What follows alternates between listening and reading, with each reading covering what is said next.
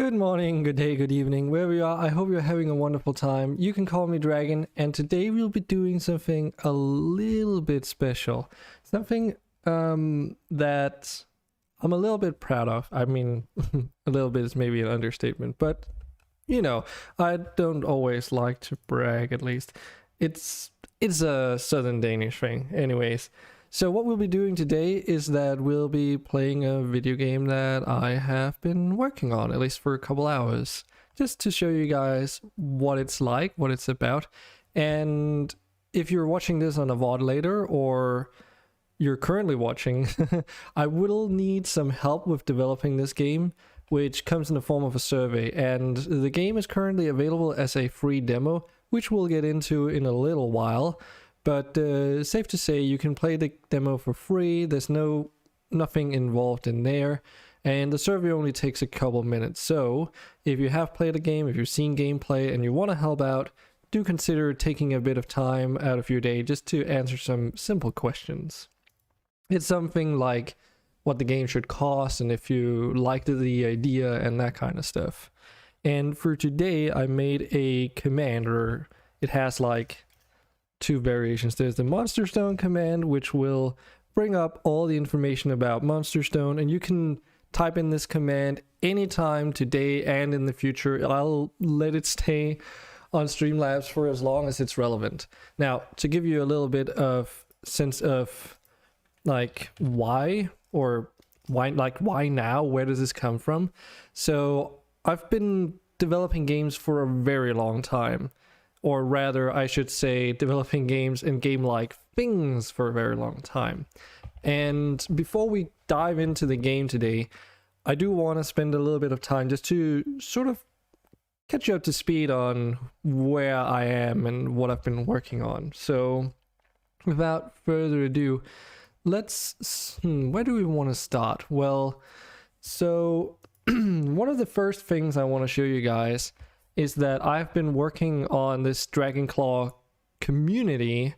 This is Dragonclaw Studios, but Dragonclaw community, which is the Discord, for a very long time. Here's like, some of the Discord anyway.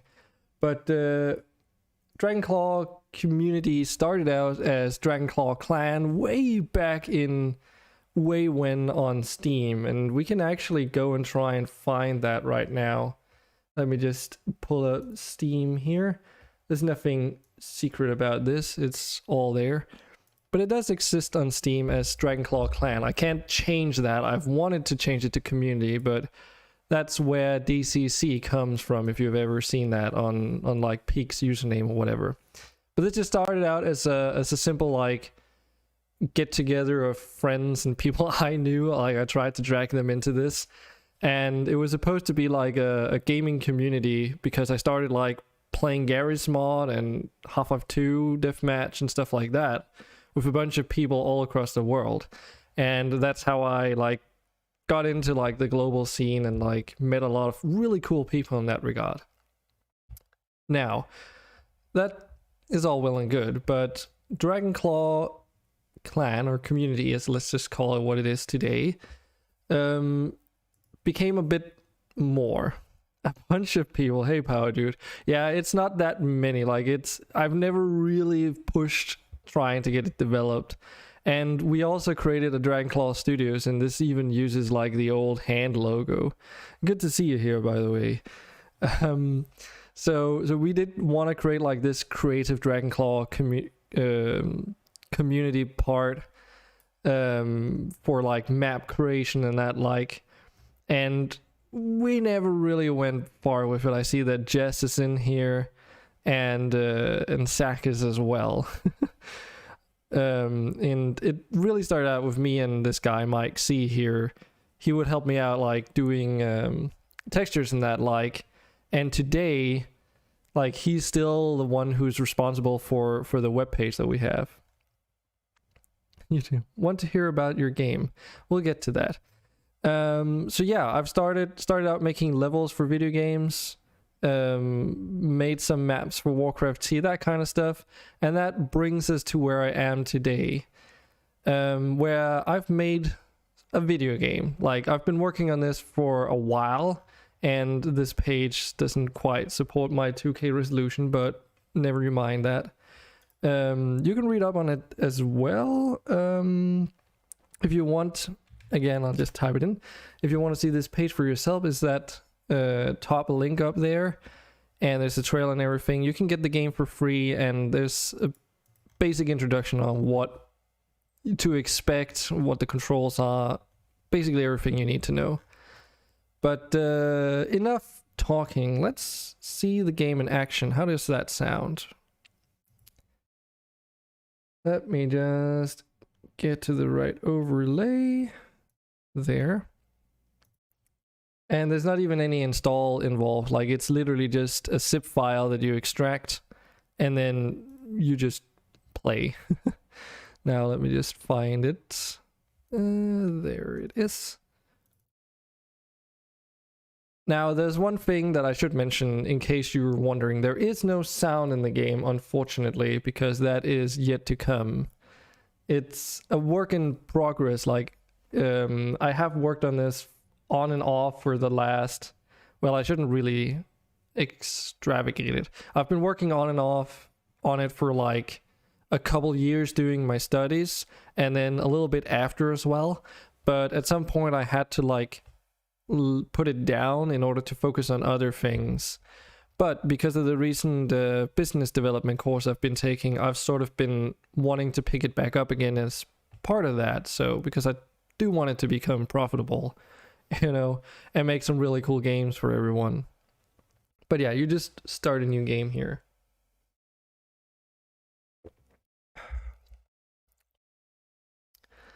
And there's not really much to it, but we'll show you. So you just get greeted with this prototype message. You can even see like last build was in 2020, so it's a bit of a time ago. But it's pretty simple. You can use WASD to move around the camera, and you can use Q and E to rotate. And the scroll wheel also zooms in and out. So the basics of the game is that you can harvest resources. And I think, Power Dude, haven't you already seen this? You take the missing sounds as an accessibility feature for deaf people, even though it makes no sense. Well, I guess. So I was wanting to make a game which was very heavily focused around like resource gathering back then. So the game is primarily you like clicking resources and building up your stockpile over here. Yeah, it was some time ago. So you've probably already seen everything there is to see, but you know, it doesn't hurt to reiterate, I guess. But yeah, everything in this world almost can be harvested, even these little sheepies here. Now, something I did notice when I started up this build on my 2K monitor is that the FOV, or not FOV, sorry, the DOF, the depth of field effect seems to be affected based on your screen resolution. So because I have a larger screen resolution now, the effect is much more pronounced than it should be. So I guess that's a learning curve. But the general gist is that you harvest resources, and then there's these objectives around the world.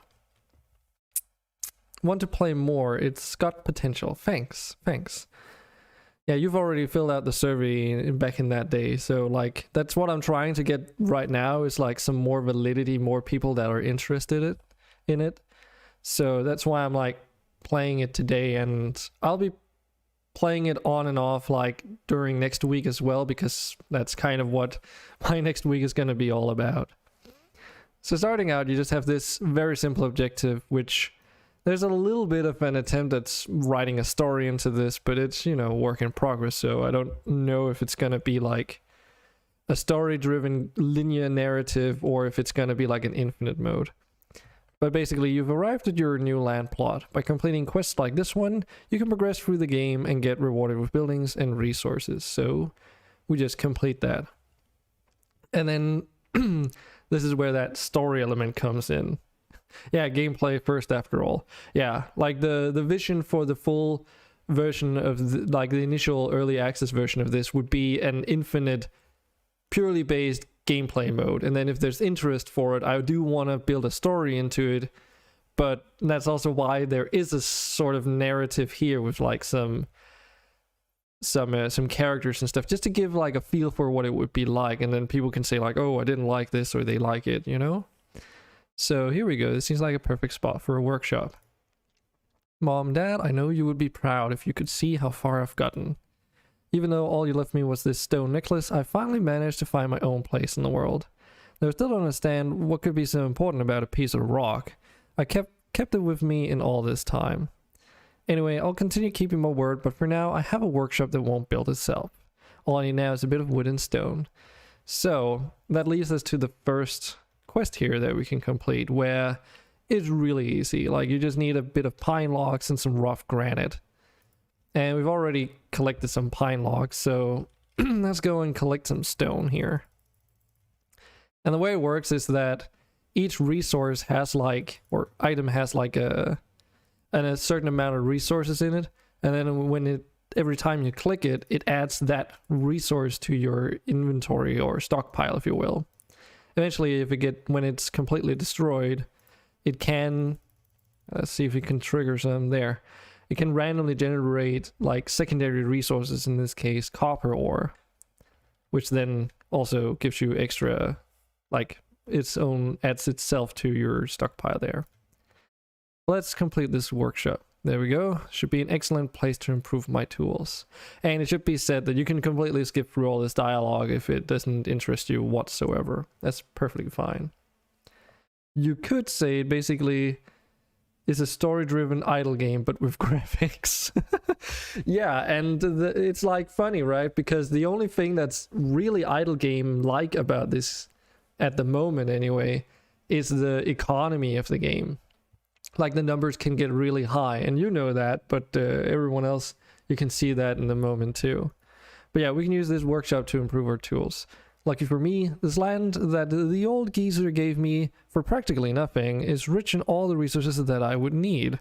Although that cave on the plateau is kind of scary looking. And then, wow, foreshadowing, someone might be watching him or something. But yeah, there's like a spooky like cave up here. So we can now click this workshop here, and it opens our upgrade menu. And there are different tiers of like, or not tiers, but there's both tiers and resource types is what I want to say. So for instance, if we want to improve our resource gathering for pine logs, we need to upgrade our wood cutting, which, you know, for the demo just uses more of the same resources. So in other words, if you want to harvest wood faster, you just need to get more wood, basically. So it's like the loop becomes pretty easy to like see. And as you can see, that number there, that 3, is now how much we harvest each like hit, if you will. So let's just gather some resources. I can't remember, how do I progress again? Oh yeah, it's like really focused around exploration, so that is why there's this whole 3-dimensional terrain, and you're sort of confined to this little sandbox that I've made for you guys. Oh yeah, and there's also like secrets around the world, where if you open those, you get these higher like quality resources. I can get into the more specifics on how the economy of the game works later, but for now, let's just play it as it is. Get wood and the loop gets easy to see, am I right? What? I don't know there, power dude. So in order to progress in this case, instead of resources, you need to upgrade your tools to a certain threshold, in this case to level 5 on both of them. Now I've already received like some feedback way when that there's no way of like telling what these things are like without looking at your workshop as well. Now you can look at it at the same time, but like it will also tell you if you do not meet the progress requirements. So oh, loop. I was like, loop? Were you trying to make like an innuendo?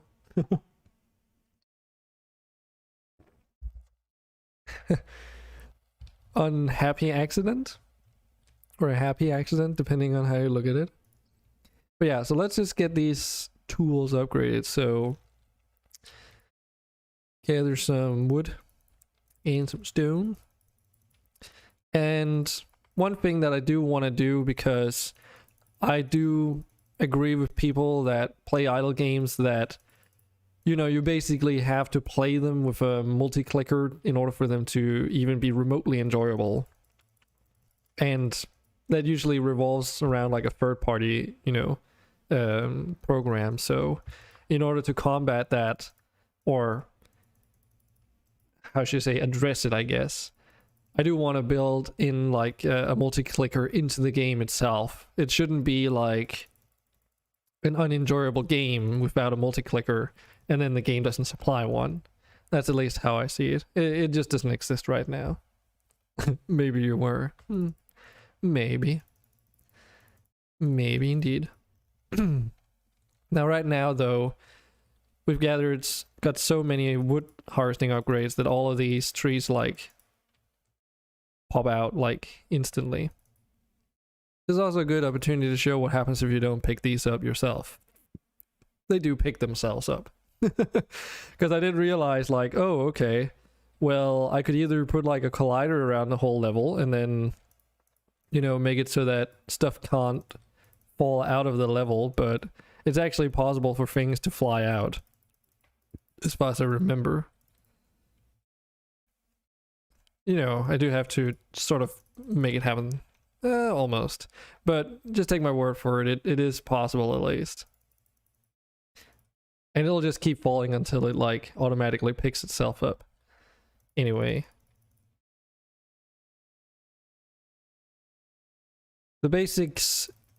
So basically, like, eventually, like, the entire level just becomes exhausted for resources. And the idea is that you move on.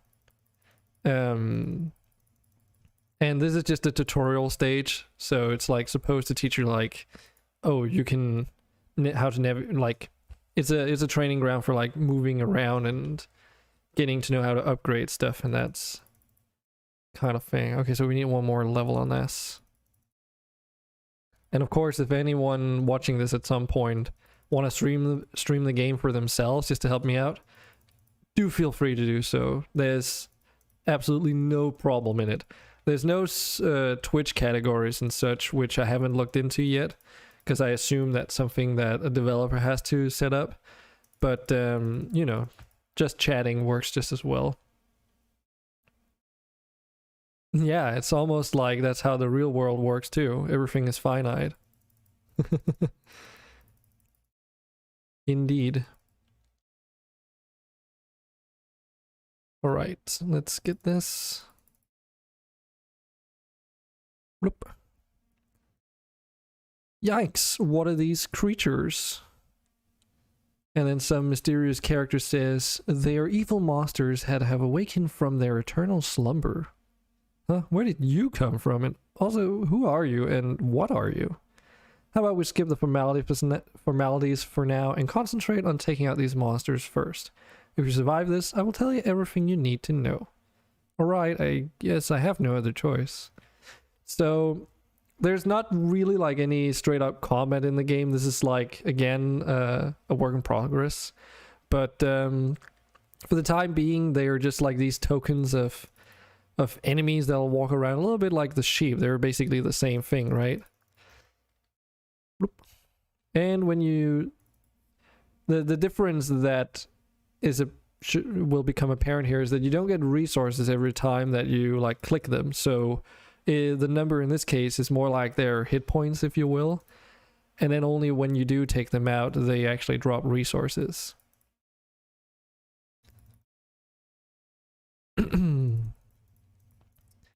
And right now we're only doing 1 damage, so if we want to upgrade that, we do need more monster resources. And the current quest is just to defeat 5 skeletons. That's what this menu up here is for, which is basically your kill streak.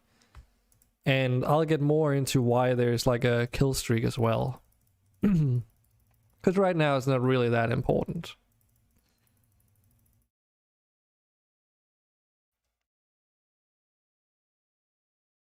Oh yeah. Maybe collect those resources. It doesn't really matter. We're doing more than enough damage.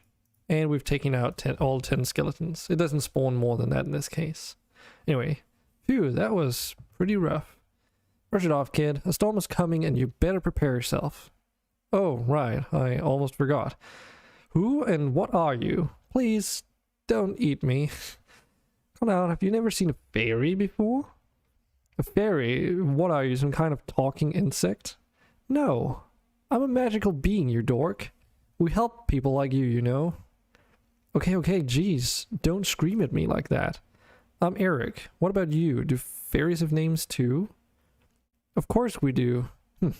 My name is Runa. I'm out here looking for answers, and it's crucial that I find them soon. Well, if you're looking for answers, maybe you should go and see the hermit. The hermit? Yeah, he lives out near an ancient ruin not too far from here. Excellent, it's settled then. Take me to this hermit immediately. Excuse me? What? Surely you would take me to him, yes? That wasn't exactly what I had in mind, no. You see, I just recently got this piece of land and... Excellent, we leave straight away. Hey, wait a minute. Damn it, why do I have to get myself involved in this? Well, it is just a short journey. I guess it'll be fine. Besides, I can't help but be concerned with the village as well. I hope everyone is alright. Dude, it's like leaving money on the ground? Yeah. The skeletons? Everything is like a valuable resource. There's nothing that... Like, the intent is that... And challenge for me, I guess, making this game is that all of these resources, because already now, like, the list is pretty long, right? But the intention is that all those resources eventually, like, have some kind of use in the game. Right now, it's not exactly the case, but, you know, room to grow and all that. Because there's also, like, fish out here that you can harvest, or collect, I guess. There are these bushes that are basically like herbs as a category, herbalism. There's also these crystals up here, though that's also just mining, but they do provide like some more like a magical component to the world, I guess you can say. And for the starting area, there's not really anything else, but it does contain some of everything, if I recall. Yeah. All right. Anyway, so that's basically the tutorial. That's all you need to know in order to play the game. There's not really anything else you need to know in order to succeed. It's not supposed to be a challenge at the moment in terms of like, oh, you got to do stuff in like a certain amount of time, or you got to like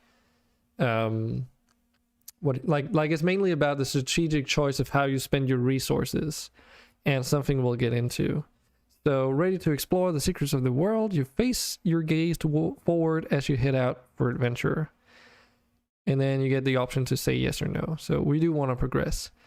And this is where something comes in that is a game mechanic that I'm pretty proud of. It's kind of like what really sets the progression of this game apart a little bit, I guess.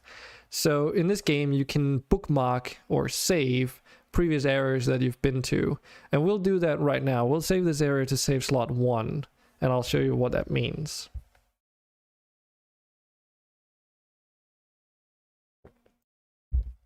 Now, when you press next, like go to the next level, I can't remember for the demo how I did it.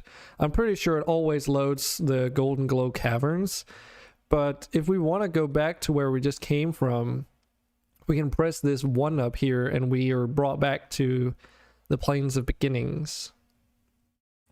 And you'll also notice now that the streak counter has been reset. And that's because every time you progress to a new area, you might need like a new streak count in order to progress like certain quests. Some other things to note is that if we take over to this area, all the resources in this place only have a 1x modifier, which is denoted up there.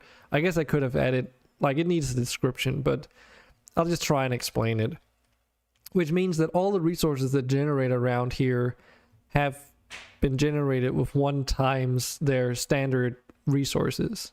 So if we go over here, all these mushrooms, which are basically like a variant of tree, have way more mushroom logs in them, and this rough granite here has also got way more resources in them too.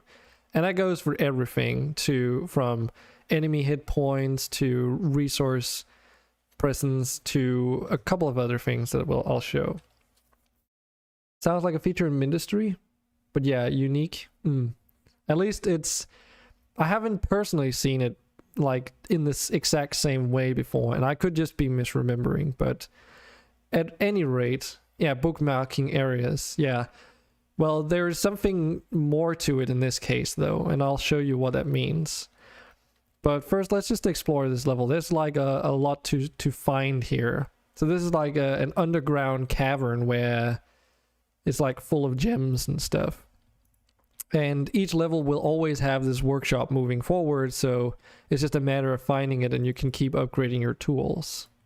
Something to note though is that in order to upgrade the tier 1 wood harvesting right now, you still need the pine logs from the first level, so you can get these mushroom logs faster by upgrading your wood cutting, and then also get like secondary resources, which in this case are these mushroom caps.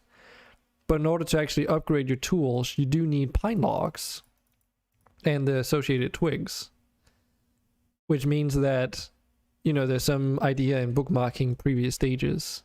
And I should probably force people to like bookmark the first level, because it's a little bit sad if you can't upgrade your tools further. But anyway, there's way more to unpack. So there's also different tiers of chests. So this is like a legendary chest, meaning that the amount of resources, and I think also the type of resources it drops, are higher quality. And you can just like try and find these around. Now I do seem to remember like where they sort of are on the level, so, but you know, normally you'd have to find them. Some aren't hidden like out in the open like this either. Some of them are hidden like behind rocks and stuff. I can't remember if there's any on this particular level, but there might be. So now that we're in the Golden Glow Caverns, there's like a lot of these quest things now. So like we can go over here, we can establish a copper mine at the cost of some pine logs, granite, and copper ore.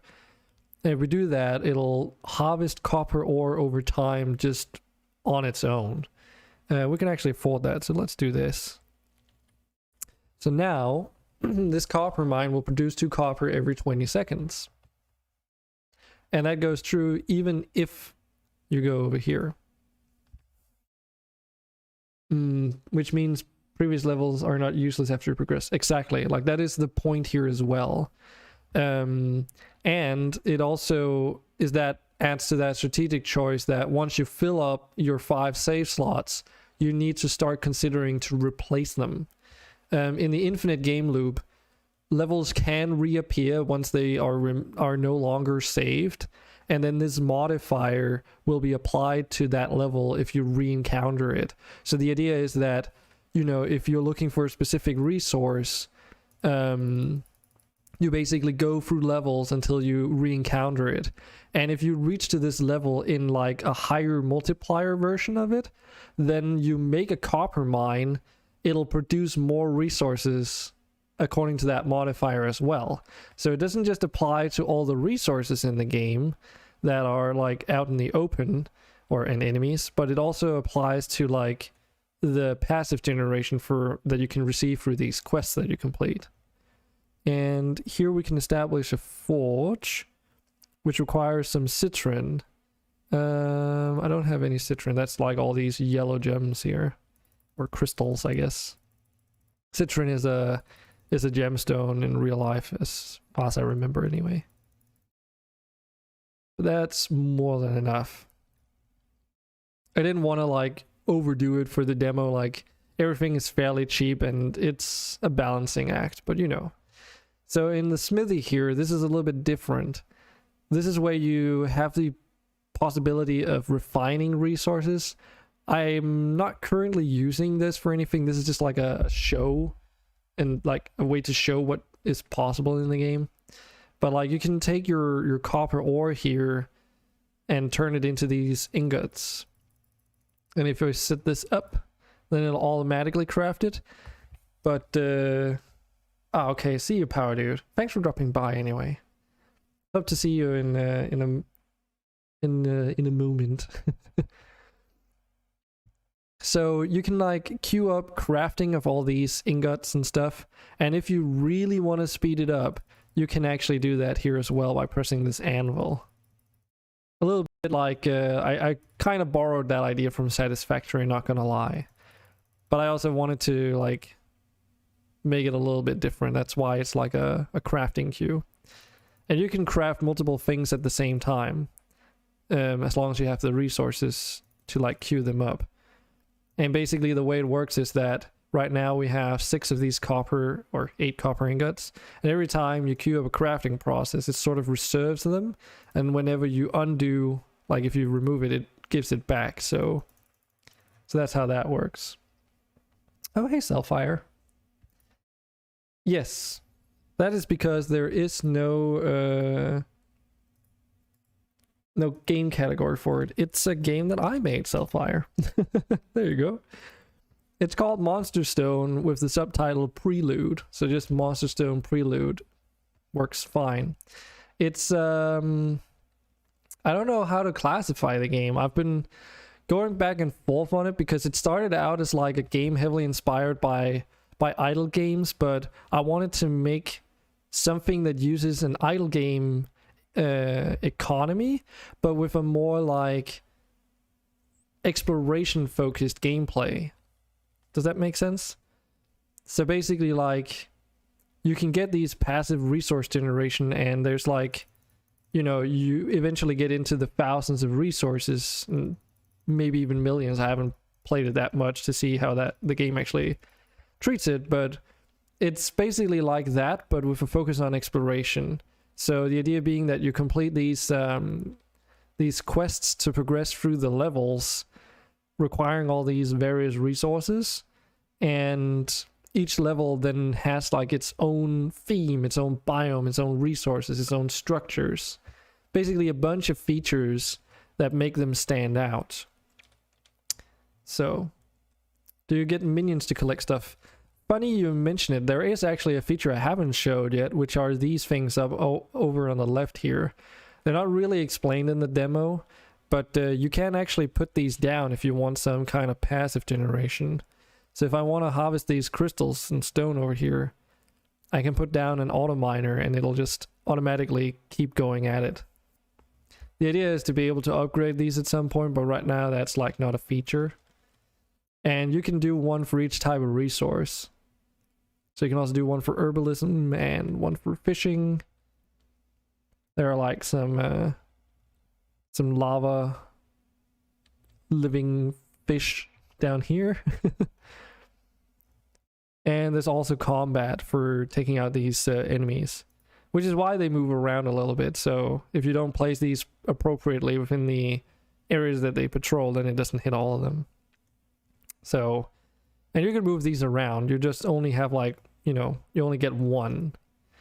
And as I was explaining to Power Dude or everyone else as well, you can go between levels just like this. So if I take my forester, for instance, and move it here, then it starts collecting all these pine logs, and I can go back to the other level and do things here. Now, if I move that, since you only get one forester, and if I were to like move it here, it does disappear from the planes of beginnings. So, but it's like definitely does work. Yes, I made all of this myself. The only things I haven't made from scratch are all these icons. Like, that's basically all. Like, that's literally the only things that I am currently, like, I paid for. I paid for like an asset pack that contains literally thousands of icons for like RPGs and that kind of game.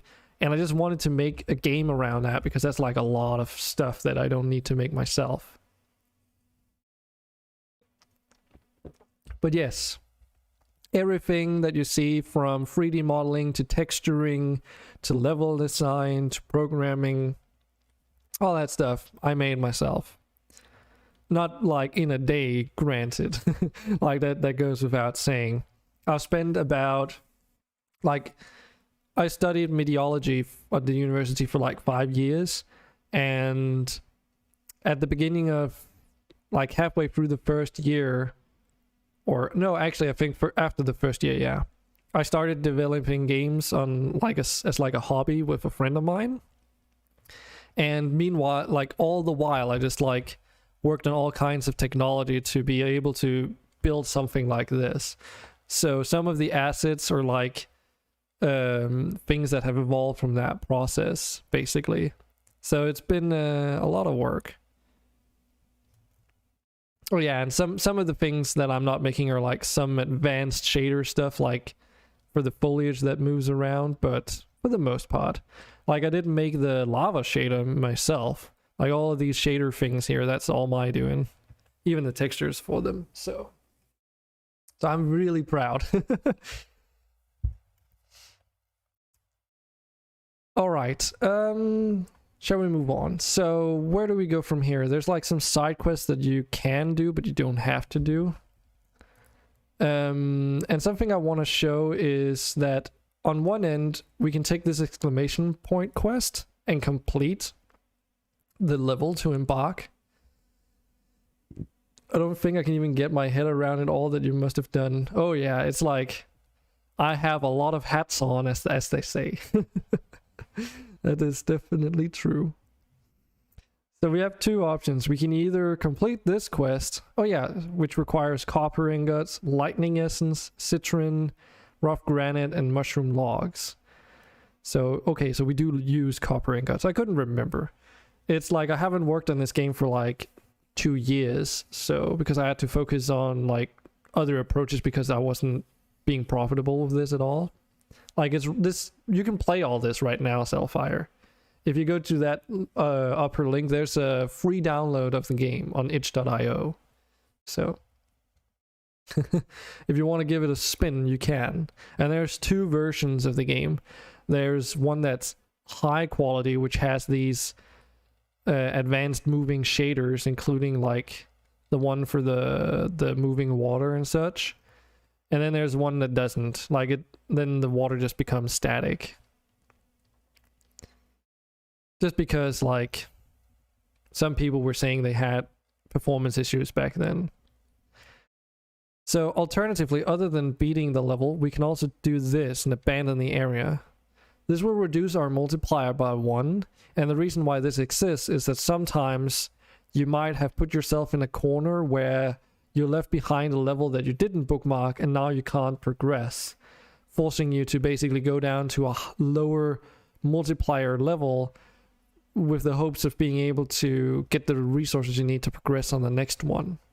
So there are like fail saves. Like, you shouldn't be able to get stuck in the game. I've not managed to, and I've tried doing everything I can to like avoid that from happening. So given that, we should probably get some of this resources. We have lightning essence, wind essence, citron is enough. Yeah, I think we've got it, everything. Pine logs, mushroom logs too. So yes, we want to. And now we get the option of saving the area or not. We can either overwrite the first area, or we can just save it to a different save slot. Let's just choose free because it doesn't really matter. We can do either. And this is a work in progress area that's part of the storyline for the demo. So, do you have to buy stuff in-game for progress? Yes. Yes, you do. I can show you what things there exists at the moment. Okay, so this is the place where he lives. We're like, it's like, okay, I can explain that in a moment. Let's just go through the dialogue. Finally, I really hope this hermit has the answer to what I'm looking for. I'm tired of traveling so far, and honestly, I hear some voices nearby. Let's take a peek. Come on, get those muscles working already. Give me a moment, I gotta warm up first. Fine, but hurry up, will you? Oh no, what is it? Those must be people belonging to the Machne Guild. They are bad news. If they're out here, it means they're looking for something important as well. Alright, I am pumped, baby. Unauthorized access attempt. Intruder alert. Commencing defense protocol in T60 seconds. Damn it, ass, like, we were supposed to disable the defense mechanism, not trigger it. But gun log, this is how we always do it. This has worked every time. Defense protocol is ready in T30 seconds. T minus 30 seconds. Fine. Let's get out of here before it comes after us. Okay, let's bolt. What a bunch of losers. Should we get out of here as well? Don't worry, just wait and see. Scanning area for hostiles. Hostiles have fled like a bunch of chickens. Sad. Going back to maintenance protocol. Remind me not to hit large, unsuspiciously looking objects. Right, let's check it out.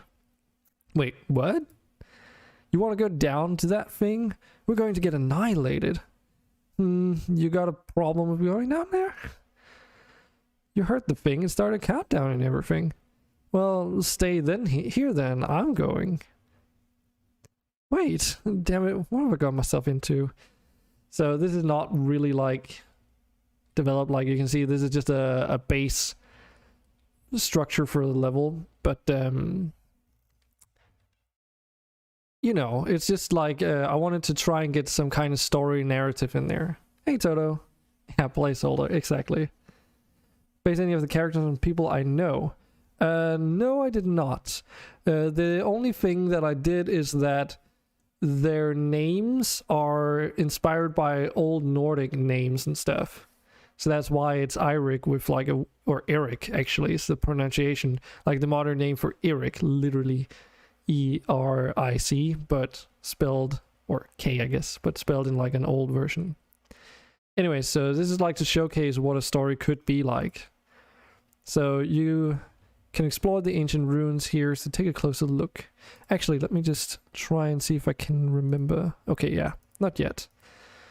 These ruins are really old. This place must have been built by ancient civilization of the past. You think so? What gave it away, the overgrown structures or the old broken down machinery? You know, just imagine that it exists.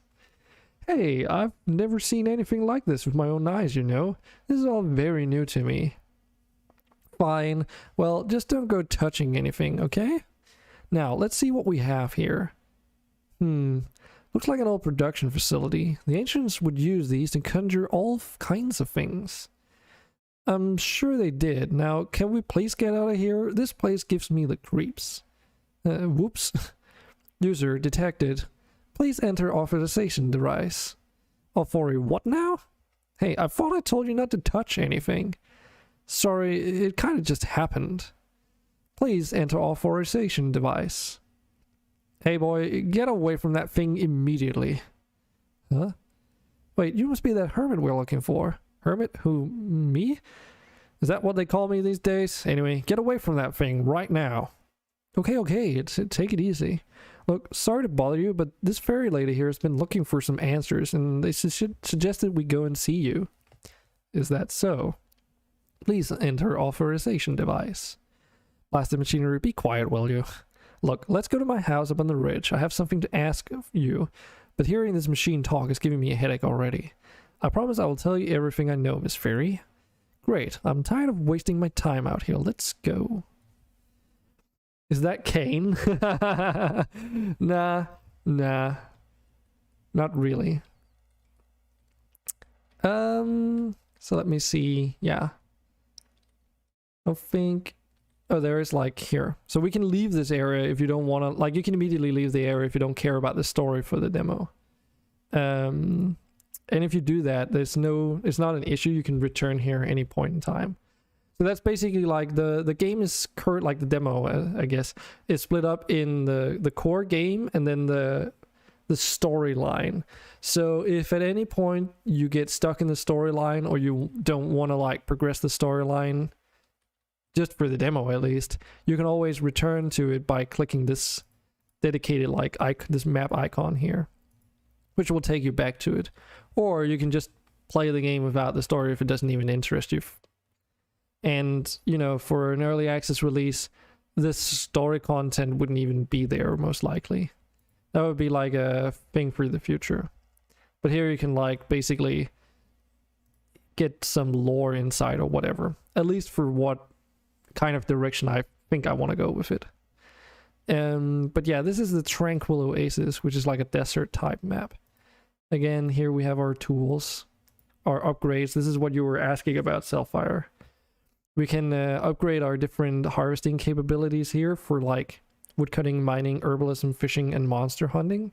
And as it says right now, this is tier 1, and you know, the full version of the game would have multiple tiers that you progress, which means that once you've made enough progress in the game, eventually you get to like higher tier levels as well, which then require like higher tier materials in order to upgrade your harvesting capabilities.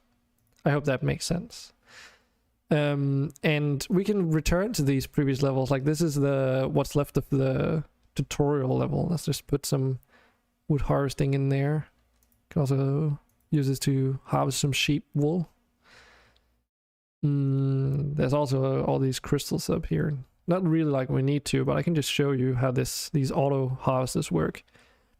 So that's like also an additive so that you don't get carpal tunnel syndrome. But you can also harvest these things manually. And you can click these orbs if you really want to like get specific stuff immediately, but they do also collect themselves after a little while. So we also went to this Golden Glow cavern here, which is an underground kind of level with lava and glowy rocks and stuff. Because the part of my goal for this demo was to sort of like showcase the different types of environments that I want to implement in the full version. Looks cool. Thanks.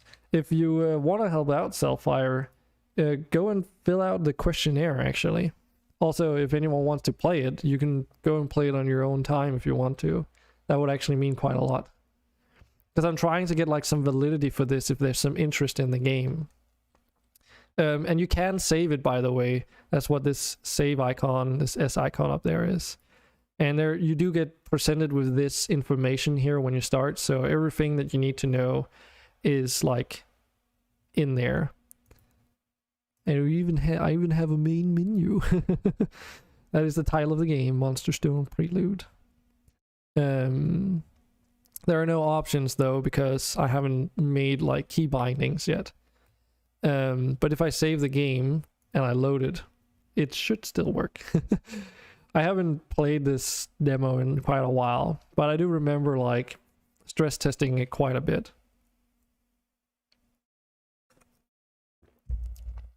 So as you can see, it should load like everything as how it used to be, apart from the harvesters. They do get reset. That's like the only thing. Which apparently breaks some things. I think, oh right, I remember the herbalism auto harvester was broken in the demo. Right. Anyways, let's go back. Oh yeah, this might be a little bit confusing and I haven't, like, I think this is an okay solution, but let me know if you want, if you have any feedback on that for the future. But right now, like, the current level is this Tranquil Oasis, and on save slot 1 we have Plains of Beginnings, and on save slot 3 we've got Golden Glow Caverns. If you want to return to your current level, if you will, then you got to click, you know, the number for whichever level you were in. So if you're on this thing, this main storyline area, you click that to get back to the current level. But let's explore this a little bit, because there's like some secrets I do know exists in here. It's like there's no chest in there though. Okay, maybe my save and load has some work to do. There should have been some chests in there. Let me just quickly restart the game, because I did save after all. Just because I'm curious to see if that's still broken. Then I do seem to recall that I've been working a little bit on the game after that demo was released, but like it's not, you know, whatever I've been working on hasn't been updated into the game. I basically released that demo and then I made a lower quality version of it, which isn't that much lower quality. It's just some like the water and the lava effects are toned down a little bit. But yeah, the idea is sort of to get this up to snuff, put a demo on like Steam with the intent of aiming for an early access release with, you know, more content. And then once that's been released, work on finishing it in like a year after that. So basically using 6 months to make an early access release and get it released. Yeah, okay, so this is broken. Great. And then spend another 12 months on finishing the game. That's at least what I aim for. It might take more than a year. It depends entirely on its success and what people want out of it. Anyway, so our upgrades, they are saved though. Good. It's just the chests that you can find in sort of all these caverns and such hidden places. They, for some reason, do not stay. Damn it. Okay, so let's just check out some of the levels here. Because we need some... Why does that not show? So we need granite, sticks, copper ore. Yeah, so we need some palm tree wood. Or leaves, I think it is. Yeah, it's palm leaves. That could definitely be better, like... Oh, right. Yeah, I need this description here when you're hovering over these icons. But yeah, I spent like... After all the tech for the game was like ready and such... Or actually, let's start from the beginning. So, originally, I was making a game with a friend of mine during university, and we really liked tower defense games, and wanted to make one of our own. We'd already tried our hands with making an Android game, which was just like an infinite runner, which was, you know, it's not even available anymore because it got removed off the store, and I don't really talk with that friend anymore because of a couple reasons, and thus I don't even know if it's even like possible to re-enable it or whatever. They probably changed some stuff on the store and it's just not been updated, the game, which, you know, I don't want to spend time on. But anyway, we wanted to make like a tower defense game, and I was supposed to stand for all the graphical elements of the game and level design. And then we were supposed to work together on game design, and he would be doing literally all the programming. For reference, he did study software engineering at university, and I studied something called mediology, which is a bit more of like a multimedia, broad like kind of education. So he was definitely the better programmer, and still is, between the two of us. But things change, and although we worked, you know, in our spare time during university trying to develop this tower defense, which was also called just, you know, work in progress title MonsterStone, we kind of just never got to a point where we could say like, oh, we have a playable demo. And I can show you guys some of the some screenshots of that, actually, if you want to, because it does exist. Let me just find Facebook, because we have a Facebook page as well. It's not really been active, but I've been using it to make blog posts in the past. So let me just find the Bended Rules page. See if I can freaking get in here. There we go. Here, so this is the Bended Rules Facebook page, and back in 2019 I posted stuff about that innovative growth course I was doing and the prototype build and everything. You can even like see the old MonsterStone Prelude title there before I made what it currently looks like. And I can like go really far back here. Because basically there's this concept within game development which is called Screenshot Saturday. And it's like a way for game developers to use this hashtag Screenshot Saturday hashtag and make like weekly progress updates, so to speak. Now we're getting back to the really old stuff. Wow, our logo name. This is a screenshot of MonsterStone when it was still a work in progress tower defense game. You can even see that some of the assets are still in this new iteration of the game, but the terrain worked a completely different way. We started out making the, I started out making the terrain more akin to what you see in games like Bethesda games, where it's just like a bunch of cliff pieces or whatever, and you just stick them to the end. But I really didn't like the look of this. And like if you compare it to, actually, can I do like this? Let me just check. Yes, I can do like this. Nice. That. And as you can probably tell now, like you can't see any kind of transition in the terrain for where it's like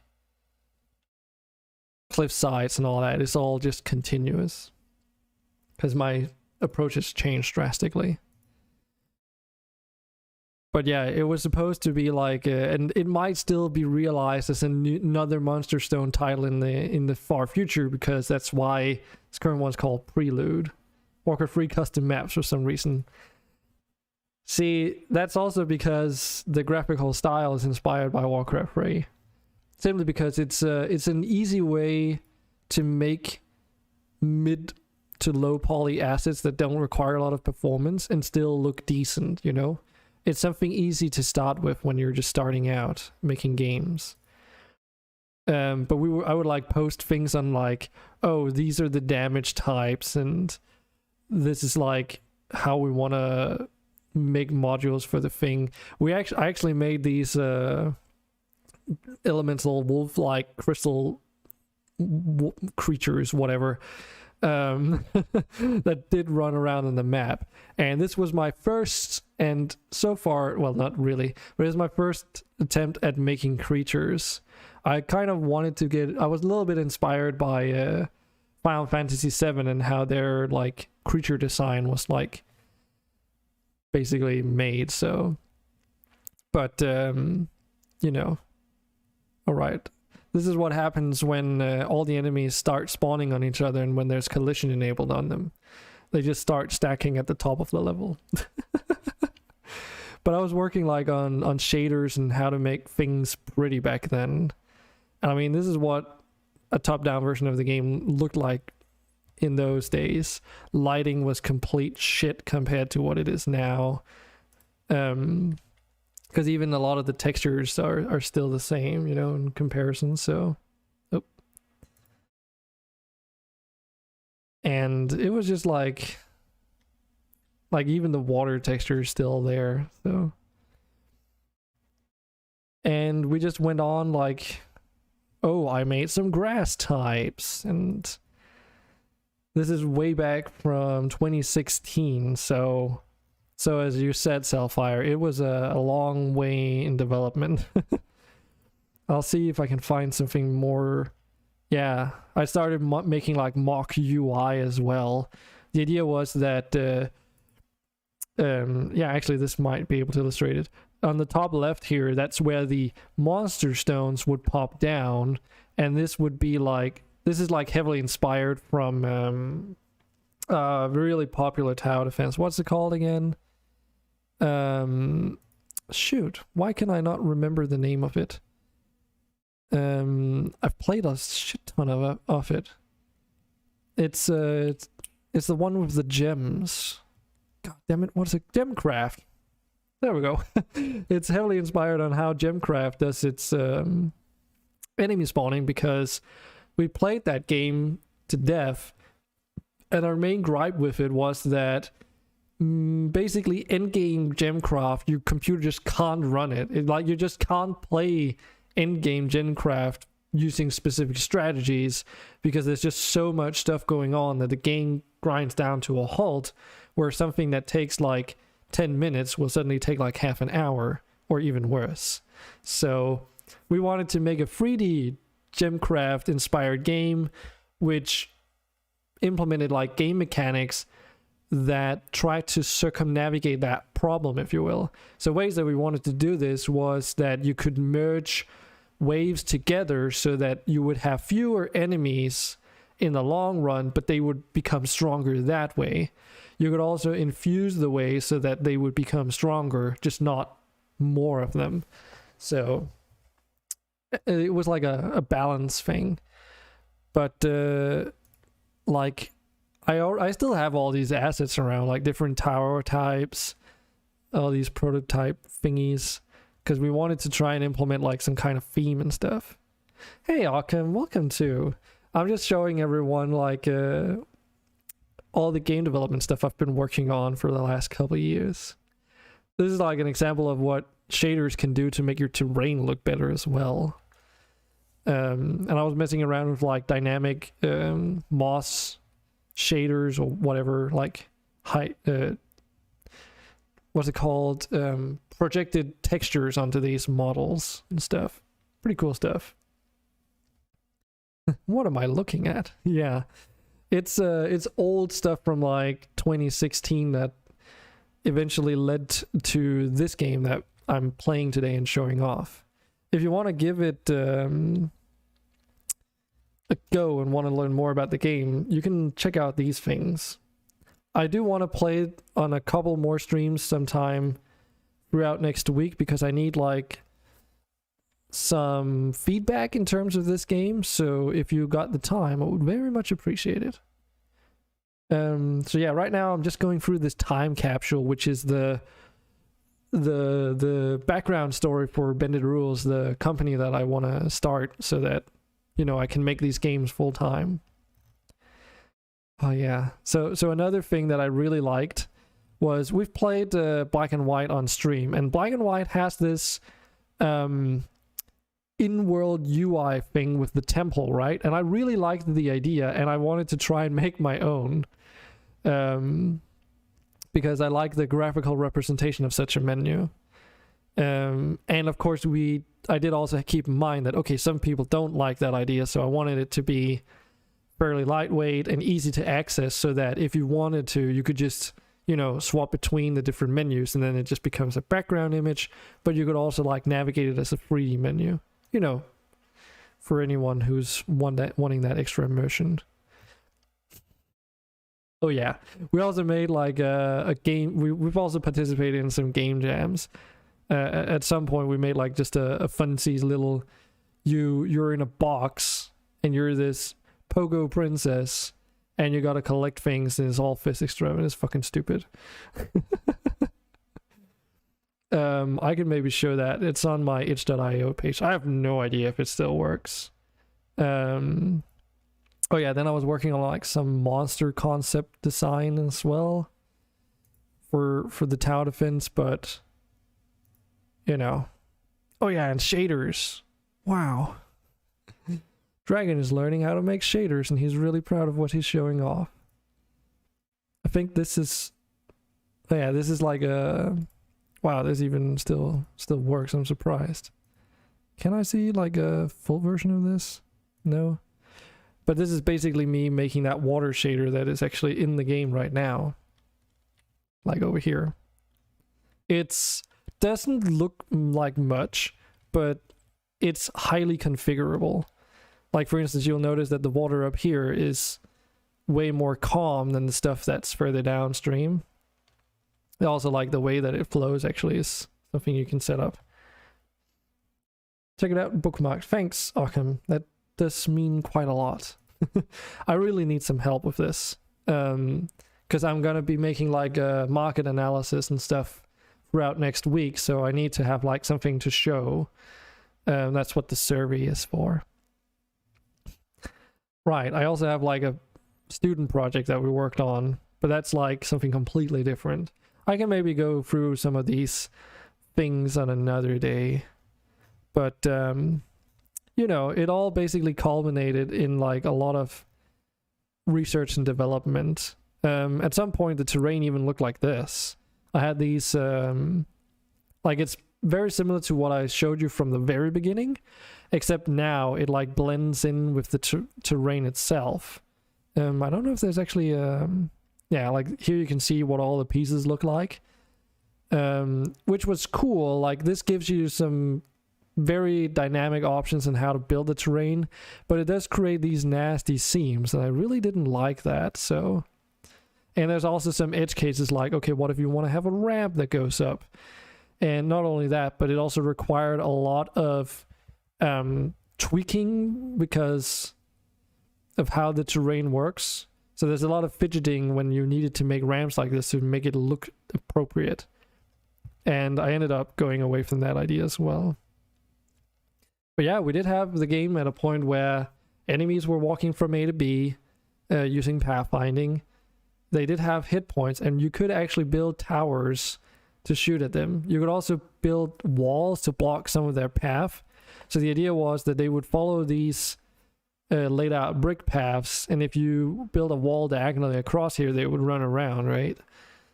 Just like in Gemcraft, but in 3D. So, oh yeah. So I made all these houses, and I used that in a student project as well. Oh man. Here's a better screenshot of what that looks like. And the trees are still there. They just look more like better now. So much stuff. This was like a narratives course where I was mixing some D&D campaign stuff we did at the point in time, but making it like a visual novel RPG kind of experience. And then just using the Unity game engine for all the still frames and world building. A December update, I believe. Yeah, December the 2nd, I made snow. I made snow for the game. Because, you know, 'tis the season and stuff. Another student project. And here we go, the title. Happy New Year, working game title, MonsterStone. So this is like 2 years after we started working on this. It's like a hobby project. And at this point, the game looks like this, which might seem very familiar. So the terrain is built exactly like it is in the current iteration of MonsterStone, which can be a little bit difficult, technical, but it's like way more boxy this way. But you do have the option of like making diagonals and such without going into technical details as to how. It's still a little bit finicky because it requires like Blender and stuff in combination with Unity, but it's much easier to work with now. And these are the MonsterStones.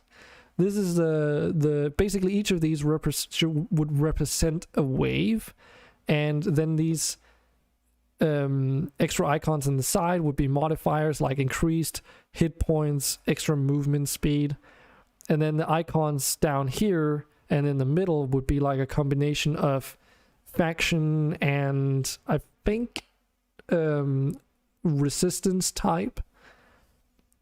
And then last but not least, that blue bar going on both sides all the way from the top, that's the timer basically.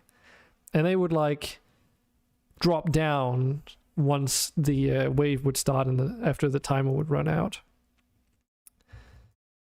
It was also like, it's not the prettiest of things, but it was very functional and just a work in progress.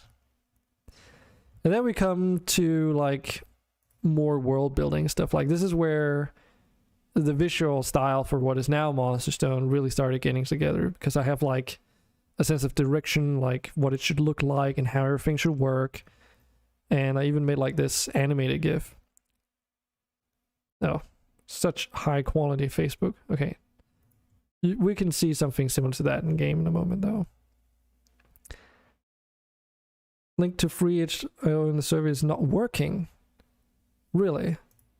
Thanks for the heads up there, Occam.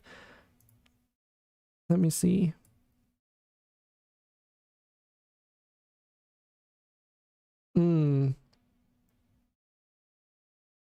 Interesting. Oh, I think I know why. I think this is because this is the old page. Hold on. I did not. I picked the wrong thing. I see. Okay, let me just fix that. That's quite important. Oh, shit. Dashboard.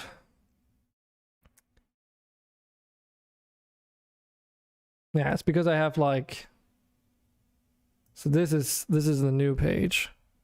This is the one that I need. Thanks for that. Let me just fix that. No, it's just because there's two different pages. Let me just edit that.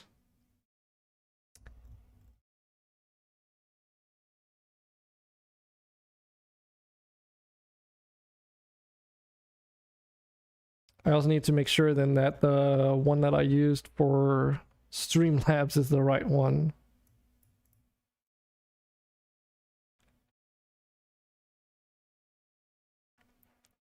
Okay.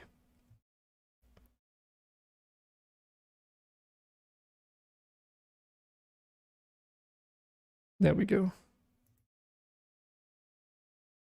Preview.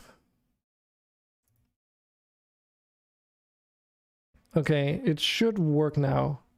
Could I ask you to try it out? Like refreshing the study or whatever. Let me just see if it's the... Yeah, I think the one in chat seems to be the right one as well. It's because the other one is was restricted. So you'll also notice that the title for the game looks way different here. So thanks for that. Bloop.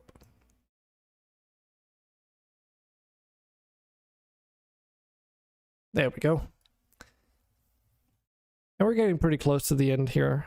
So this is what the redesign of the towers were going to be like. Originally, we wanted the towers and the tower defense just to be like static things. So like, oh, it's a cannon tower, and then you could upgrade the turret on it to different stages and such, and then put like things into it. But I figured out that if I wanted to do it that way, or we wanted to do it that way, there would be a lot of menu fiddling. So taking inspiration and advice out of the visual design of games like Astroneer, I decided, well, why don't we just make the UI an in-world UI then to fix that problem? And that's what this is. So basically, each tower would then be these modular Tetris-like structures, as you can see. And then, you know, the game was grid-based, so if you wanted to place like one of these towers down here, you'd have to like fit it in wherever you could. And because it's 3D, actually I should mention what these things are. So there's like different fittings on here. So the one at the top in these cases here, these round ones, that's where the turret itself would go. So when you would make like a tower, you would like snap them onto there. And then because the game is 3D, if something is blocking the line of sight of the tower, it can't shoot through it, right? So that means if I were to put, like, say, this Tetris piece-like thing down here in that cavity, I wouldn't be able to, that tower wouldn't be able to shoot beyond there. Similarly, if you put something that's really tall in front of this other one, the same is true. And then the other modules here would be like for modifiers. I can't remember how they were supposed to work, but the general gist is that you would upgrade your towers and then with these modifiers, basically. Small detailed props were made. Just basic stuff. Here's like an example of what a tower with like a turret on it would look like. With the old turret design on the right there. Because I wanted to basically, we were playing Dungeon Defenders at the time, and I think it was Dungeon Defenders 2. Yeah, it must have been. And they made like a post about, okay, do you want, like they made all their towers larger to make them easier to recognize at a distance, because I realized if we didn't do that here as well, it would be hard to like tell apart different types of towers. Another student project. This is actually the VR game. Another GIF of like terrain and stuff. And here we've got the mock UI set up in a more like visually better descripting like way. So this is like where you would see all the different towers and their layouts, and the numbers indicate like how tall they are. But you would also get like a blueprint of what it looks like when you're dragging them out. And then here's the weapon modules and the upgrade modules, and there's also one for type of module, of course. A little bit like the gem system from Gemcraft, but different. And then we come to MonsterStone Prelude, which is what we're talking about today. And everything else has literally just been that game. So, because basically at that time we abandoned development on the original tower defense concept, because my programming friend decided to focus on his education, and subsequent, like when he got work, he like straight up just completely quit game development. Because he wanted to pursue those instead, which is fine, but that also means that I was left with a bunch of code that I had no idea how it was structured, and I had to make the call that, okay, I can't continue developing this then, because I would have to start all over. So love Gemcraft a lot, at least the first parts. Yeah, the end game, right? The end game gets really slow because the game doesn't really like the performance wise to handle it. Like it's just like too much for the, it's made in like Java, I believe, so it's like not capable of dealing with thousands of enemies. But then MonsterStone was put on the shelf for a little bit. I tried to get like a regular job, couldn't get one as a level designer or a game developer in general. And then at some point I took an internship at a game development company here like locally, and when I was done their had like those responsible for everyone there had a talk with me, and I basically got like some suggestions to maybe like make a game myself, like a demo or like something that I could show off, basically, to try and get a better, improve my chances on getting a job. And then I spent like 4 or 6 months putting this together from nothing. So it's been a wild ride. A very, very wild ride. But I mean, I've got something to show for it now. Unfortunately, it still hasn't landed me a job, which is just saying something about how hard it is to get into the industry, I suppose. Like, I can show off this and say that I've developed everything apart from these UI icons, and it's still not enough to land a position anywhere. Like, I don't understand how. Maybe I'm just not presenting it well. Maybe they don't look into it. I really don't understand. I've just not been able to land a job, but too much confusion from friends of mine as well. Like how can you make this, they say, and then not working on it full time, even as like at a different company? And I don't know the answer to that. But anyway, let's continue with this. So here we've got like some side quests, and the main quest here was these palm leaves, which we did get. We are on the right overlay. Good. Let's progress here. You do not have... Oh wait, what do we need? We've got 5k palm logs, sorry. Oh, we need pine logs, which are on from the first level. Haha. That's where I trick you, I guess. I'm also noticing that these trees do not. I think I know. Yeah.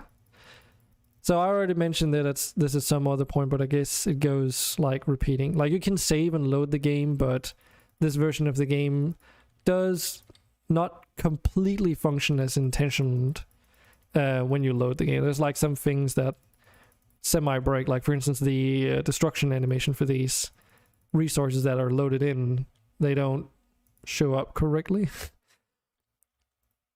Because when they're like harvested, they're supposed to like go into the ground like that, and yeah, there's just some things in this version that doesn't save properly.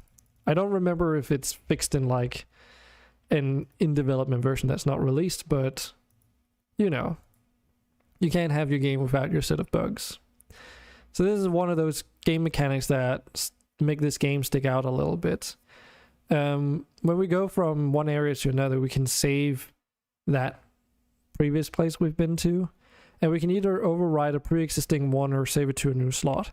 At the moment, let's just save it to a new slot. Okay, and then it generates, like it loads in a random choice level. The levels are not randomly generated, which is why I was trying to be careful with my wording there. They are all handcrafted levels, at least at the moment, which means that you will, you know, see the same levels repeatedly. For the demo though, there's only like a hand select few amount, like there's a couple different levels that sort of illustrate the possibilities with it. So for instance, this is like one way of showing that, okay, you can have really tall levels, and say if I wanted to, I can add like these small alcoves down here which have like secrets for you to find and such. It's also like because I wanted to show off this cityscape building set that I've made. So we can either leave the area by abandoning it, or we can like solve some of the quests here. And the workshop is located right there, which is where we can upgrade all these tools.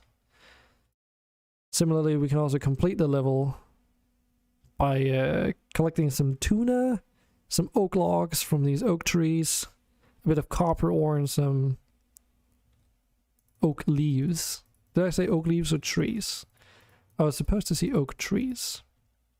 Now, because this is like our 4th level now that we've gotten to in succession, there's a 4x modifier on here. And as a result, all these trees have like 60, like somewhere between 40 something to 60 something resources in them. What happens if you click all the trees away? Then there's no trees left to sell fire. As simple as that. Then if you collected all the trees. I can show you something though. So we don't have to complete the levels, right? We can abandon them because I haven't showed this. So if we abandon this level, it reduces our modifier by 1, and okay, it loaded the same level coincidentally. Pretty sure. Yeah. There we go. So this is a completely different level now. And actually I could have shown it off in the previous level. But every time you leave an area that you've exploited completely, and actually we can try and see if we can achieve this. Yeah, so here we can just like complete the level. This is a new level though where you can also acquire pine logs, so you know, if you want more pine wood, you can get it here, and a modifier still too. So there's actually more resources in that level than in the first level for each of the trees, right? So it does cap like how many resources you can get per object to like their maximum amount. So if you did like 60, like harvested 60 resources at a time, and it only has like this one has 14, it will still only give you 14. But let's continue here. So if we say embark, yes. Now, remember our 3rd level, that was the Golden Glow Caverns. So we'll save this to save slot 3 now, which means the Golden Glow Cavern is now gone. And this is taking its place instead. Now, there's not really that many Like it chooses a level at random, but you know, there's not that many options, so that's why we're repeatedly getting back to this one, I guess. But you will notice like these trees are back on this one, and that chest that we collected earlier, that one's back.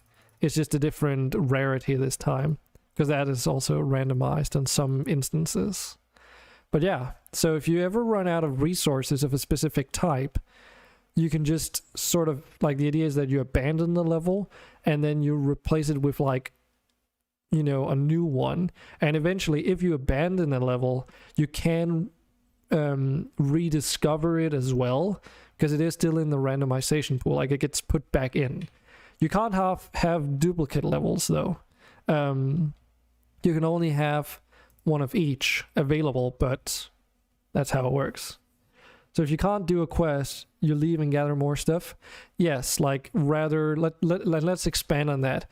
Say if you need like a specific resource to complete a level that you can't get in that particular level, I don't know if I'll go and be that brutal, because, you know, it's a bit extreme. But say we were to do that and literally force you to re-roll levels until you get the resources to show up in a level eventually, well, you know, you can also bookmark them. So I can always return back to a level that has some of the more basic resources that are always going to be necessary for like the low tier upgrades, right? Because right now, at least, the way it works is that for tier 1 wood upgrade, for instance, you always need pine logs and twigs. It's just for each upgrade, the amount you need increases. So it follows suit with like the modifier that you get, right? Because the trees in this level, they only contain up to like 11 wood, so I can't make, you know, use of that high harvesting level. Subsequently, that also means that it's faster to exhaust the remaining trees on this level. And I mean, once there's no resources left in a previous level, you know, you might as well just abandon it in hopes of getting something that's better, or a replacement. And let me just see if we can complete this, because there is like a market we can get down here. We need pine planks, rough granite, and oak logs. Pine planks? I don't have any pine planks. Where do I get pine planks? I don't remember. Because like there's some side quests, and some of these will reward you with buildings. I'm trying to remember where the I think there's like a level that has a sawmill. I think it's this one. But because we abandoned this level, whenever you do abandon a level or move on, all the quests are also removed. So like make sure to like basically complete the quests you want in a level if you intend on keeping it. Hey boy. Yeah, so yes and no, Selfire. If you abandon a level, it reduces the multiplier by 1, as it says here. It also means that you abandon any remaining quests. Been a while since you've played this one? Wait, what do you mean, boy? What do you mean, played this one?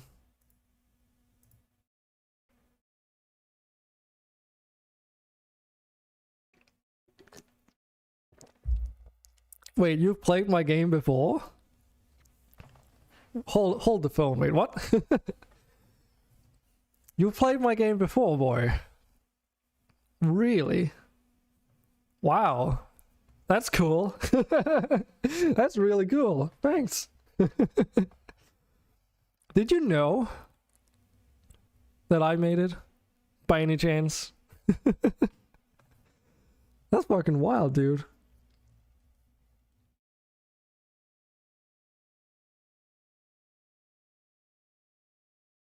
I mentioned it. I mean, this is the first time I'm playing it on stream, and like, I'm really talking about it. Oh, so I maybe mentioned it at some point, and then, oh, okay, is that how it worked? It was? You see, I'm trying to get like some feedback about the game, because I'm trying to push it forward. So if you want to and you haven't yet, consider filling out that survey, boy. That would really help me out. I'm just showing it off to everyone else as well today, just as like a show and tell thing. Do we actually have enough copper coins?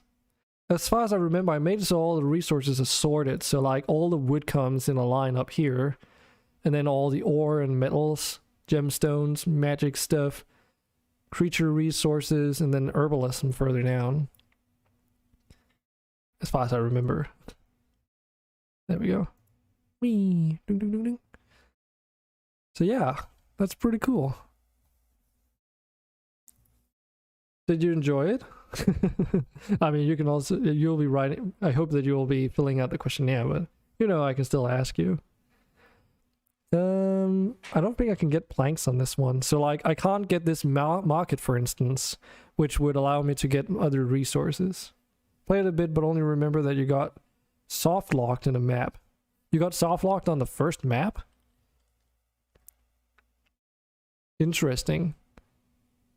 I don't think it's possible to... How do you get soft locked? Through the save loading system? Do let me know. Because, like... Kill the skeletons too quickly. Okay. That's interesting. How did you pull that off? Is it because you had the monster hunter thing up here? Before, like, getting the quest for it?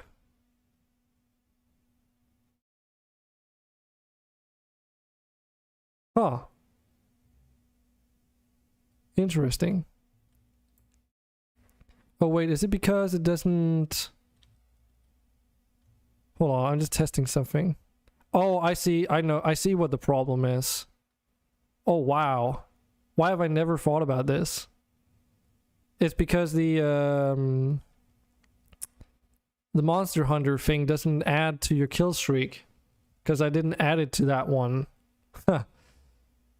I never thought about that. Huh. Huh. Well, that's an oversight. Okay, well, I guess I know now. Interesting. I never thought about that. Well, it doesn't seem like we can complete this, but I would need to collect a bunch of fish down here. See if we can't progress this. Also, something I haven't really mentioned is that I don't remember if I implemented it yet, but the idea is also that these resource costs are going to be dynamically scaled to the multiplier of the level too. So if you get to a level with a really high multiplier that doesn't contain the resources necessary to complete a certain quest, the cost is going to be associated with that multiplier because, well, the rewards will also be, but the challenge is then that, okay, maybe you have like a previous level with those resources, but it might be, you know, a lower multiplier, so you might not be able to get all the resources. There's a lot of resources in each level though, so at the current point in time, I don't think that would even be a concern, but you know, it's up for a possibility. Well, you only collect one fish? Oh, it's because the auto collectors are not fully implemented. The idea is that they have their separate upgrades in this menu as well. So like there's going to be upgrades for your manual harvesting and separate upgrades for your auto harvesters.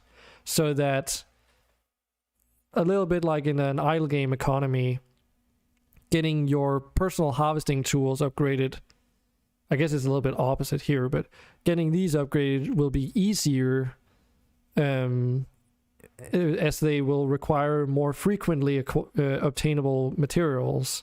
But then the ones for the auto harvesters are going to require more rare resources. It's also like I haven't figured out how I want to upgrade these, because I also want to play around with concepts like harvesting speed and that. Because as soon as I move it over, you see there's a timer here, right? And right now it's just like 2 seconds.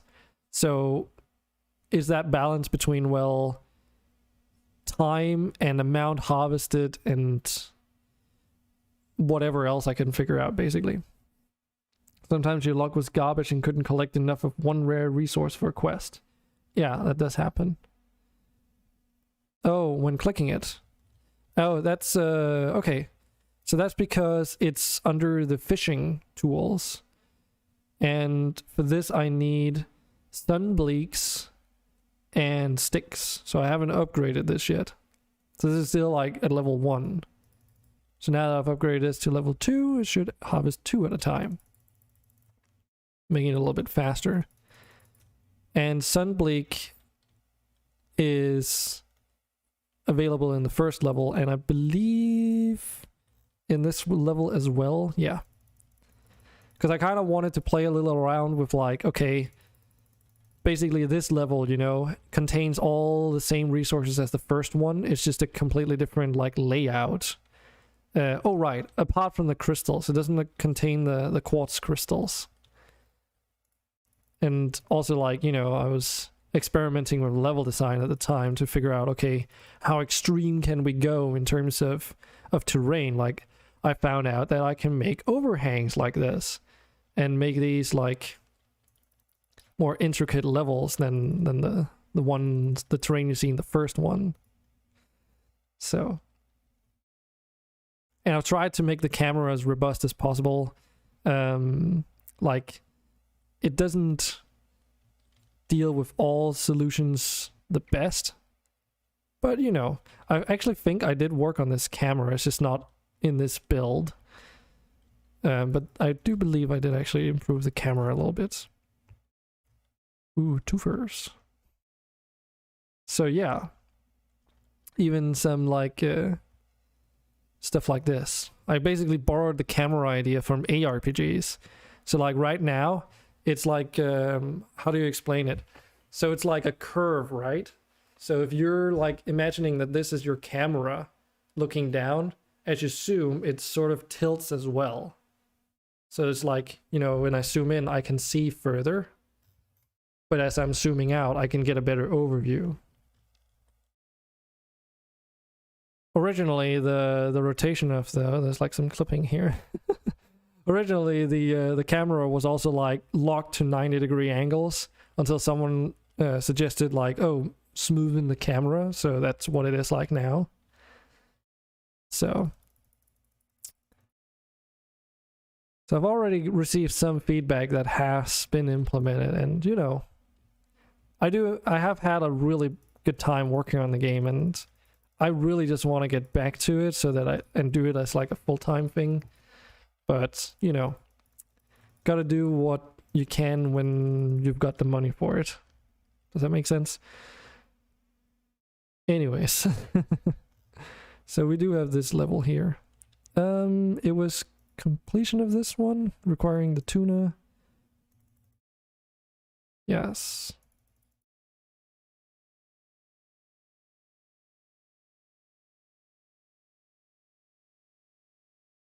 I think we have more than enough, don't we? Yes. Yeah, let's save this one to save slot 2, just because I'm tired of it respawning this one. There's a level, oh yeah, that's actually 2 level types that we haven't even gotten to. So this is one of the newer levels with some of the newest assets. It's a mangrove forest. So, got all these swampy-like terrain and such. And you've got some serpentinite, which, if you're lucky, will drop like gold ore. And in here, we can clear a path. This is like completing the level. Can abandon it. Like, basically, I wanted to make a level that had a lot of water in it, just to see how the game treats it. And, I mean, the game runs really smooth. There's not really, like, a lot of things that happen. You know, it's not CPU intensive at the moment. Because a lot of it's like, you know, you can only have 5 harvesters, so, you know, there's nothing that goes completely overboard and bogs down your system for, like, auto-generating resources and that like. Which is, of course, done intentionally. So like, you know, you can only have one of each. So we can have a herb garden. Herb. Do need some gold for that though. 45 gold. There we go. So this is what I wanted to show. So some of the quests that you complete give you these passive generation buildings. So because we're in a 4x level, this is now basically also a 4x herb garden. And as a result, it'll produce 4 lush roots every 32 seconds. I can't remember how I wanted to balance this originally. Because of course the problem is that if the speed just keeps going down, and you know, then eventually it reaches 0. So then you just need to start producing more. So what is the current version? I mean, this is a publicly available version at the moment, but I mean, moving forward, what I would like to do is to get a Steam page up and running with this demo available as like a vertical slice, still free to use and play for everyone, because I feel like there's enough like here to show what the game has in terms of potential and where I want to go with it. And you know, that hopefully can get enough people to wishlist the game as an early access title, and then utilize Steam early access, which will be like 6 months worth of additional development from this starting point, and that'll then be like an early access title with the intent of finishing this infinite core loop of the game and some of the other like basic functionality, like, you know, key bindings, options, and that kind of stuff, getting that into an early access title. And then when early access is like rounding off and the infinite mode is done, then I can consider if take a stance on the whole, like, do we need a story for the game? Does it have interest, or should we focus on other parts of the game? Like, do we want to expand with more content?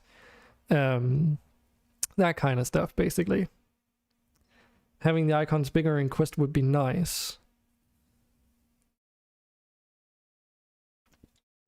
Oh, right. You mean these ones down here?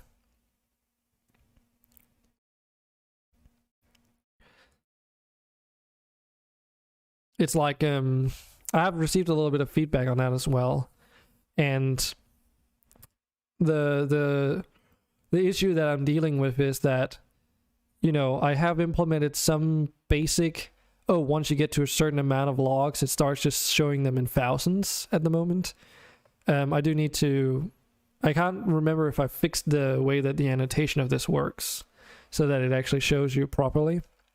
But I mean, there's no limit on how many resources you can get. So I need like a good way of showing like, oh, you need this many and you have this many in like a consolidated version so that it's in the UI, because there's already a lot of UI in the game and I don't want it to go completely overboard. You know, but this is basically as far as UI goes in terms of what I think is going to be in there, because the rest is all like, you know, I don't need I have a menu for crafting stuff in the workshop here, right? Which basically is like on the right hand side.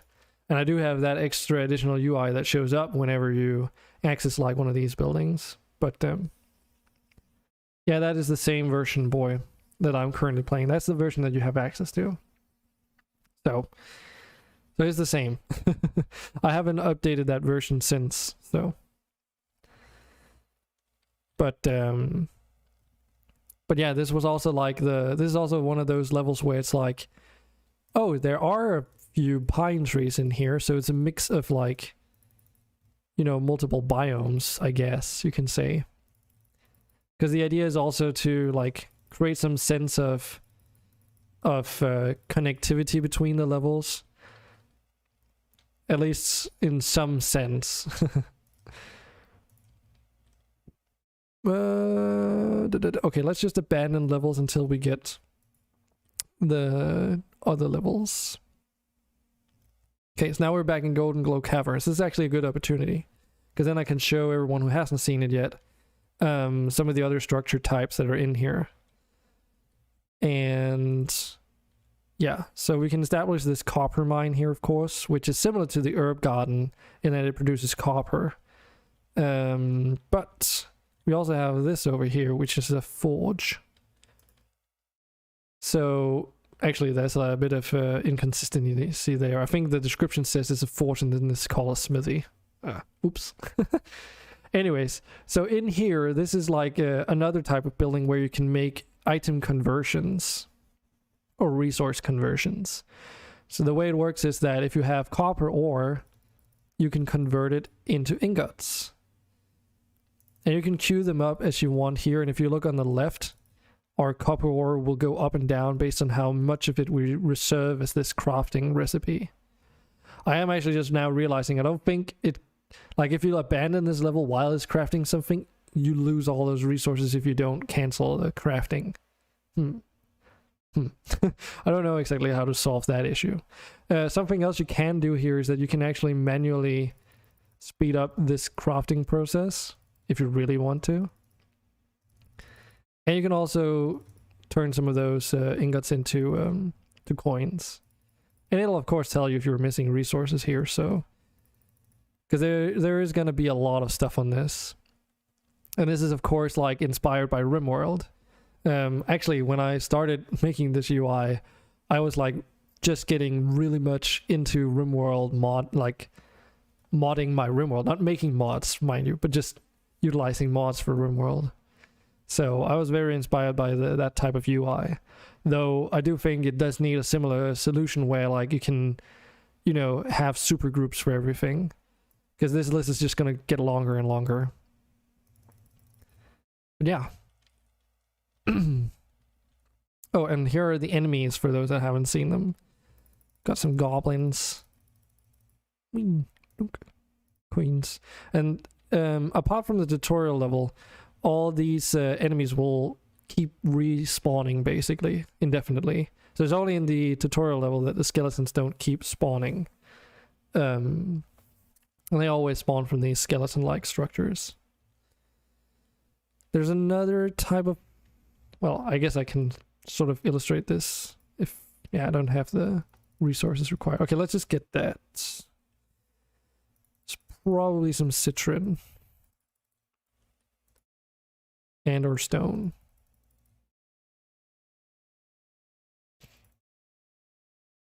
But I definitely agree. There needs to be like a better way of knowing whether or not you have everything. Like it could literally just be the, like, hard to say. Oh, nice Hellfire. Cool. So there's some things about this. Like I could make a simple solution, which is just like, oh, it's color coded, and then if it's like a greenish color, you've got the resources and actually no, wait, I could do it with just so if it's like grayed out, you don't have enough, and then if it's white, then you do. Maybe that's fine. Hotkeys on the auto mines would be nice, like 1, 2, 3, 4, 5. Yeah, then the question is like, because I also use 1 to 5 for the save levels, but I guess it wouldn't make sense for these. A little PSA though, right? You can only have one of each. So if I take my woodcut forester here, put it into this Golden Glow Caverns, leave it, and then go over here, and I want to put down one here, you know, I can't have it both places. There's only one in total. You don't get one per level. It's always only going to be one. And the reason why is because I don't want to turn the game into one where it's like, oh, you have to wait for these auto harvesters to do all their stuff before you can, you know, continue playing the game. I do want to make it like a more interactive experience, right? I have no idea where the end game of this is going to be, because right now it's just like I've been focusing on getting this resource acquisition system right. Also like figuring out what to do regarding passive generation and all that stuff, because some people gave me some feedback saying like, oh, it would be really cool if like you can build your own buildings and such, which is like not impossible for me to implement. It's going to take a lot of time and testing. Not impossible though. since everything's like sort of, set up in a grid-based fashion anyway.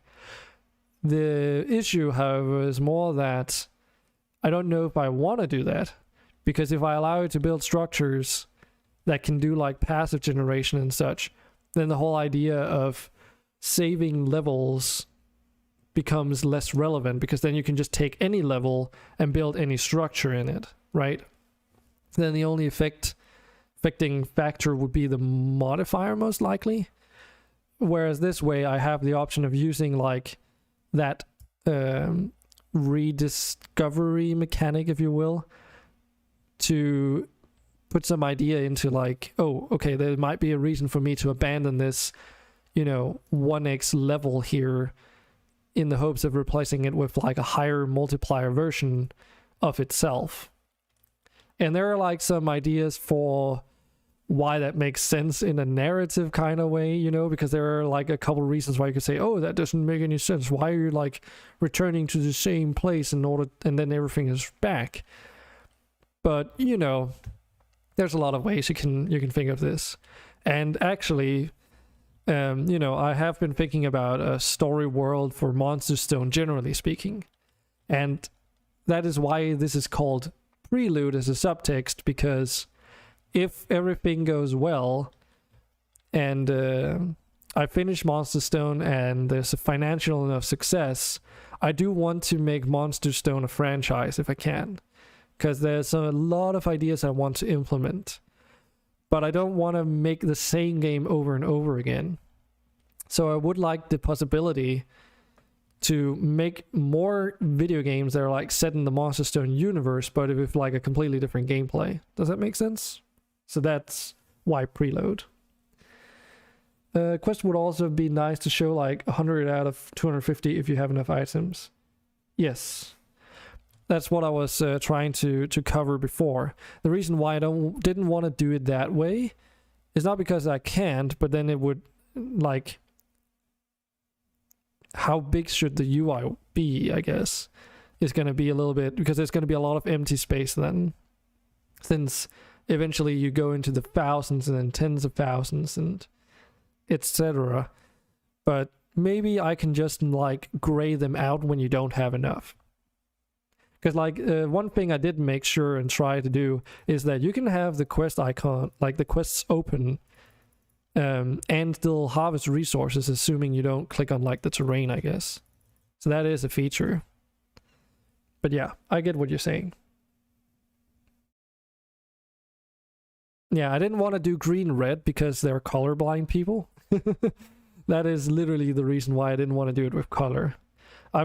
I keep those things in mind when I'm making video games and implementing stuff, that, I do want to try and keep everything like as accessible as possible too, which is why all the icons, here they also have descriptions, and there's also like some visual disparity other than just color.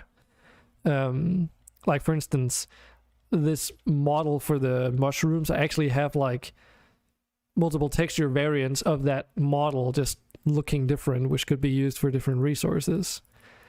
So then there's like at least a pattern you can go by.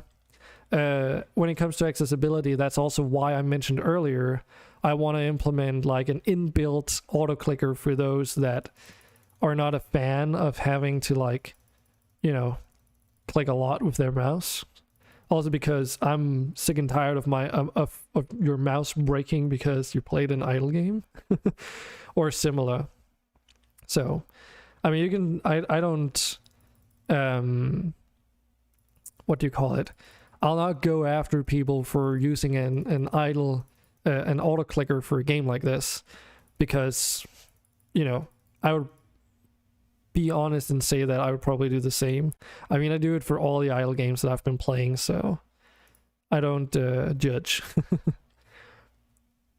And I don't want to implement something that tries to actively mitigate autoclickers as well, because I think that's a practice that's like a little bit like a smack in the face. Because imagine like someone who has some kind of disability where they have like you know, you want to take care of your body, right? It doesn't even have to be someone with a disability. Carpal tunnel syndrome is a real thing. So, but anyways, I think you get what I'm saying.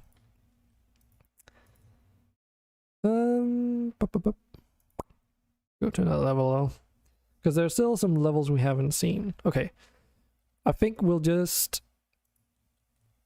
breeze through these and just abandon areas. Your modifier can't go lower than 1, so there's that.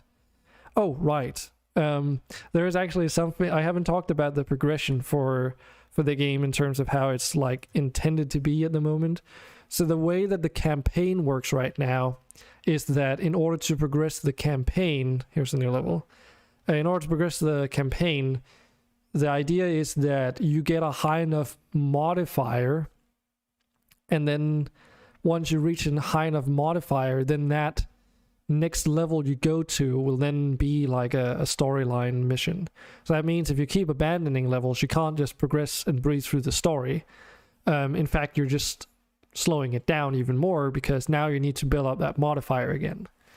I can't remember what I set it to. I think it's like you need to have a modifier free, which you automatically happen if you just beat the levels in the tutorial. But I think you seem to remember you can put off like the progress indefinitely that way. I mean, you don't have to do the quest line either, so like, let's just breeze through this. Like, you can go and play the game if you're curious about the storyline, because there's a lot of dialogue here and it's not finalized anyway. So exposition, yeah, a lot of exposition. Oh yeah, and that's like the end of the storyline for the demo anyway. Yeah, okay, so there wasn't anything after that. So welcome to a lava theme level, or volcano theme level, I guess. Nothing too crazy here, but I did want to like try my hand at like some cool looking environments, just to give you guys a feel of what kind of places you'll be going to. Another thing that I've also talked about briefly was the tier system, and it's not implemented in its entirety, but I am aiming for like 5 tiers of resources, sorry, and something else, which means like as you progress to level through the levels, then different types of stone will be different, like each their own tier, which isn't, you know, represented right now. But you know, the button is off screen, getting cut off for the forge. What? Okay. Can you send a screenshot on my Discord, Sapphire? If you would be so kind. That sounds whack. Raiding party! Rim Rescue is raiding with party of 2. Okay, hello there. Welcome to my stream. How are you guys doing? Let me just give you a shout out. What were you playing? 7 Days to Die. Okay. And you were thinking you would come and say hi to me. Thanks for that. What are you guys up to? I'm showcasing a game that I've been working on for like way too many years. And we're just like, Selfire just discovered a bug in it.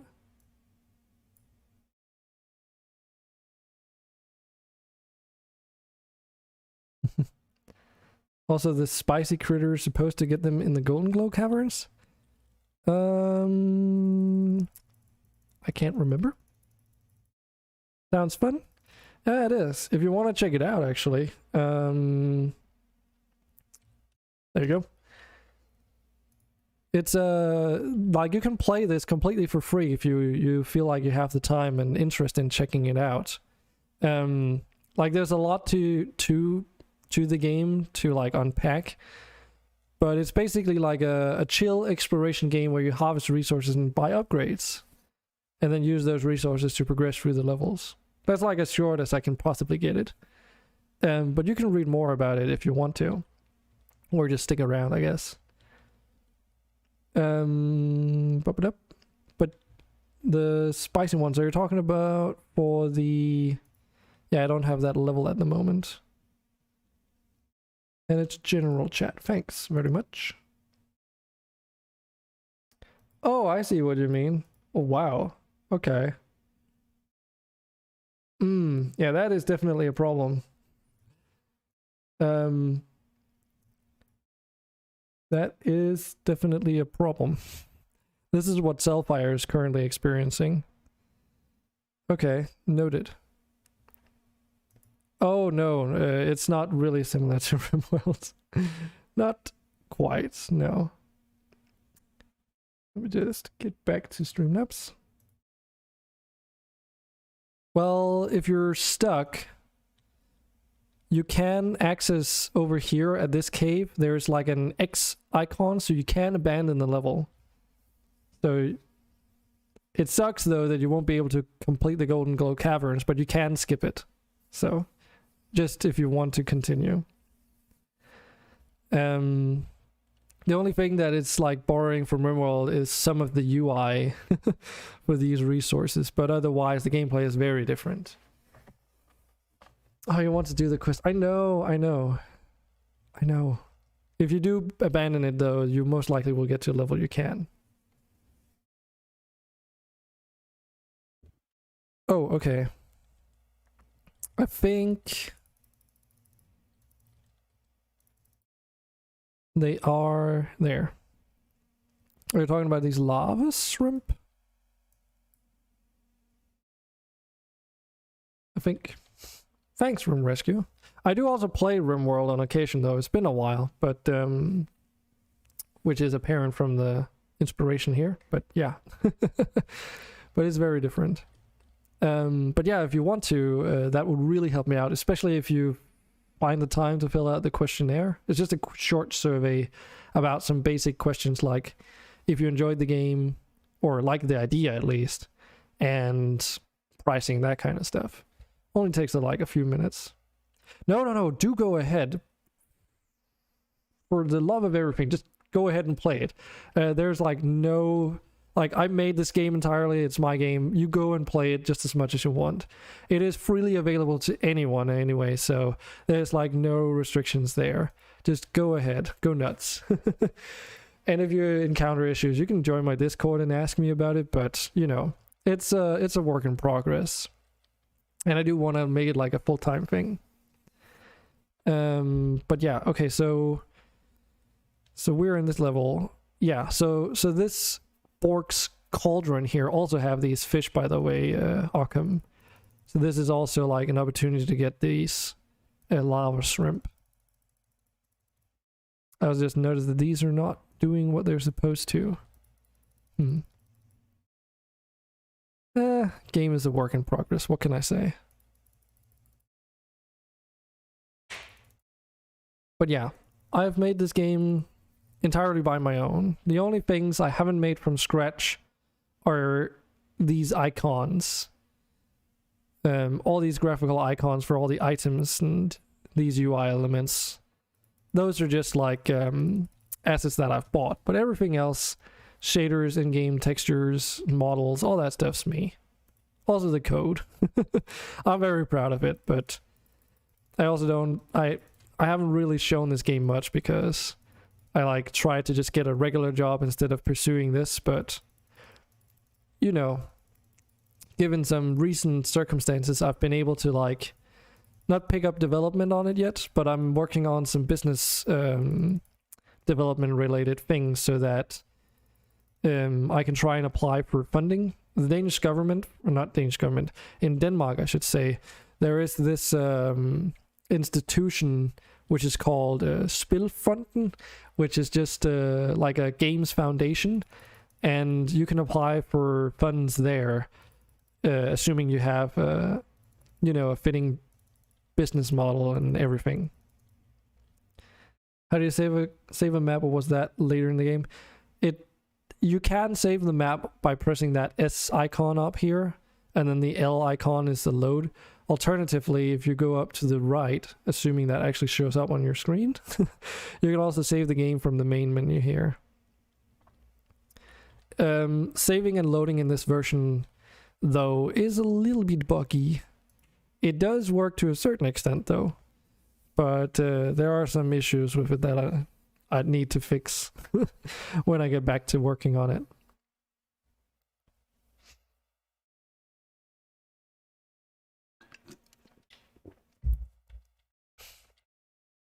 So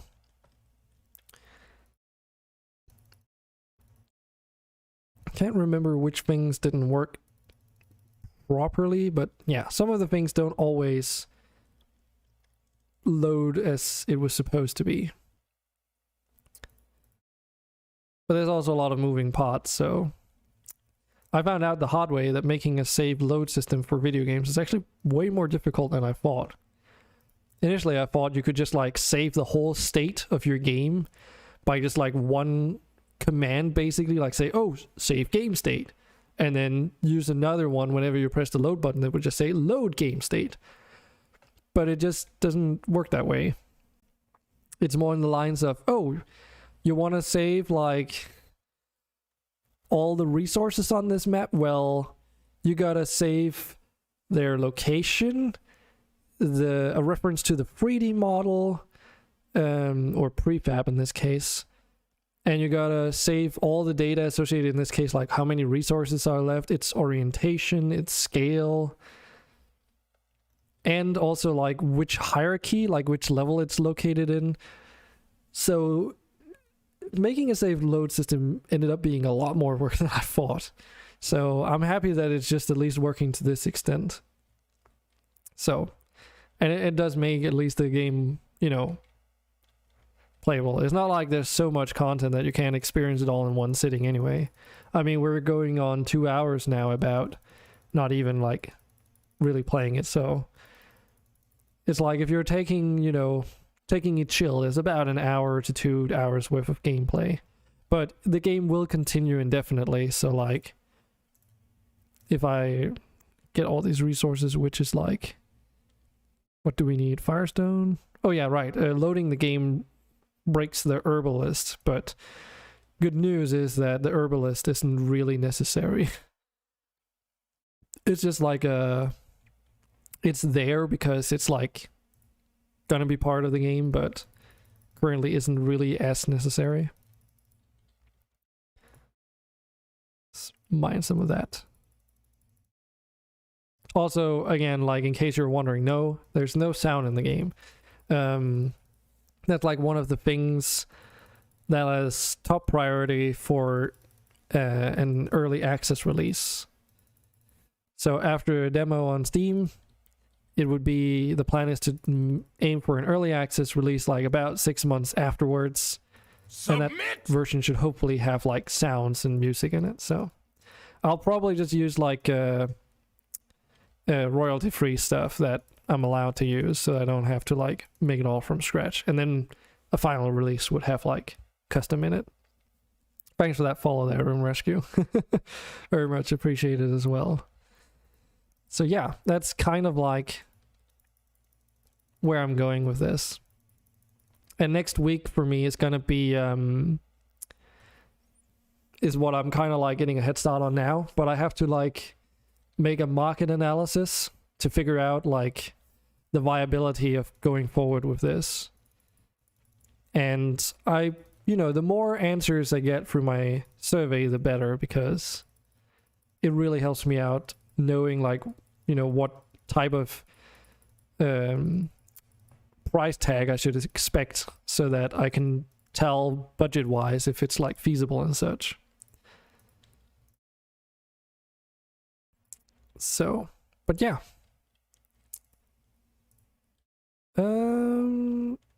I think there's like one more type of level that we haven't seen yet. What do we need? Yeah, I really need to implement something to help you with this. So you can tell what you're needing. We have silver ore, we have obsidian. I think it's just the fish. Nope, we have plenty of the fish. Is it the crystal then? No. Oh, it's the orbs. It's the fire essence. Right. Got to go have fun. Have a fun stream. Thanks there. I will I'll at least try to. I'm always having a good time on stream. Well, apart from when when games become really stressful. Oh, I see a problem. How the... Okay. So... one of these things is not like the other, or something like that. All the fire crystals turned into quartz when I loaded the game. Huh. Okay, that is unexpected. That also means that I can't complete the quest anymore. Huh. I'm surprised that I'm finding all these bugs all of a sudden. There we go.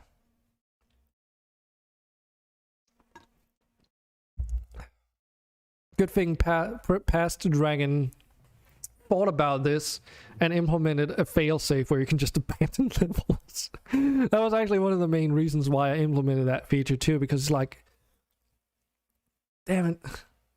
Oh no, you pressed the load button. Oh, yeah. Yeah, that's not good.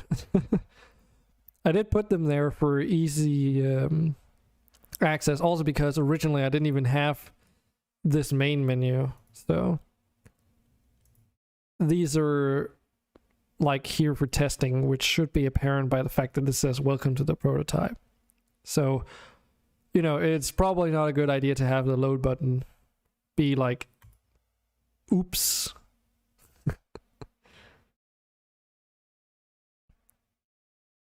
And I just realized I also wasn't supposed to do that. I just really wanted to signify it.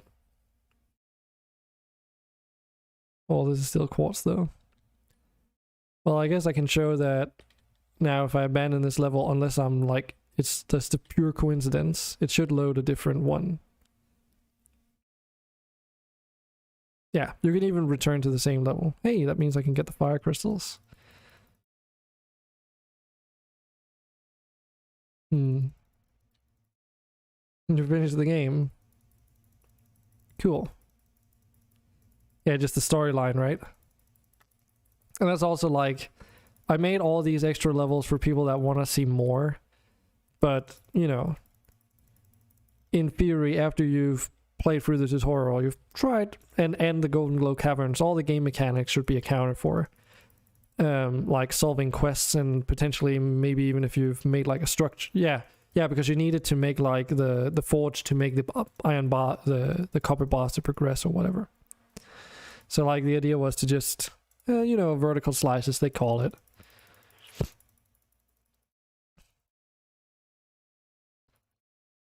Oop.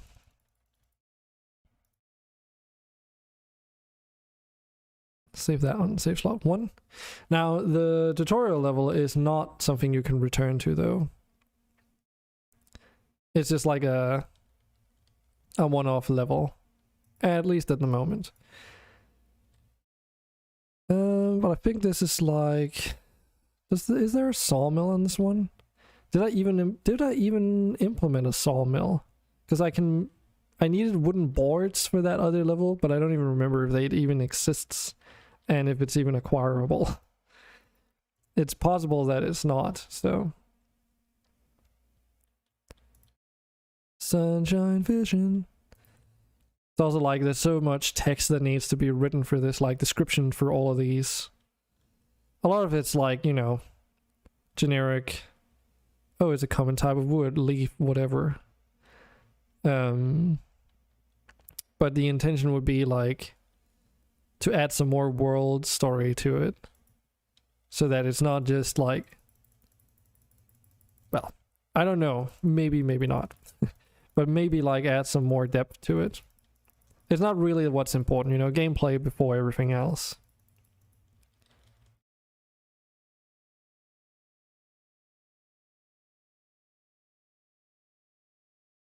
Also, like right now, the quests requirements don't follow suit with the modifier.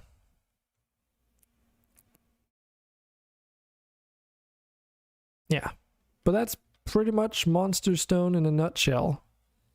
I did think about something just a moment ago. What was it again?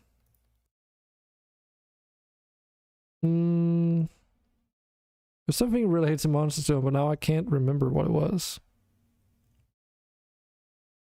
That's true. Like if you want a quick reminder, like all the levels are also basically shown on the itch.io page, apart from that placeholder one.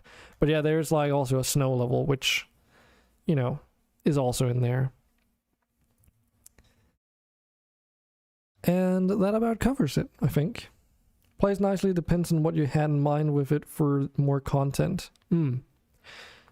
That's the thing. I don't know where the end game in this lies.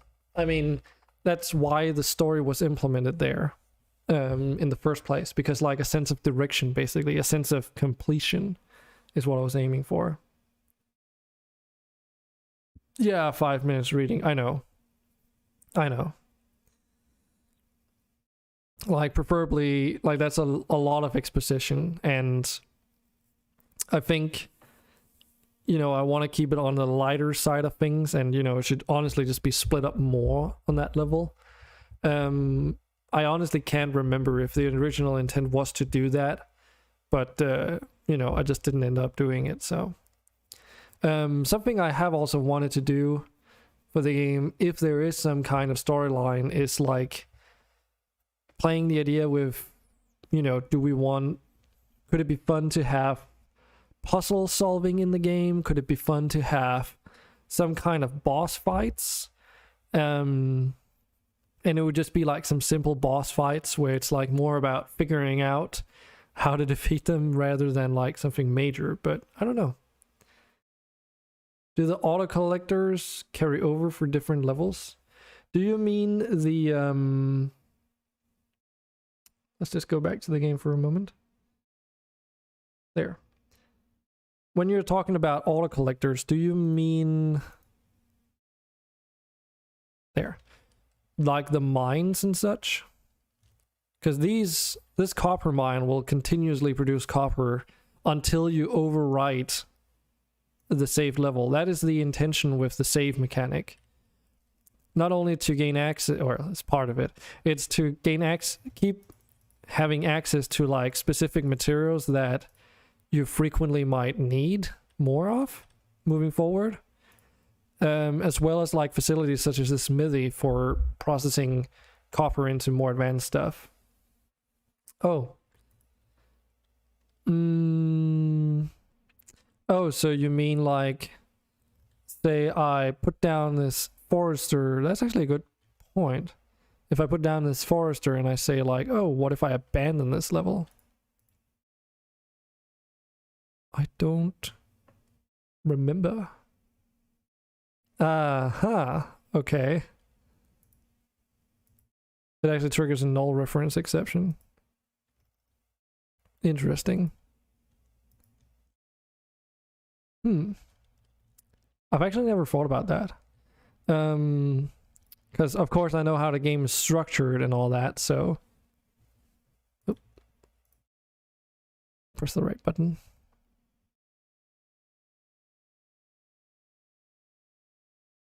Let me just see. I think...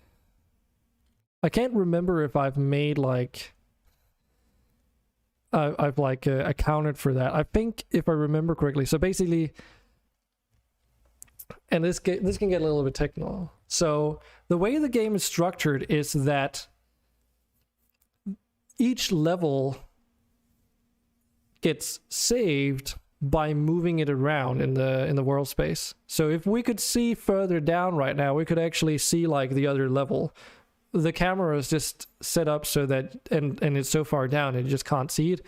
But each level is basically like a cake layered on top of each other. So all the levels exist at the same time and are loaded in. They're just not rendered apart from the one that you're currently looking at. And actually, no, these forces, right? Yeah, and above you, that's like if you start a new game, these foresters or these auto collectors, they're all like just sitting up there, hanging in the air, just just chilling until you eventually put them down on the ground, basically. And I believe that whenever you like abandon a level where these exist, they just move back up there, so they're not like deleted. If that's what you mean. And I mean, I can put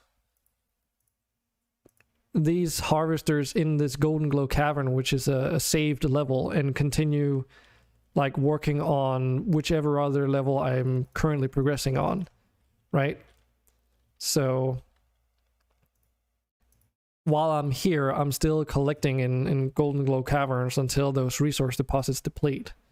Eventually, these resource deposits will deplete and you'll have to move these manually, though. And that's also where the modifier comes into play, where the higher the modifier, the more resources exist in each of these, meaning that there'll be longer time before you eventually run out, or they run out of resources to harvest. And you can tell if they've got something to harvest remaining if, like, there's no timer on it. So, I mean, you introduce new maps like areas, maybe more resources, but you might need to go back or have auto gatherers there, or maybe nodes that don't deplete or so. So the nodes that don't deplete, that comes in the form of these buildings, which are solved through quests, right? So this copper mine will generate copper, of course, which is a resource you can also acquire just by breaking the same rocks in this level as a secondary resource, right? So there is like mechanics in here that do allow for passive generation, and this one continues working for as long as I want to, even if I'm in the other levels. That's sort of what their intention is. Things I've also been thinking about how to do is like, these resources, there's so many of them, and you can have them play together in various ways. Like, for instance, there's a city somewhere where I can use or set it up so that it consumes copper coins and converts it into other common resources that you might need, right? So that means all of a sudden you can have one level, which is the Golden Glow Caverns, which is collecting copper ore, and you're setting up processing of, copper coins. And then you have another level saved where there's a marketplace where you can utilize those coins to buy a completely different kind of resource. So that way there's like, it's not really, it's like similar to like a production chain, but it's like a conversion process, right? It's one to this resource and this resource to this and so forth. That's kind of what I wanted to go for. As I did explain earlier, I don't want to make it so that you can fill out a level with your own buildings. Like, it's all tied to these quests so that it doesn't get out of hand, because otherwise I fear that it could very quickly get to a point where the performance of the game starts suffering, and also like it becomes harder to balance, and maybe even so much to a point where the act of manually harvesting resources loses its value, because like you need so much at that point that it's not even feasible to do it manually anymore. Kind of understand, yeah. How many levels are there now? You made it past the castle and marsh and the level after that. Well, you say it that way, but they are actually random picked from a list of levels.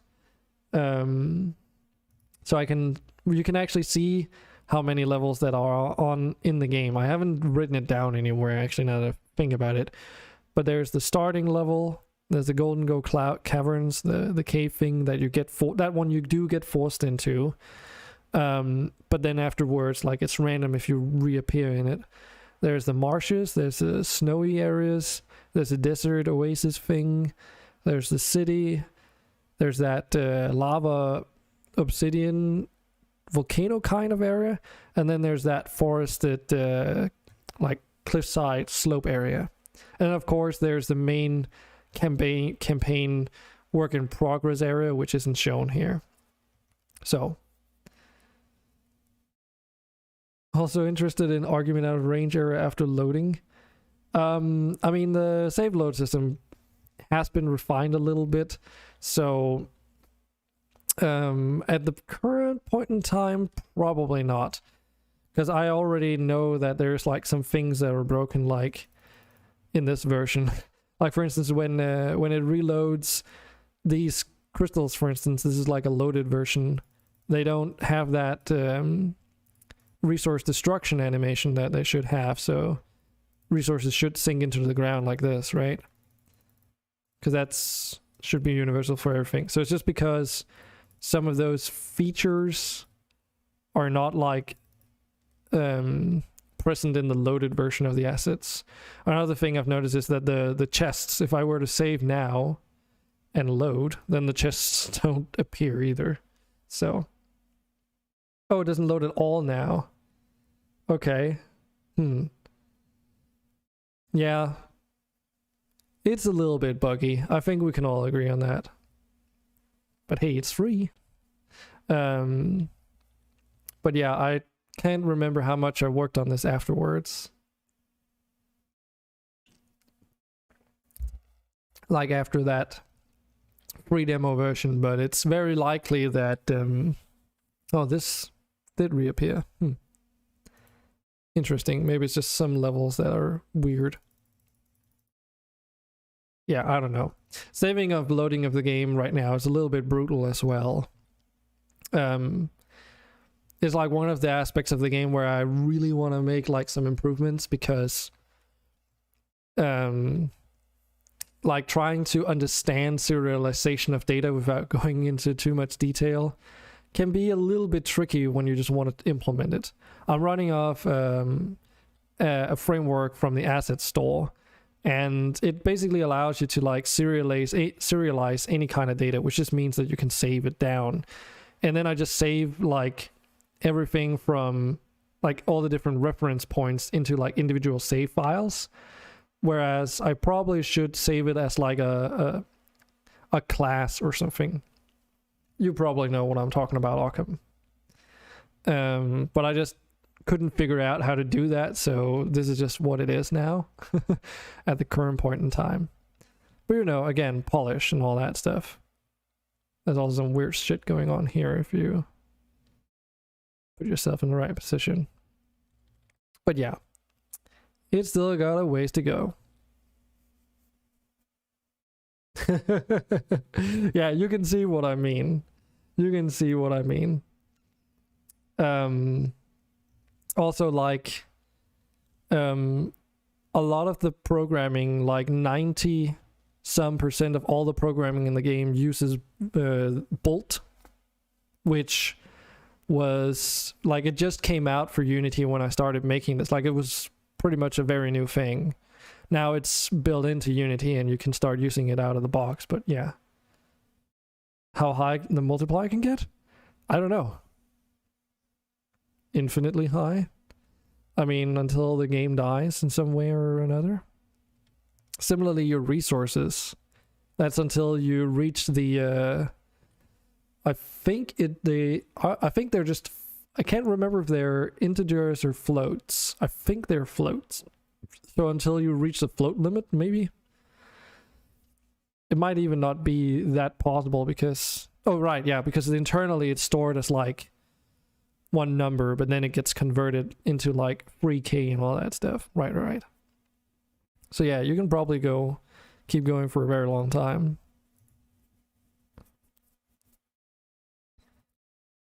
Now I've been like abandoning. Oh yeah, I forgot. There's actually one level that's not shown. I forgot about this one. This is in the trailer though. Right. This is I think this is it. This is the one I needed.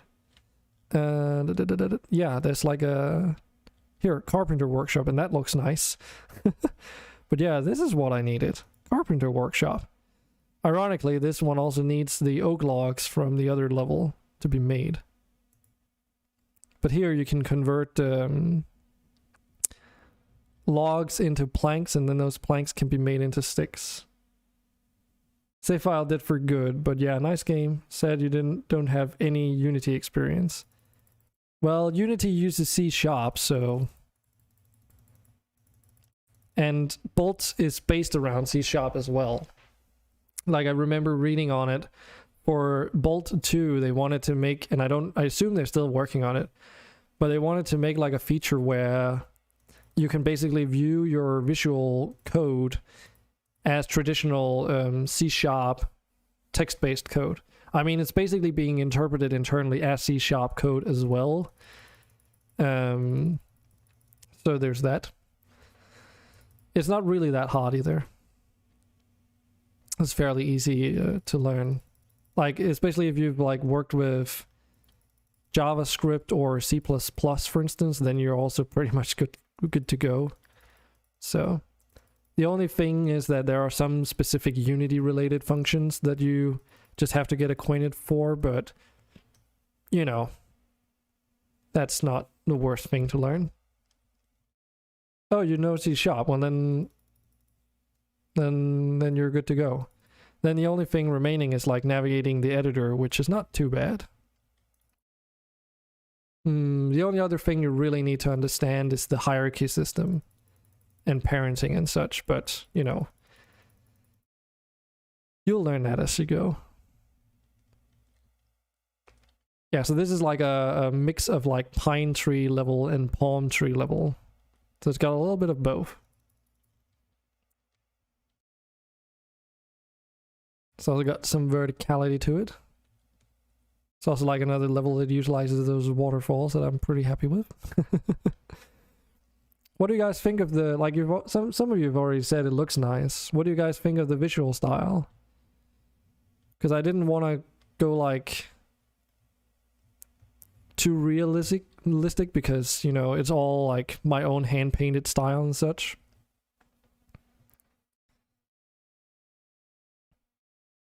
Because I wanted you to be able to basically see that it's been, you know, handmade. So that's why on some of the textures you can even see like the brush stroke still. Like the visuals, it's fitting in your opinion. Yeah, I wanted the game to be very approachable. It is like a very casual game too, right? So I wanted to also make it like a relaxing atmosphere. That's why it's all like a little bit cartoony. I also wanted to make it able to like run on more systems.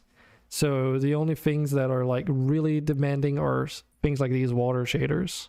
Also, this is a really good example of how versatile this shader is. In fact, actually, these the shader used for these fish here is a variant of it, and they actually like copy whatever variable like settings that water they're placed on top has, and that's how they follow along like that. I think it works pretty well. Pretty happy with it. And as a matter of fact, the graphics for this is actually like that. There's like I've got like a transparent version of a lot of these icons. So I literally just took for all of these fish the actual icon I'm using and then use that for the graphic for the fish here.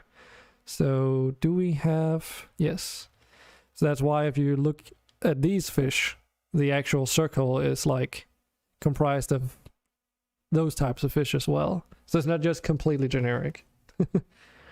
Had some 100% GPU loaded times, don't know from what, but ran on the highest graphic settings and your PC is old. I can tell you what it is. It's pretty straightforward. Each of all these trees are rendered individually. They're all using their own draw call. I'm not currently merging them together. It's also like, that's like a full release feature. I know how to get it to work, but it's a lot of work to get it implemented. Basically, you got to think about, so every time for each of these trees, your CPU sees, or gets a message, there's a tree at these coordinates, it has this model, these textures, etc., and then it tells the GPU, please render this. And then the GPU figures out like all the rendering of that tree. And that means that in this case, the CPU has to do a lot of operations all at once, right? So that means for each object in the scene, there's an additional draw call, which is only like limited by like the direction that you're looking at. So if I'm in the corner, there's only like draw calls for these things here, and the rest is just like loaded and being run like on the CPU in terms of whatever they need to do runningly, which is nothing because they don't have any update. Literally, like, you know, only when you're interacting with them, apart from some of the buildings, you know.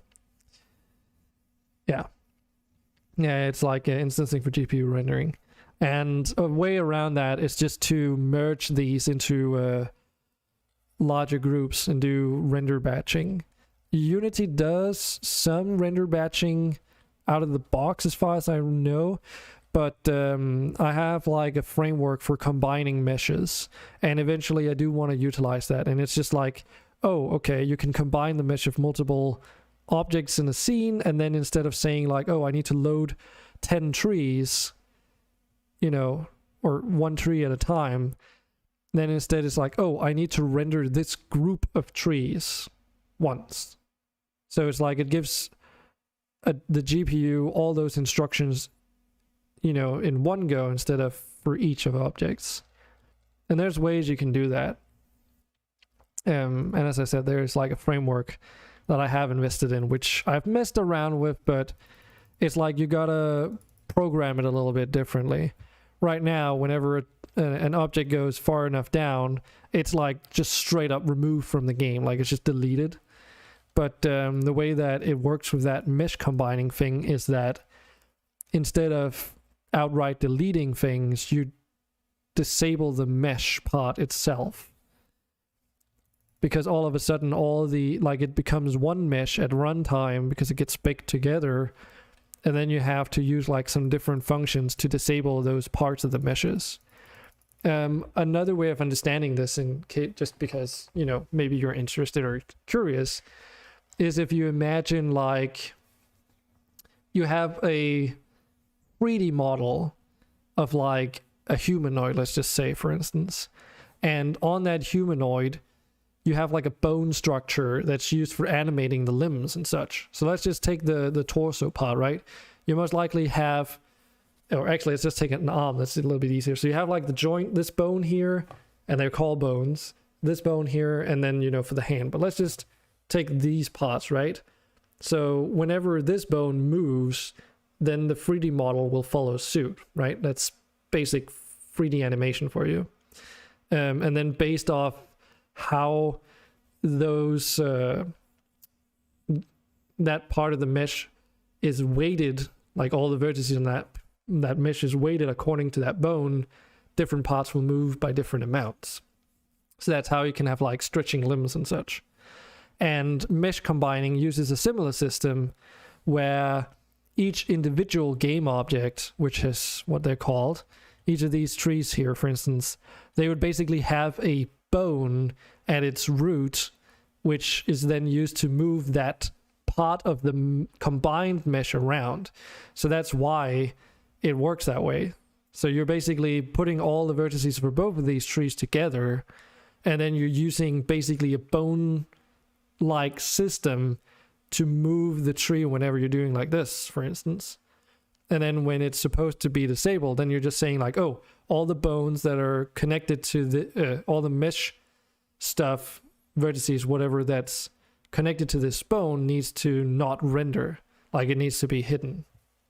So it does mean that you have a lot more loaded in memory, but it also means that your CPU doesn't have to work as hard. The thing that's really difficult though is like, if I were to look over here and only see these trees, the unfortunate part of this system is that it would also be like rendering all the things behind you, conceptually anyways, because those are still loaded in, even though I'm not even looking at them. And that's just like a balancing act you have to do. But yeah, there's like so many technical things that I've been working on here, and some of them are even like much slightly custom solutions to a certain degree. Like for instance, the way that the terrain works is that Unity has something called a terrain plate, which is basically like you've seen this in other video games where if it's like an older game, you can even see like it's really spiky, the terrain, when it's raised up and such.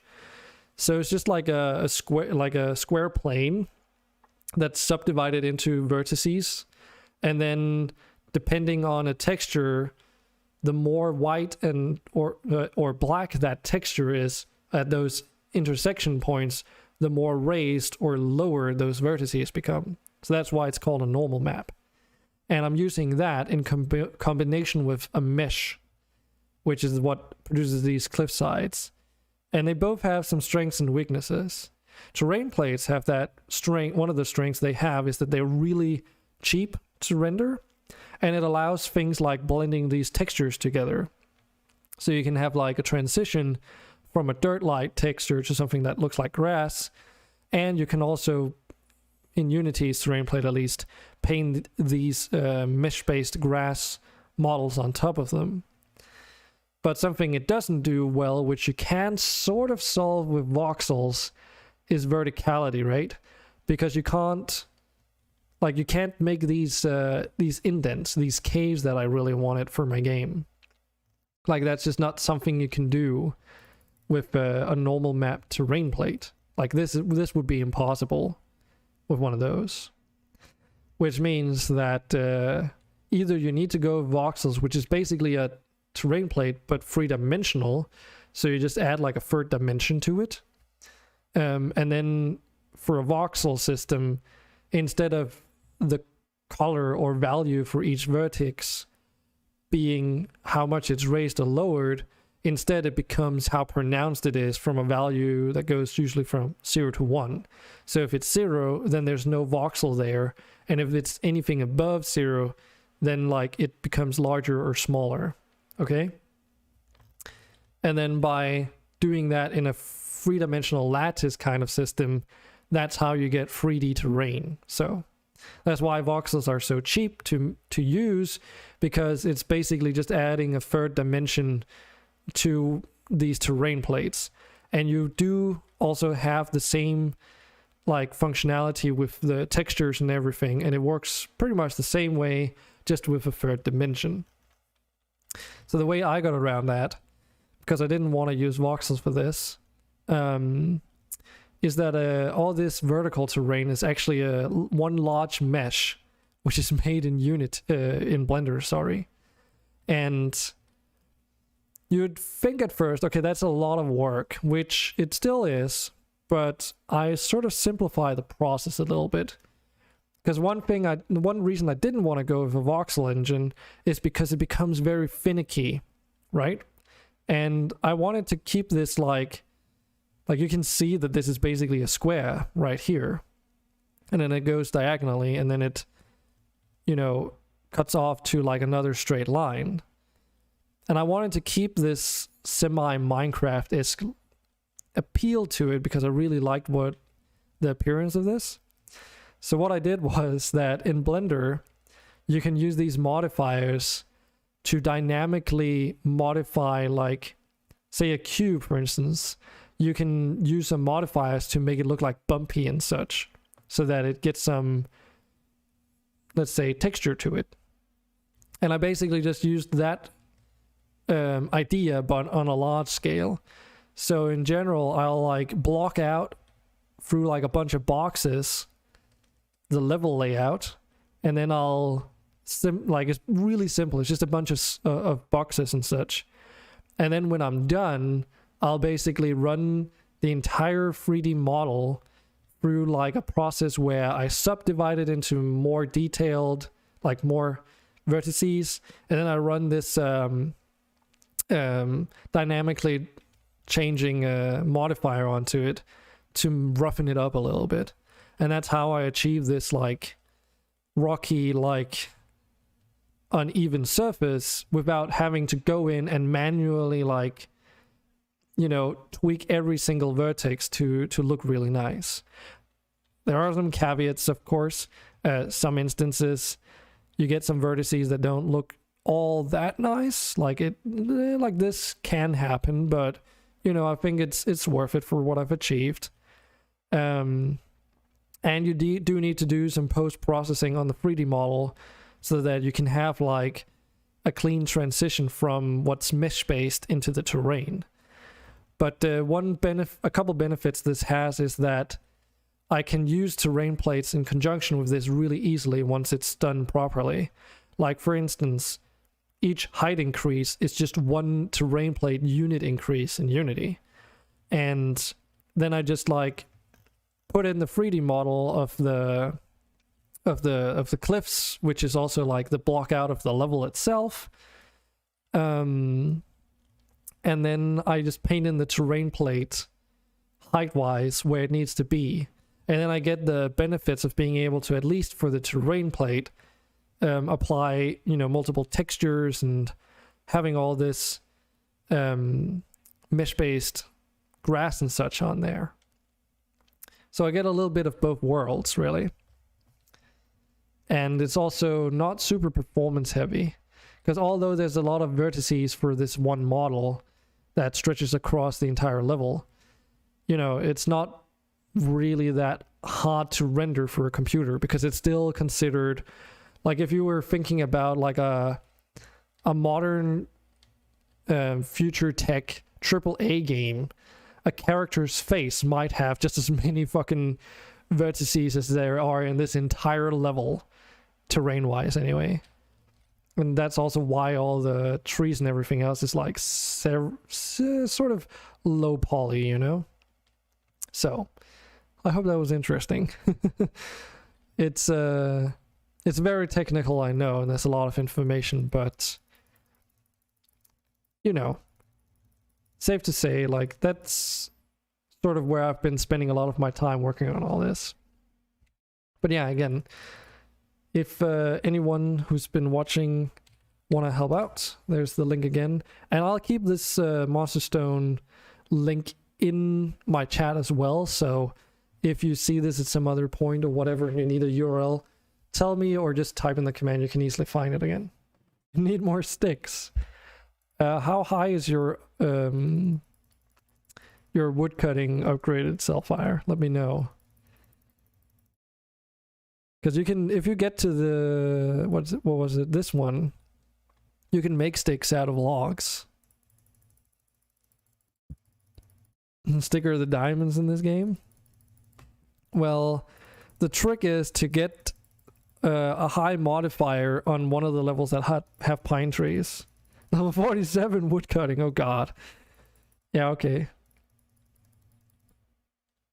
Oh right, yeah, you can't see, damn, right, yeah. Try messing around with the resolution, because I can actually see I'm running on 2K resolution and it's like way further out than it should be. Let me actually try something here. What resolution are you running? Because I know that mine defaulted to 2K. And originally when I made this game, I only had a full HD monitor, so I didn't really have the opportunity to test it on multiple resolutions. You will have to restart the game though. I'll test it out as well, if the game lets me. What?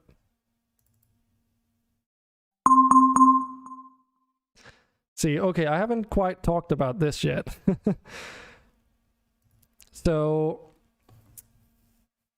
this is an annoying, unfortunate side effect. Fucking rift breaker, okay. What? I can get into details as to why, if you've encountered this, by the way. Some of you might encounter when you start the game that your Windows Defender might say like, oh, it's like a on something program seems suspicious, basically. And oh, okay, it's probably your resolution then. Try changing it to like a non-widescreen format for now. It's just because of the scaling of it. Let me just try and set this to that. So there is this thing when it comes to software application which is called digital certificates, and it's a really boring topic. for all the wrong reasons.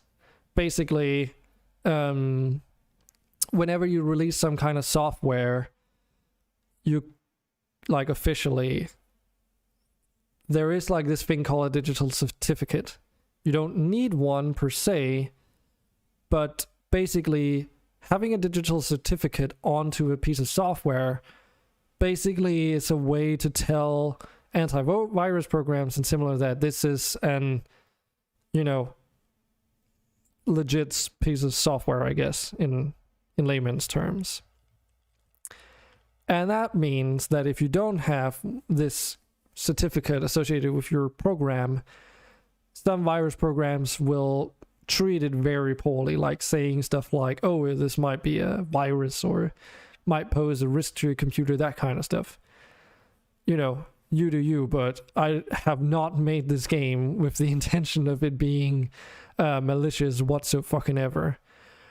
And here's where the boring part comes in. Because digital certificates do not work for shit.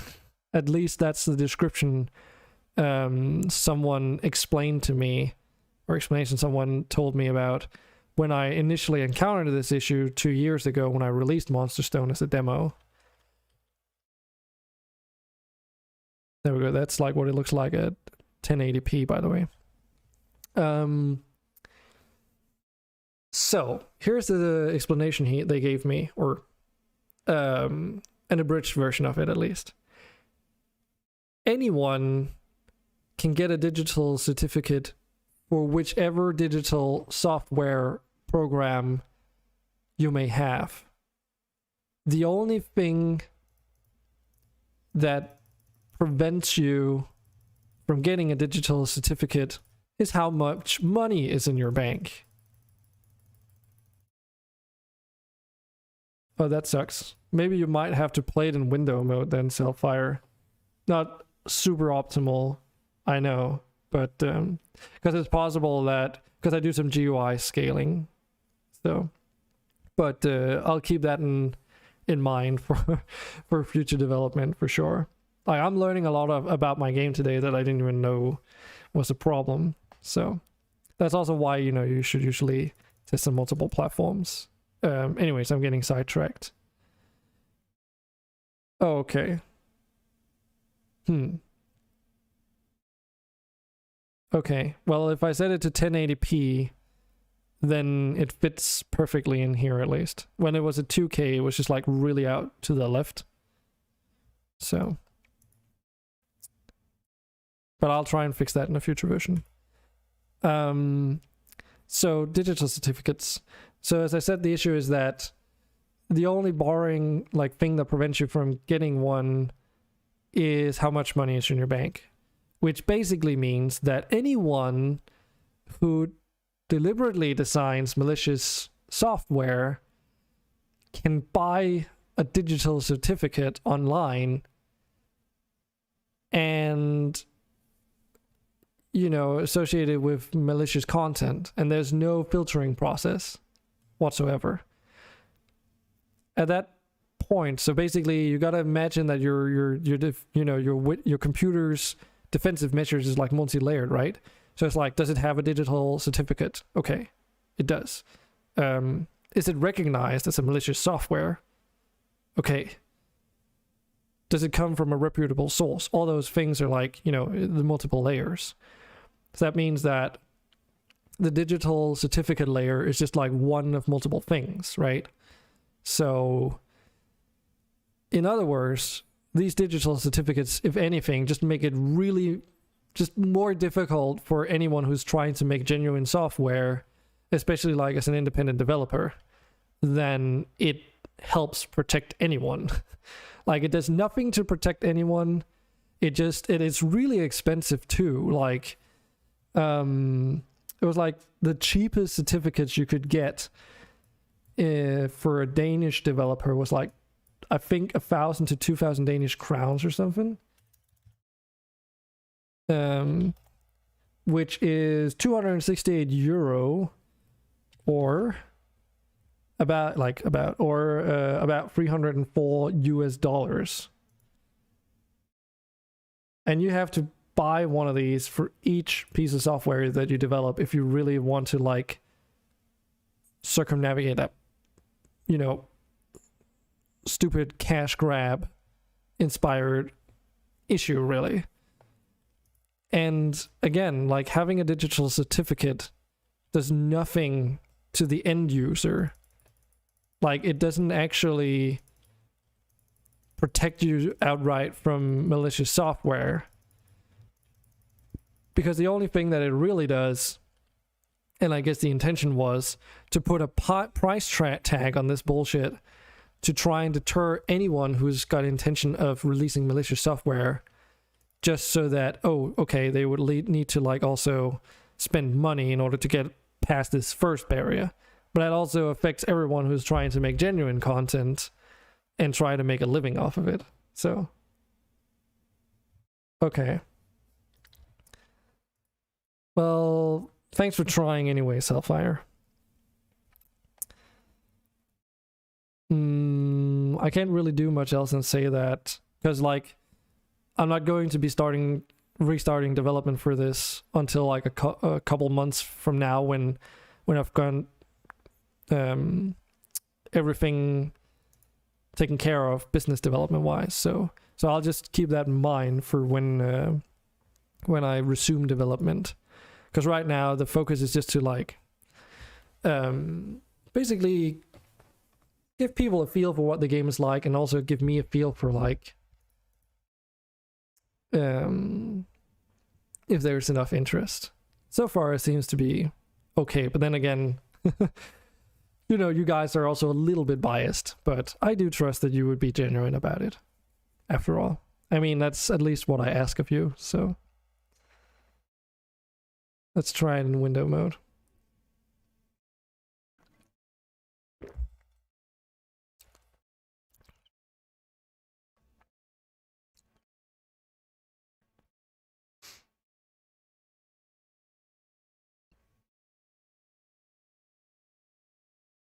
Uncovering resources.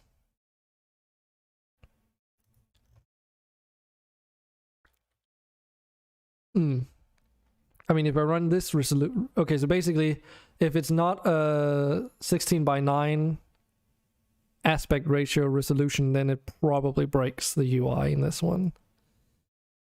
Is that the only place that it breaks? Yeah, this UI seems to be scaling appropriately. It's just this one, it's like it's not being confined to this. Like you can even see that the outer box here, like they're also being squished vertically. So there's like some UI layout stuff here that isn't implemented correctly. No, I don't have one of those. Okay.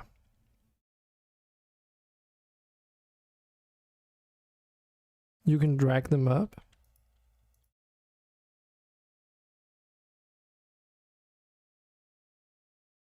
Just trying to find them again. There.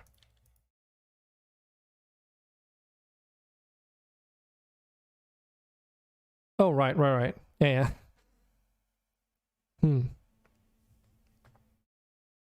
Yeah, but I mean, it stays in the box at least. You know, it's a work in progress. What can I say? But yeah, it's good to have some of you here to give me some feedback. Also, it's nice to see that you guys are playing it enough to actually pull the game apart. That's good.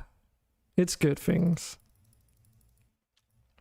Oh yeah, I think this is also like, yeah, Sunbleak and Tuna. So this is like, oh, darker ocean type water, and this is like fresh water source or whatever combining. So this is like also a little bit not just you know, the desert levels and the pine trees, but also like the city level, this one, because this is like also ocean water. Got a 11x multiplier at the moment. Feel free to share your progress. I like to see it on the Discord. Can't make bars of planks, etc. Oh man.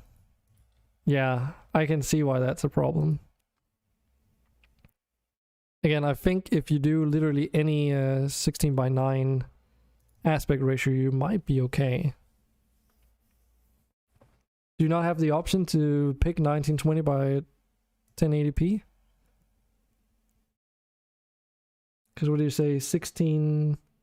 Oh, by 900. Oh, okay.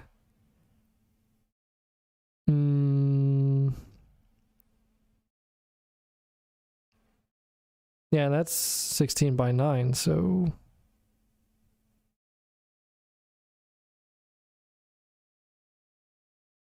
Yeah, because this is 16:9, but I guess UI scaling makes it so that it's like, yeah, I can see why it's a problem. So basically, you have to play at least 1080p in order to play this, and if you're using any other resolution, it unfortunately breaks. Oh shit, this is not what I wanted. Load game. That's also why the save and load is out there, is for convenience sake for me. Because, testing all this stuff requires a lot of saving and loading to make sure that the data is all right. Here we go. Yeah, okay, so this is what you've been seeing. I see. Fiddlesticks. Yeah, that would require like a new version to be uploaded. And right now, like the current version of the game actually has some features that I've been working on, which are very much like not implemented yet, but they do have some new features in there. I don't remember though if I can just make a new build at the moment, because it's like in development. But yeah, just to show you, like the saved game data is just a bunch of these text files. So like, if I open this one. Oh wait, they are encrypted? I actually almost thought they would just be .txt files. No, wait, they are like their own save format. I wonder if I can just say like...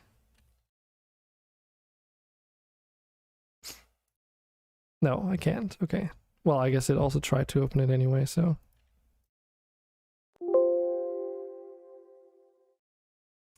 But it's literally like internally, it's just like a long list of just values just stored after each other.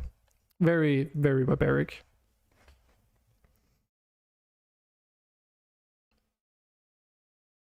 Oop. But yeah, let me think. That's pretty much, yeah. I think that pretty much covers everything that I wanted to show you guys. So...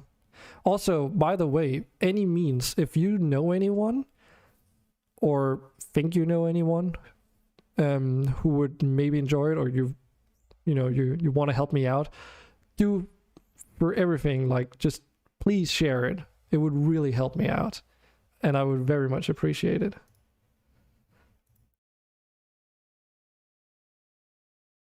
Because the more the merrier. Now,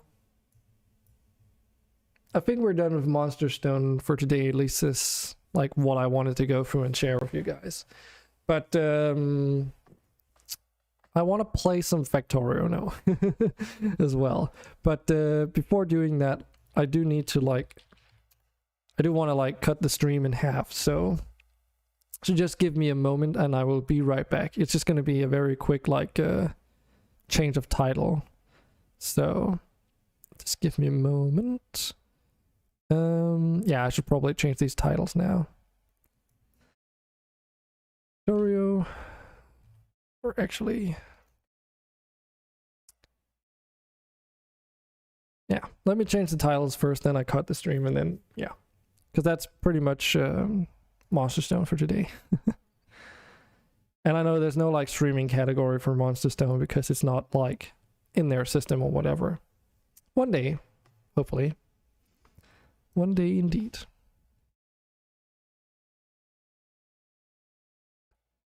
Okay, let me get these titles.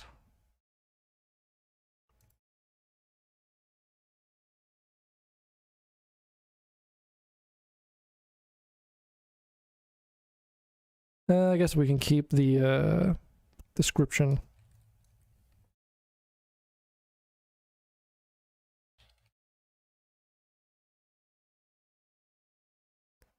Something like this. Okay, I will be right back. I'll just toggle the end stream and then start it. There we go. Hope everyone is still here. Sorry about that. I forgot that there's that delay thing where if you cut off your stream immediately, it also cuts off what you're saying like mid-sentence. I did not completely think that one through. I was a little bit... I guess I just really want to get into playing some Factorio. Alright. Let's double check. It says... Yeah. I need to set this, and I also need to set the game category. Factorio. And let's add the modded tag. I think that's pretty much good to go. Cool.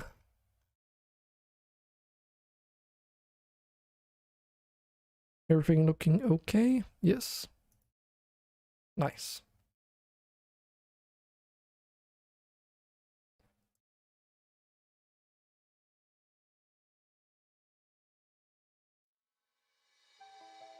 Let me close all this browser nonsense. Alright, I will be loading up Factorio, and while Factorio loads, I will be taking a quick toilet break and be right back. So if you need to do the same, feel free to do so now.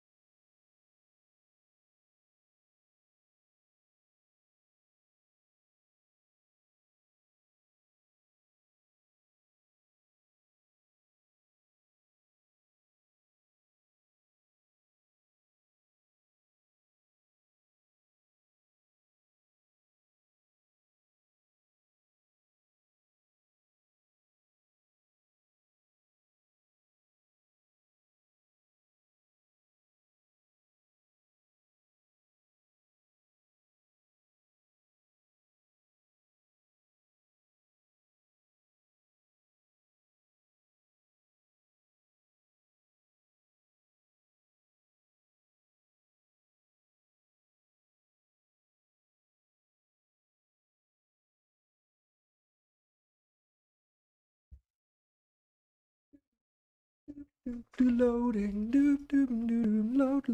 loading. So Selfire, said you were playing DSP before. All right, so you're saying that that I basically cut off your DSP session and made you play MSP instead. MonsterStone Prelude.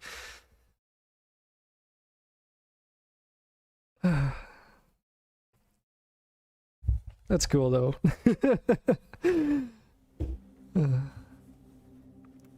Update. Okay. Sure. As long as it doesn't break my save, I'm fine. You go bored of making stuff in DSP. Okay. Well, glad that my game was entertaining enough for you to actually switch over to that. Cool. Hey Toto. I see you're still here. Now, I did not get to play Factorio after yesterday's stream, as I said I might. So we're basically where we left off yesterday.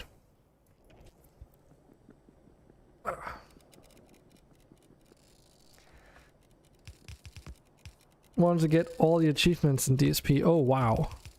Yeah, that's 52 out of 100.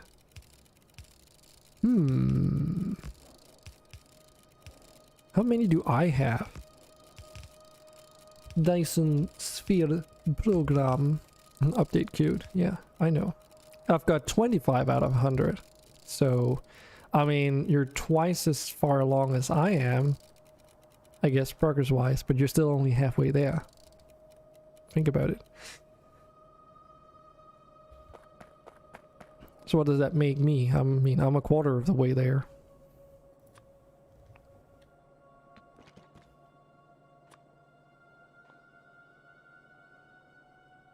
The only ones you won't get are the ones with speed timers. Yeah, it's the same thing with Factorio for me.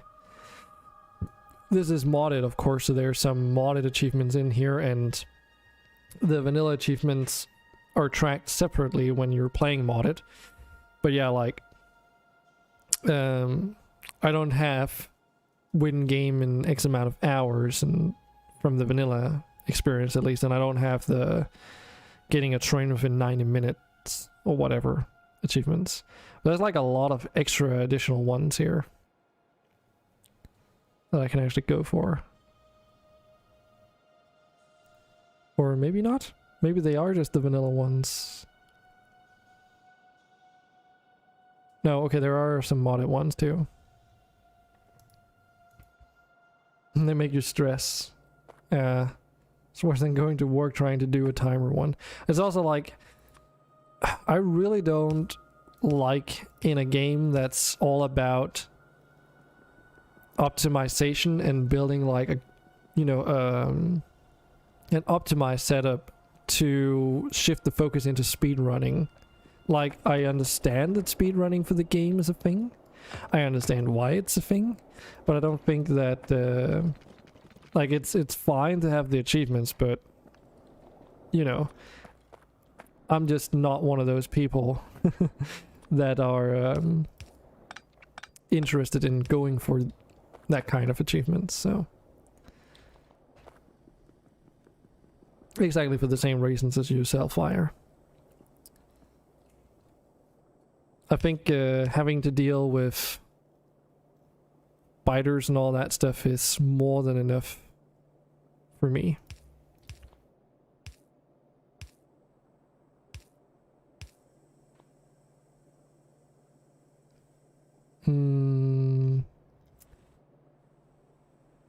Right, they're connected up there. Shoot. Okay, we need to make like some nifty little setup here.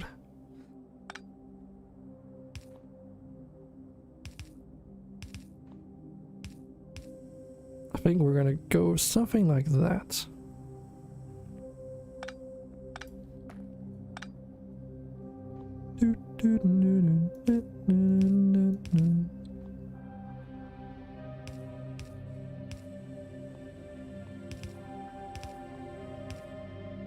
There we go.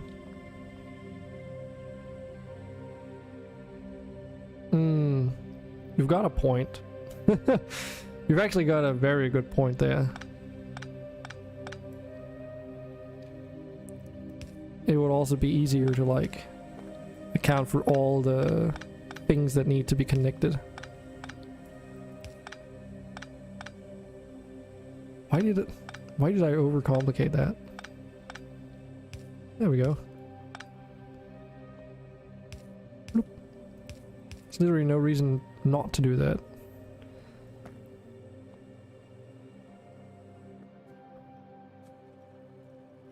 It's like also all the coal goes up there before it goes down, just to merge in with those coal deposits further up. Yeah, it's fine.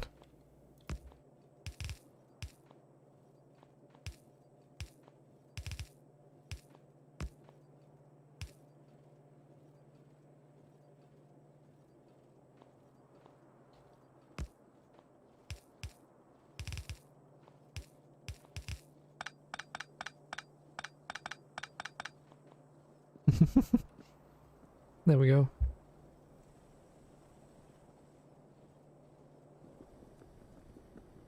Because the only reason why the boilers weren't really producing enough steam yesterday was just because the coal production had completely halted. Like, literally just depended on these few remaining bits of coal here, so... Since that is no longer the case... yeah, let's do it like this.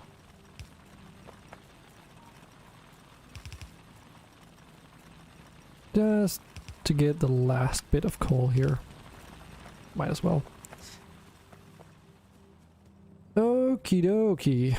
So let's just brush up on where we're standing right now. So we've got our blue tech cards here.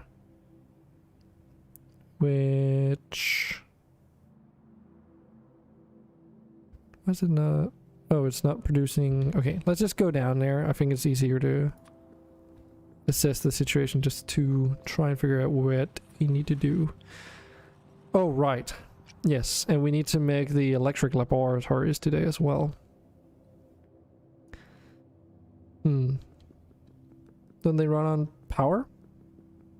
Which ones? These constructors here? Like, I still haven't converted the base to power. It still all runs on steam. No, these run on steam. These are steam assemblers. It's got steam though, so that's not the cause. It's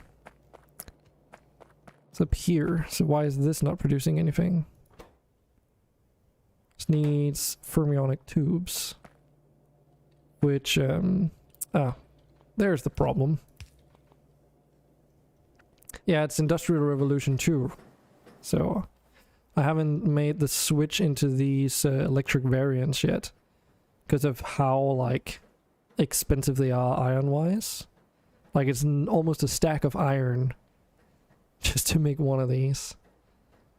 Including, like, electric insert, making them, the stuff into, like, a lot of components. Like, in the electric inserters, iron gears, and then the large iron frames. These things, which themselves require these basic computers, which requires basic circuits and fermionic tubes and small iron frames. And circuits themselves also need fermionic tubes and basic circuit boards. So there's like a lot of stuff that needs to be processed for that. I don't have mods on this, sorry. I can try and see if I can make one.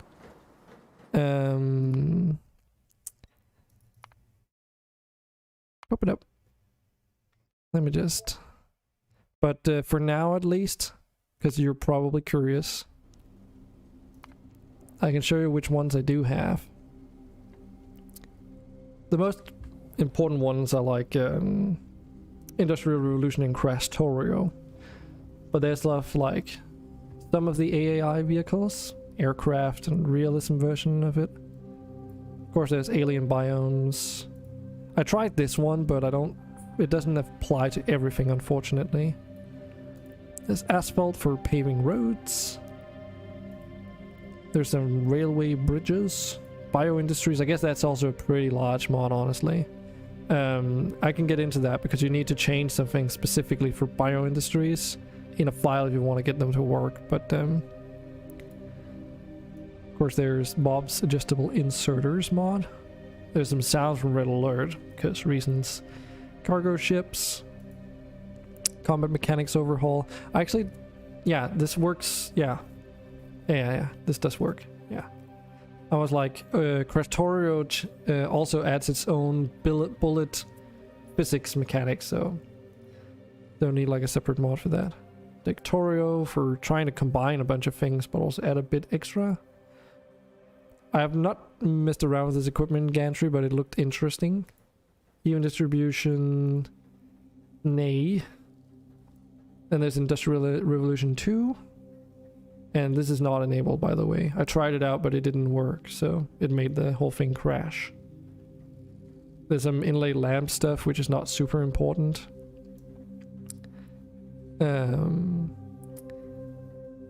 Inventory repair, island worlds. This is the one I use for World Gen, by the way. Then of course Krastorio with some additions to it. Larger lamps. This is just like a visual thing, you don't really need that. Nixie tubes. This is the swimming mod. This is the one I use for making water. This is the one that adds those removable platforms instead of just being straight up landfill. This is just a patch for Krastorio. These are also just like, haven't really started using them, but they can be pretty cool to play around with if you want to make like some in-world text, I guess. Train speed limit, this is really cool if you're working with trains. This is what allows me to drift with the vehicles, by the way. And this is the vehicle snap thing. So that's the full list. I can't remember, did I? Because I do not have a... Let me add a Factorio channel to the Discord.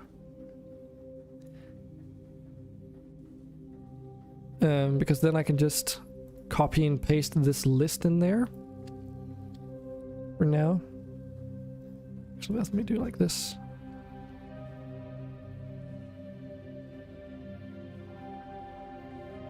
So this ends at Fnay. So if I do like this, you can see all the mods. That way you can always like look it up later as well, or if you want to do now. There was one thing in terms of bioindustries that I had to go in and change in a file. I can try and find it real quick because it was really easy to do. Bioindustries. And that's because there's some overlap with bioindustries and oh, which one was it? Industrial Revolution 2.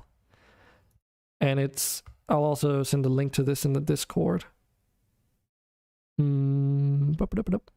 Fixed question mark. I think it's this one. Let me just confirm.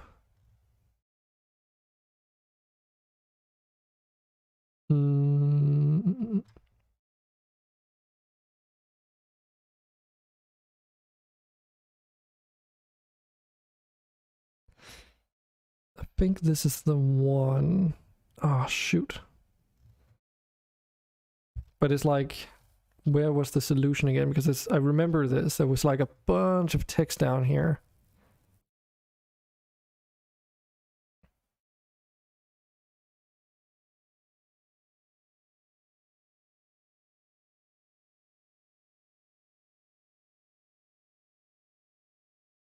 I think this is the one. So I'll put a link to that as well. And I'll put the actual like text of this in here too.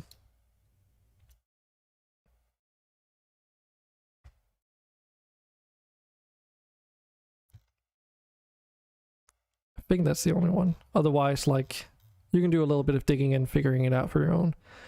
The other thing that you need to consider if you want to go with that mod list particularly is to not load all the mods at once. What you need to do is that you need to start with the asphalts mod. Okay, well, bioindustries is a pretty big mod though, but that's up to you. I don't have the asphalt stuff yet, but because it's right here. So the asphalts mod adds a lot of tiles to the game, and that combined with alien biomes and a bunch of other stuff make it so that if you try and just load them with the default configs, there's too many tiles. So what I recommend is that you load up the asphalts mod first on its own, and then you configure it so that you only use the white markings and double lane markings, and also remove the, so you remove the yellow ones, and then you remove the hazard stripes. Actually, I can just show you what I mean by that, because you can go into mod settings here, and then wait, because it's A here, asphalt paving roads. I'll just copy paste this as well so you know what to look for. And that's pretty much it.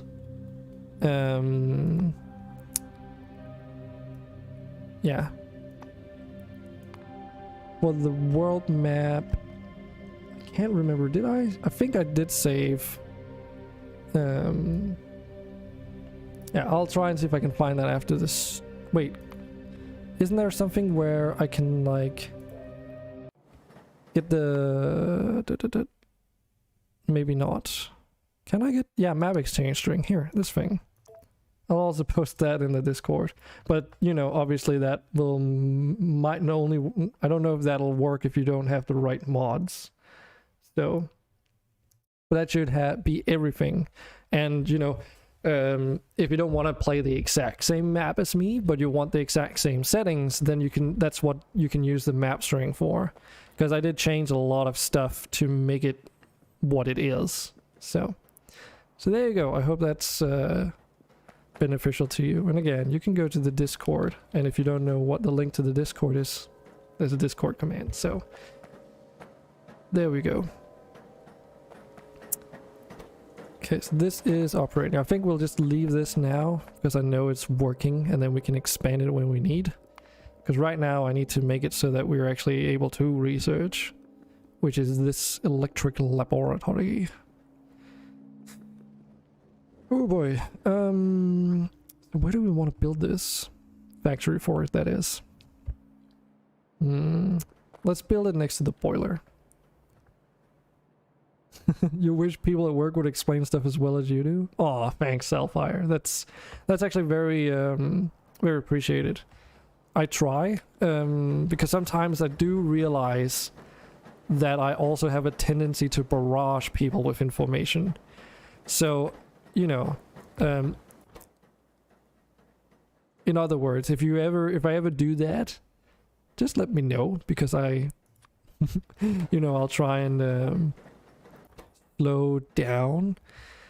Because sometimes there's just so much information that you feel like, oh, you really need to get through it all, and like, you know. So, but I think communication is pretty important, so there's that. I guess. But just because one thinks communication is important doesn't mean that you're still good at it, so.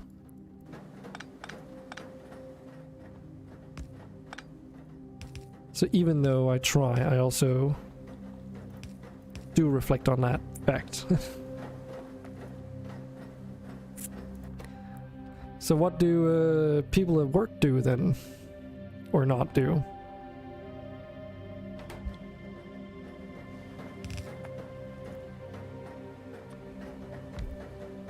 Like, surely, like, how bad is it? If you want to, you don't have to share.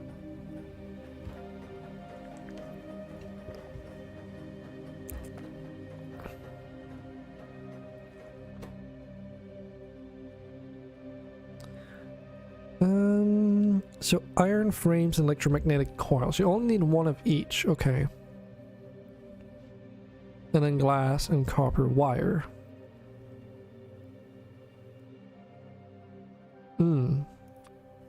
Okay.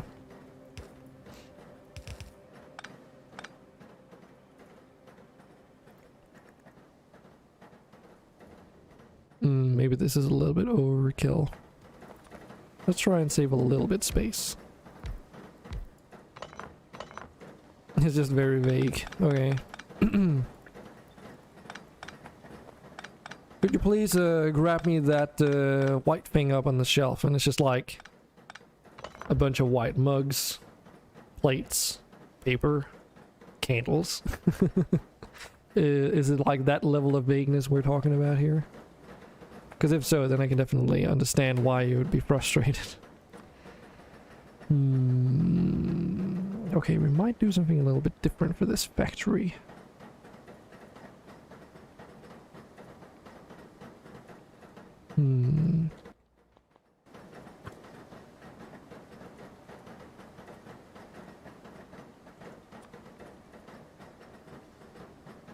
Kind of.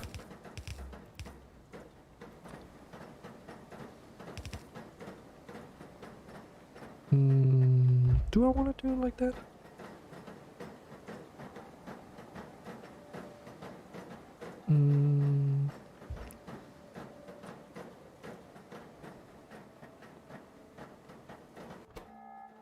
I guess I could also just use the loaders.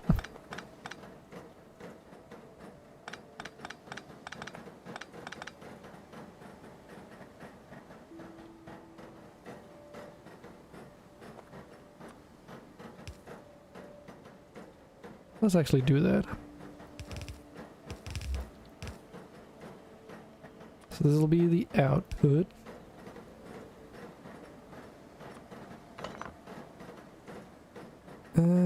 Yes. No, we need one more space. There we go.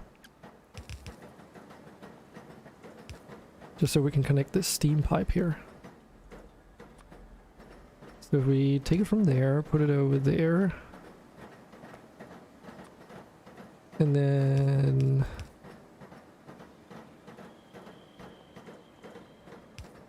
Oh, okay, they do know. Okay, that's cool. I didn't know they could do that. Like, change direction, that is. So glass is pretty easy because it's, you know, we're already making that. And then there's the electromagnetic coils and all that shenanigans. And then last but not least, there's all the copper stuff. The copper wires. Copper wire should be okay though.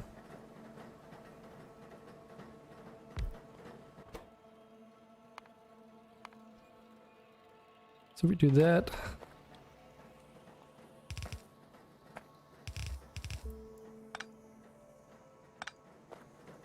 Connect it up with some steam. We'll do like a little circle around here. Because after all, these only have to provide enough for one factory, so it's fine to do it like this. And then we insert some copper there.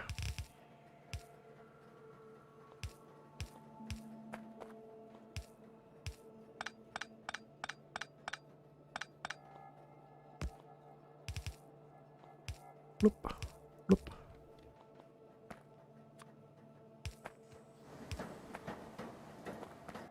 Now comes the tricky part. Electromagnetic coils and large iron frames. I don't know which one I want to start with. Iron frames are probably going to be annoying because it's like, oh, you need basic computers. Oh, right. Well, I guess since we're already making these and we need them for the electric versions of the factories, probably make it like a decent sized scalable production so that we can reuse it for other things. Okay. But that's only part of it though.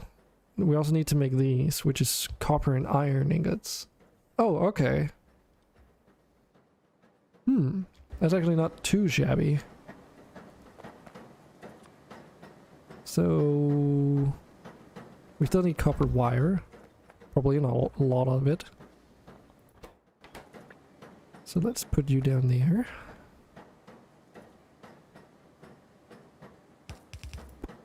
Like so.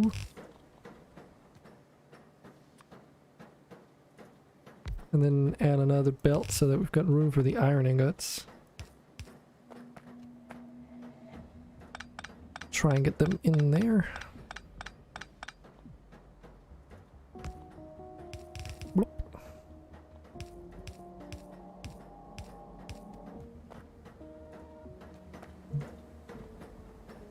Look like a thing you made in DSP just before.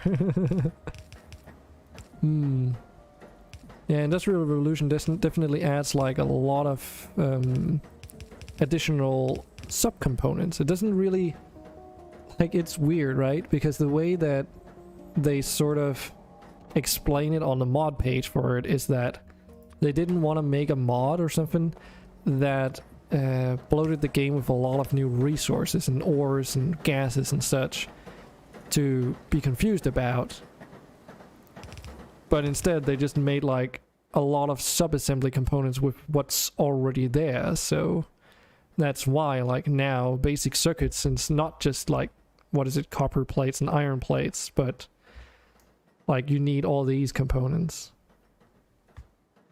Yeah, exactly. And there's a lot of this in Industrial Revolution, at least. It does add a few new resources like tin, but it's not like with Bob's metals or whatever where it goes completely bonkers. That one's absolutely nuts.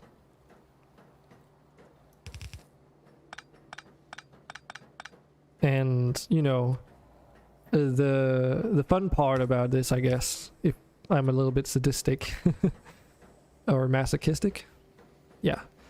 The fun part is that it sort of opens up for a lot of rediscovery, because if you've played a lot of vanilla Factorio, you're used to like very certain ways of making your factories, because you know, like, oh, okay, it's like you do this and make it like this because you need this many of these resources, right?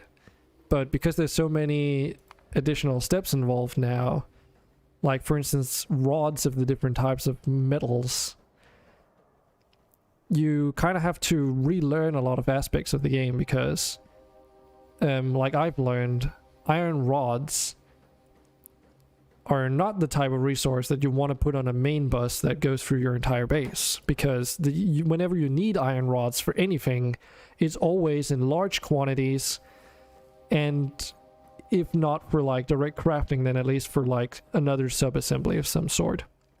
Meaning that it's more efficient to just transport the iron ingots across and then make the rods locally. Because the thing about rods is that, you know, you take one iron ingot and you produce 2 rods, which means that if you just transport the iron ingots as is, your throughput is technically capable of being twice that as if you're transporting the rods themselves. And, you know, that ends up being a lot if you're using both lanes on a transport belt. So, but you know, that's just some of the aspects of it. Ooh, so many things here. Basic computer, circuits, fermionic tubes, and small iron frames.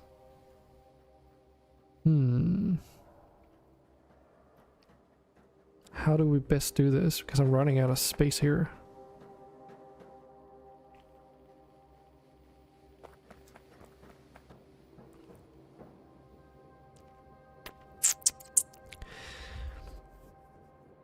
It might be one of those instances where it's better to just make the factory on the left-hand side and then just send the large, like the finished large frames down on a dedicated belt, even though it's like something you only need a few of, honestly. Simply just because there's so many subcomponents. Because like we made a production for basic circuit boards yesterday down here, right?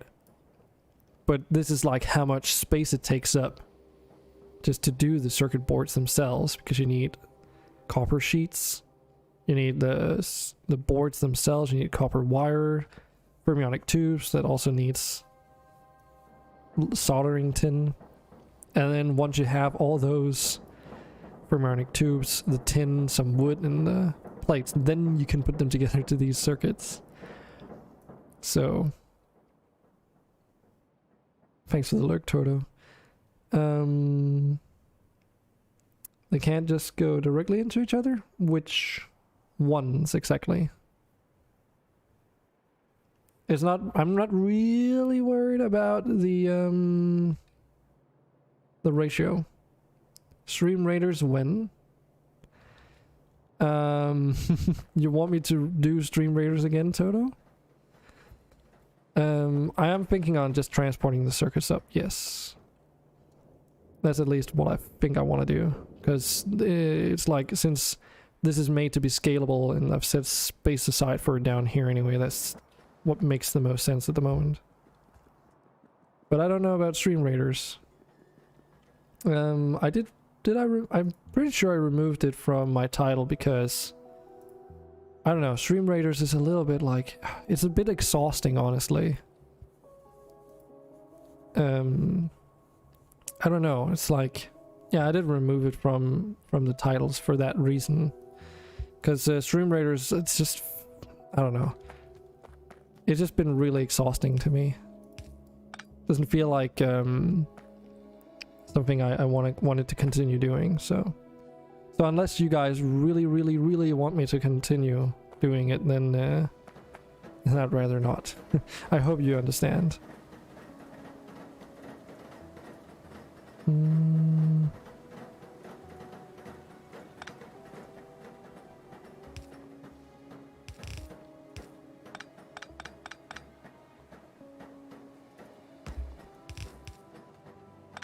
Okay, so if we do like this. So maybe if and when they come out with like another similar type of like experience, you know, I might dive in for that for at least some time.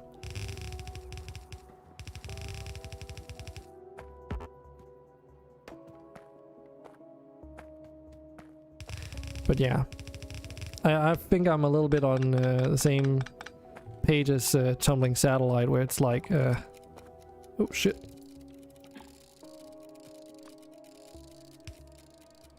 Where it's more like, it's so much like not something I want to do, but just for you guys.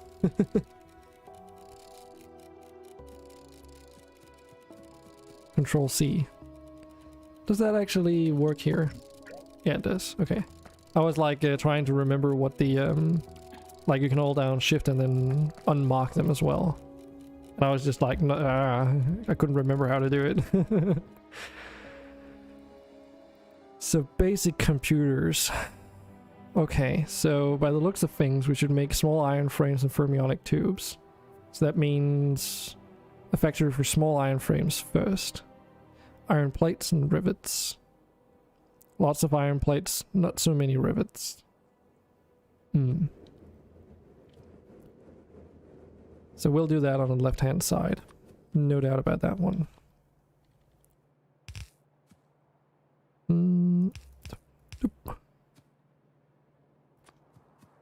Trying to estimate the space. So for the rivets, do we want to just I think I do.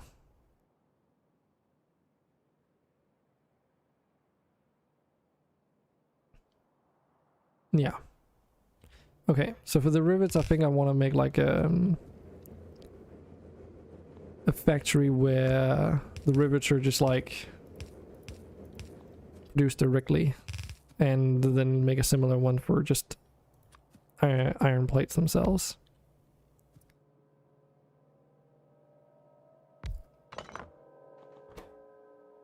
I was also contemplating on how to do it, and I think I want to do it like this. So basically, we just feed the iron rods directly into one that makes rivets, because there's no reason to do it any other way. Because by the time we make 2 iron rods, you can make 2 iron rivets. So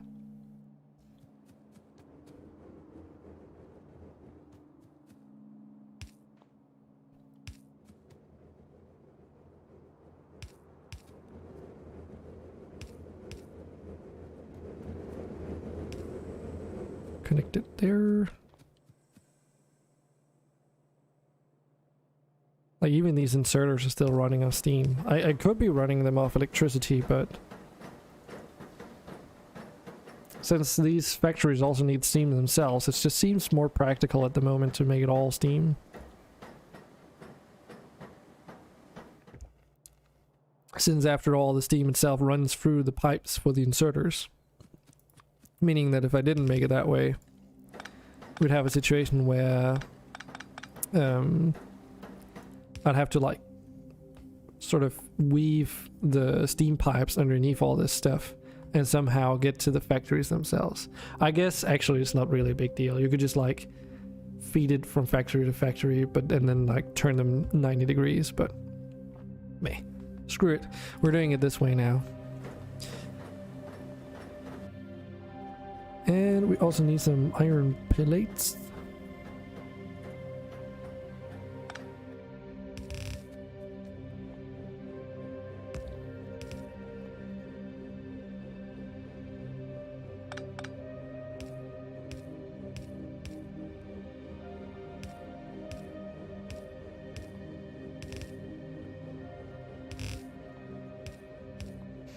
But Cellfire, have you...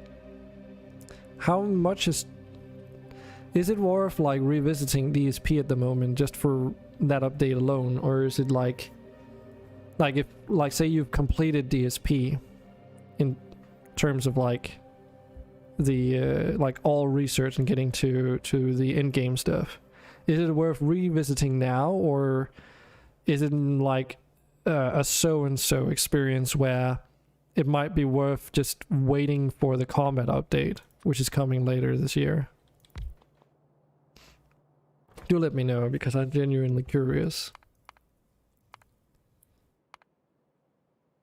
Because that's at least the impression I'm getting, that the update might be like not enough for me at least to warrant visiting it already.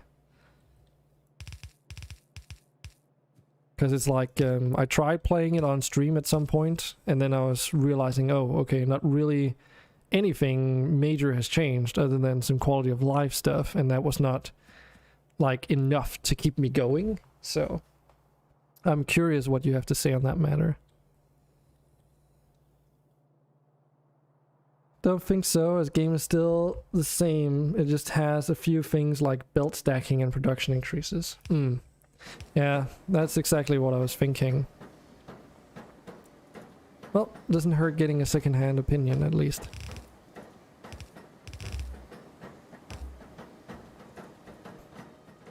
Second-hand opinion, is that how you say that? Now that I think about it, sounds like almost what's the word for it? Is it demeaning? If that's the case, that was not the point. Blueprinting the DSP doesn't matter much. I see.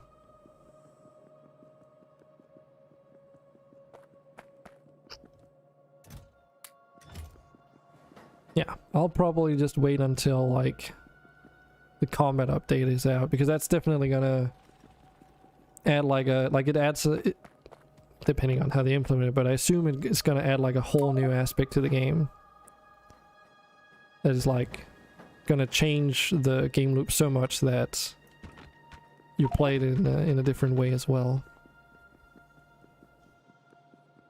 It's great to have, but not worth replaying for. No, not worth, I assume you mean, not worse.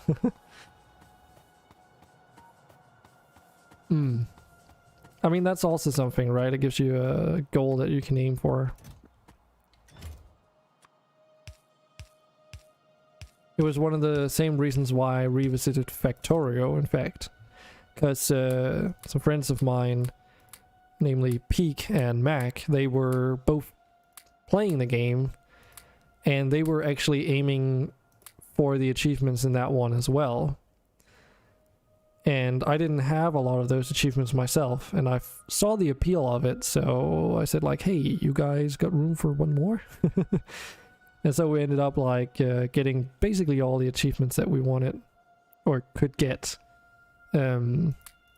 except, as you also pointed out in your case, the ones regarding speedrunning, because screw that. I do appreciate like achievements that make you think and play in a certain way, but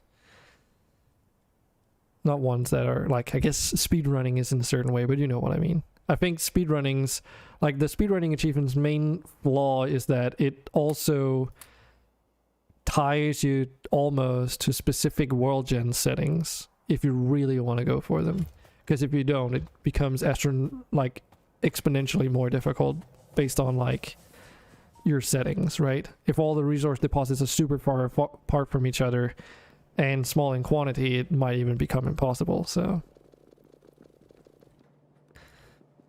I guess you could consider it an added challenge, but meh. Your mind skips way ahead of your fingers.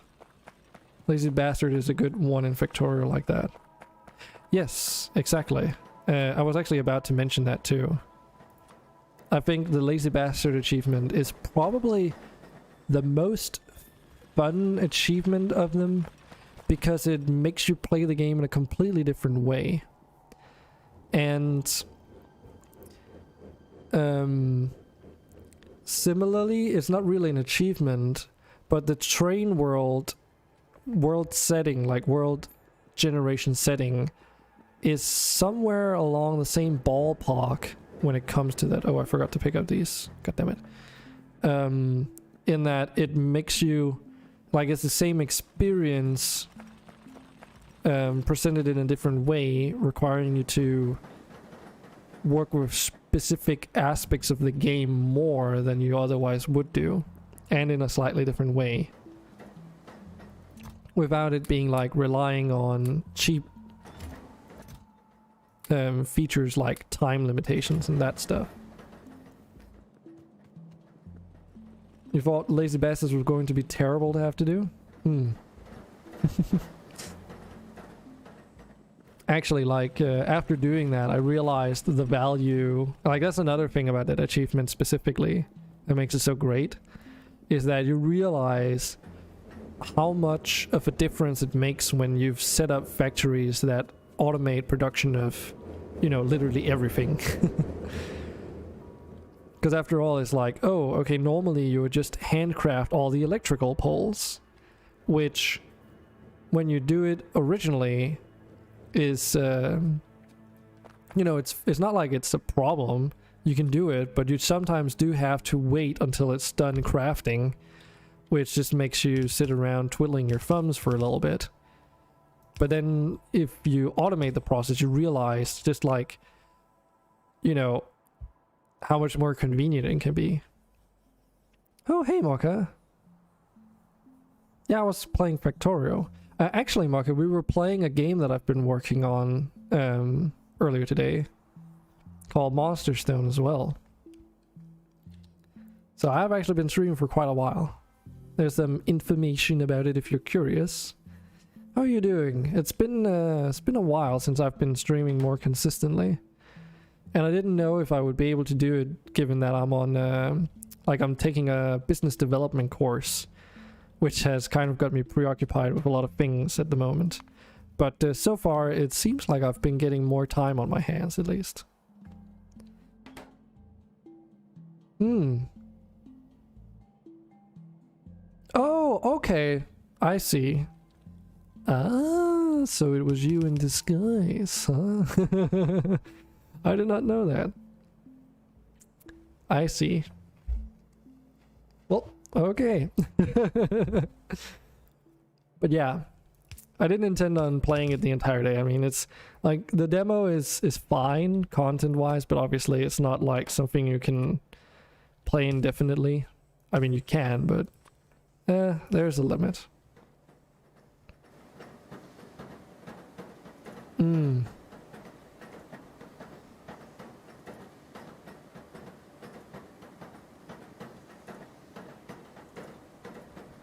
You will not sing with this account because people know the character's name.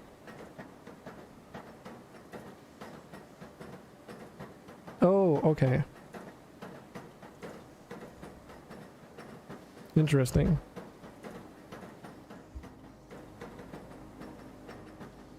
Oh, okay, so because, like... So is it... So what you're... let me understand this correctly. Is it because your current... Like, this username is, like, based on another character, and therefore, like, you don't want them to associate you with that character? Is that what it is? So that's why you have an alternate account for streaming, so that they don't get confused, or what?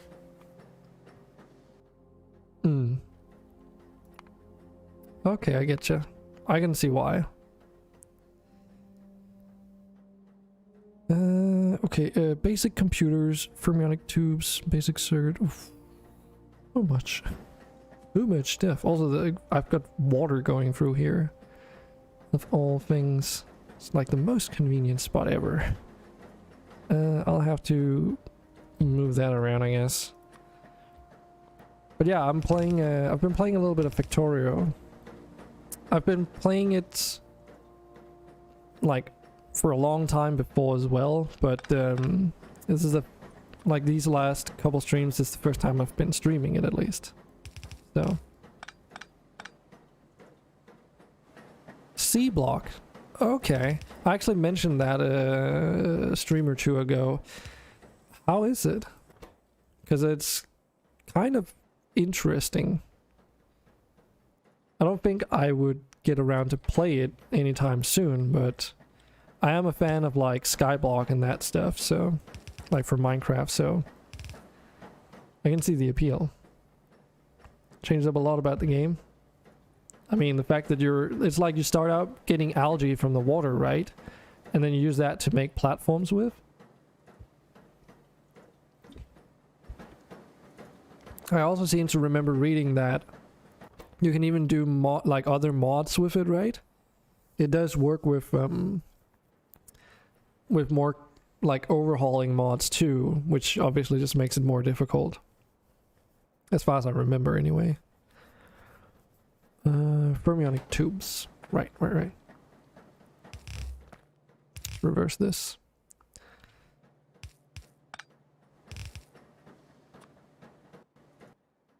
We need glass and copper wire. Okay. You start with small amounts of resources, some power items, and you do need algae, but there's another way to get land using mud. It's a lot of waiting around sometimes.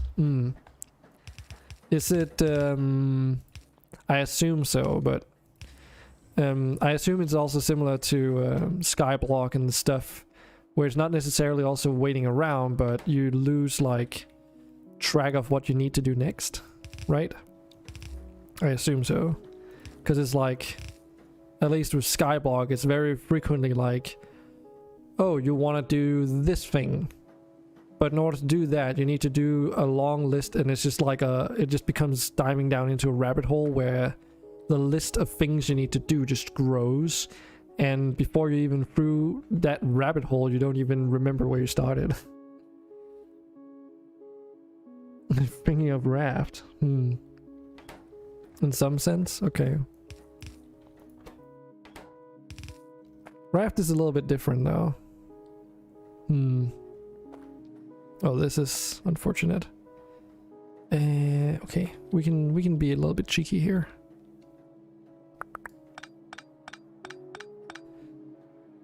This should work.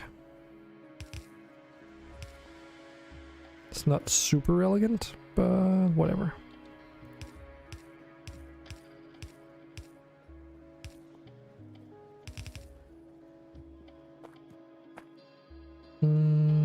Yeah, let's just do like this. Boom and boom. Right now you're diving down into one of those rabbit holes, and it is a very important rabbit hole. Okay. Which one is it? Or how so? Alright, Cellfire. See you around, and thanks for dropping by and checking out the game. It's really nice to get some feedback on it. Have a good night's sleep, man. It's one of those rabbit holes that you need minerals, and that's the only way to get it. Oh. I see. Yeah, I can imagine why that would be important. Hope you guys fix so you can play more next time. Oh. Well, only if next time is gonna be in like several months from now. Unfortunately. Sorry. But hey, good to hear you're looking forward to that at least. If you do play C block, you recommend downloading one mod to complete the pack. Okay.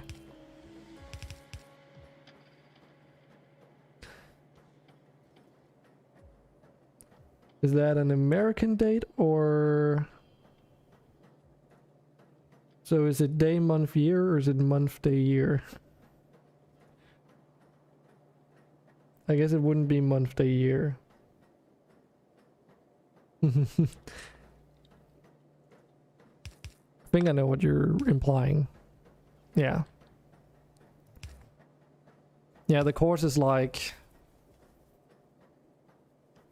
2 months plus, and then we get like 6 months additional to finish developing everything, like to continue operating while being on social benefits, and then we have to handle ourselves or shut down the company. So, but yeah, somewhere around that, if it takes off, that would probably be right.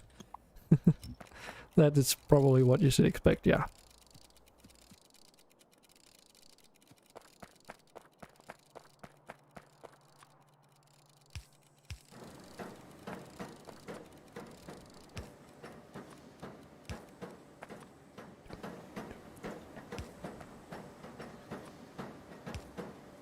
So Marka, have you been playing with Industrial Revolution, or is this new to you?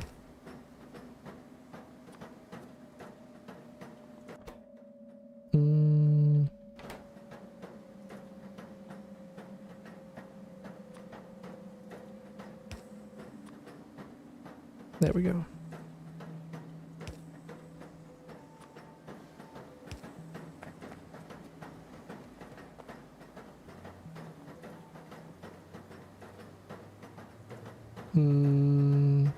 Oh, I didn't see that. The mod needs to be at least to delete items, because you do get an excess of items and you can't use them. Isn't a mod pack in Factorio or the game? What? I'm not entirely sure on what you mean.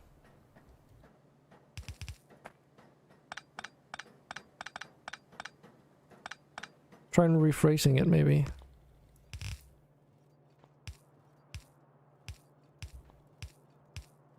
Industrial Revolution. Isn't it Industrial Revolution? Yeah, Revolution 2. It's just a mod, or it's an overhaul mod that does a lot of things. Like, so far the most notable is that it extends the Steam part of the game in early to mid game, I guess. I mean, we are already starting to see large spiders, and I'm still primarily using Steam. I do have access to some electricity, but until I get this research that we're currently trying to like do, I don't even get access to like trains and oil and that kind of stuff. Or ships. If you're curious, you can join my Discord. I don't remember if you're on there, but on the Discord at least, I made a Factorio channel today actually, and I did post images of all the mods that I'm using there, including everything apart from, and I'm streaming the desktop again, damn it, including but not limited to like the seed that I'm using, including and some settings that you need to change for the asphalt mod. Otherwise you run out of terrain plates. Terrain slides. And hey Alex, how you doing? What were you playing last? I assume like some Project Zomboid, because like it seems to be really popular these days. But good to see you. I assume you just arrived, since you say you're sliding in now. Yeah, so we got these.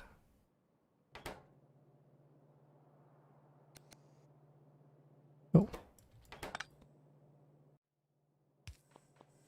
I've been like playing something different today. Minecraft, off-stream, Zomboid. Oh, okay. Yeah, I've been like watching some of Capitolamia's streams regarding Project Zomboid. It seems like a type of game where there's a lot of stuff that's not super interesting to watch on stream at least, like managing all your salvage resources and that like. So I wonder if that's this, if you see it the same way. But how's the Minecraft going then? I assume you guys are you playing on a server or is it just single player? Losing a little bit of track here. So we've got the basic computers and those. Yeah, that's for this one. Yep. So now we just need iron beams, plates, and rivets. Cool, and that needs to go over to there.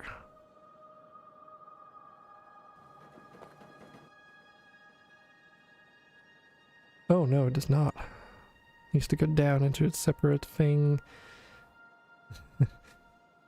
And then we can use all of that together to make an electric laboratory. That's where it's at, right? Yes.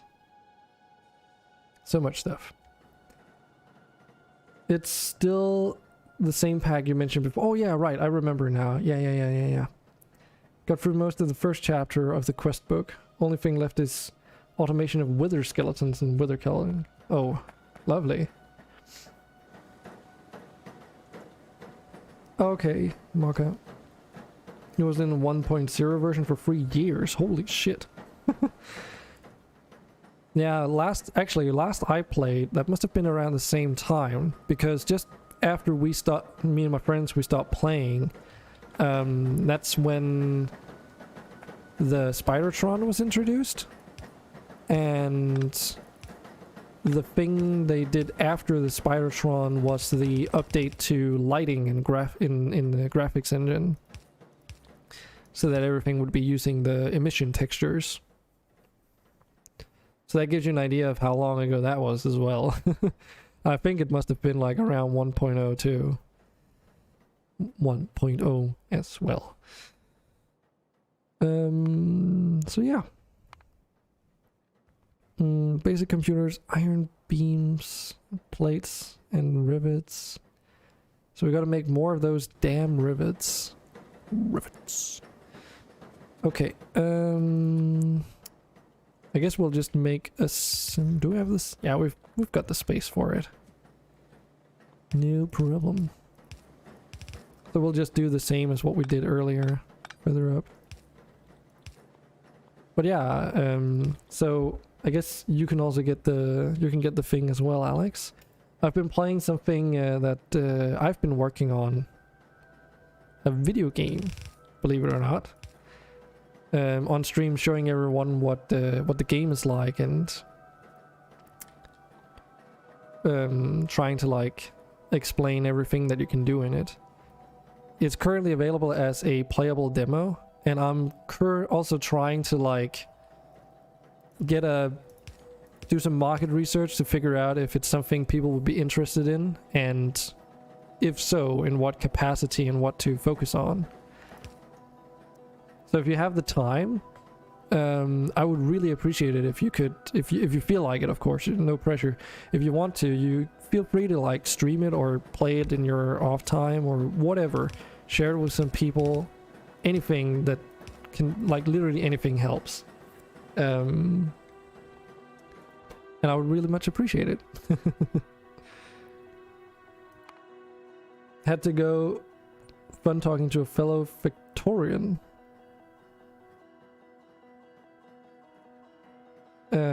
Wait, what? Had to go talking to someone else who also plays Factorio, I guess? And then you had fun doing so? Is that what you mean?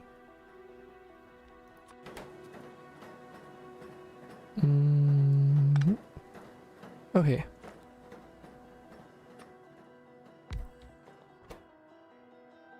Cool. Are you playing C-Block alone though? Or are you playing it with them? I can imagine playing it together with people might be a little bit of a hassle. I remember playing like Minecraft Stone Block with some friends. I mean, you have the... Oh yes, okay, cool.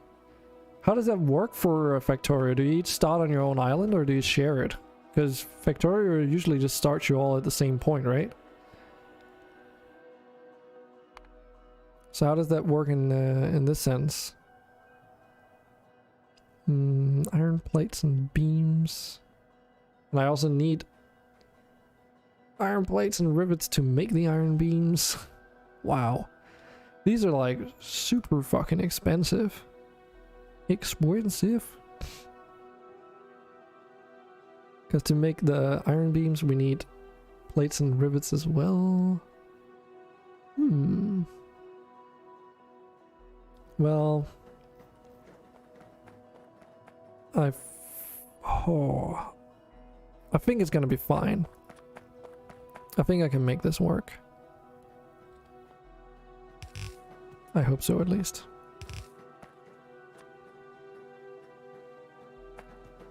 Yeah, like this.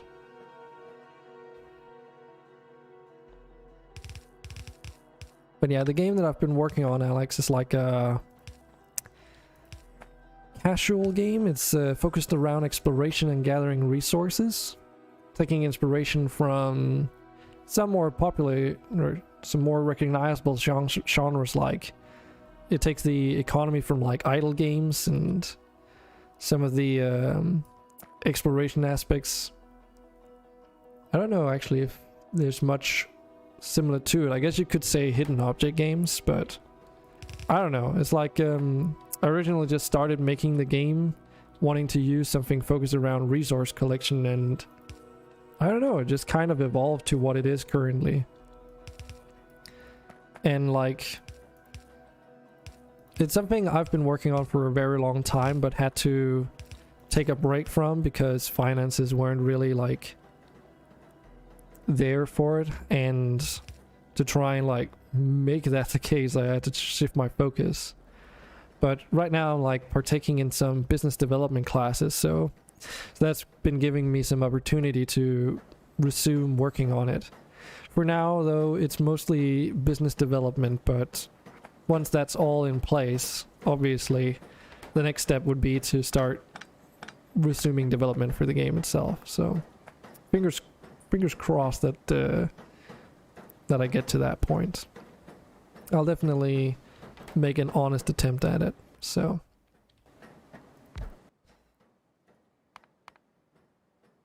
okay, shoot.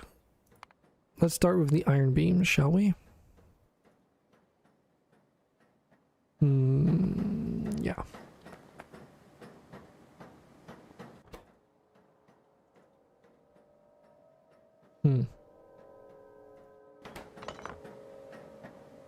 That's annoying. Well, that's no helping it, I suppose.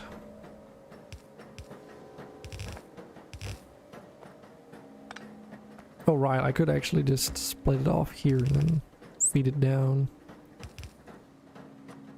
Makes it a little bit easier to set up at least.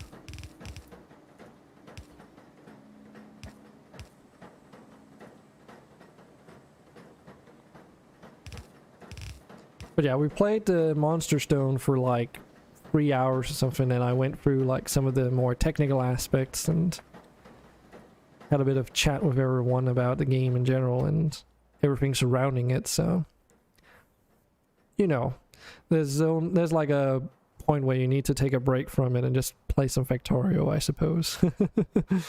Because it was just like to get some people to take a look at it. And also, like, it's not a requirement to play the game to answer the questionnaire. Like, you can answer it, fill out the survey, just by, you know, having watched the trailer or whatever, if you don't want to, or don't have the time to play it. So, again, as I said, everything helps, so.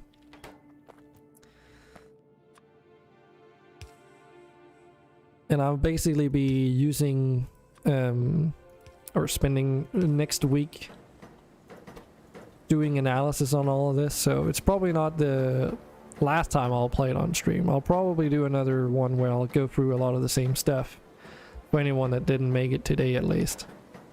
Because though it is on a VOD now, you know, it's not necessarily everyone's gonna see it, so. Puppy dub. But yeah, Factorio. So we've got the iron beams. Yeah, so computers, iron beams, then we just need more plates and rivets. Almost there. Almost there.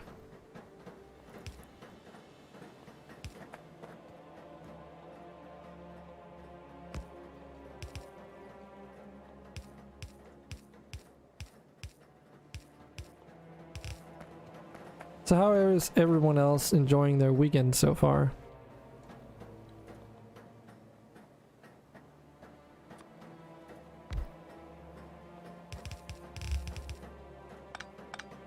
It's like I plan on taking tomorrow and just like relaxing a bit, because it's been like a few like rough days with just a lot of information from that course. And then trying to structurize everything. And I really want to be like clear-headed Monday when I need to look at the situation and get everything ironed out. Your weekend generally starts on Wednesday and ends on Sunday. Alright, Alex. Well, how's your weekend been?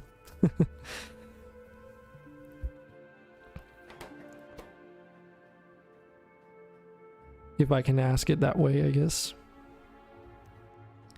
Do we want to make iron rivets first?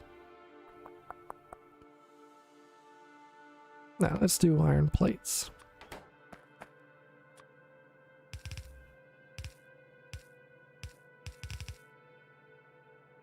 Looking forward to actually getting back to work Monday, so can't wait for it to get by. Oh, really? Well, that tells me that you've got a job that you enjoy, so that's pretty good.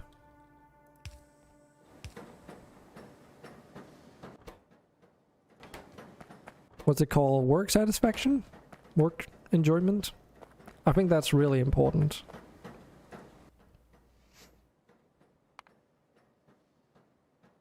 Rivets. Get those iron beams down here.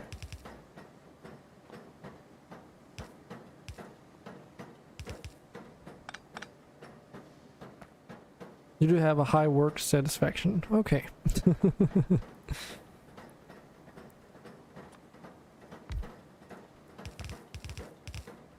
That's good. Not everyone does, after all. A lot of people that get churned through the job centers don't have high work satisfaction. As you can probably imagine. But I think everyone can relate to that. Also, it's probably your Asperger's that also makes it doubly so. Okay. How come?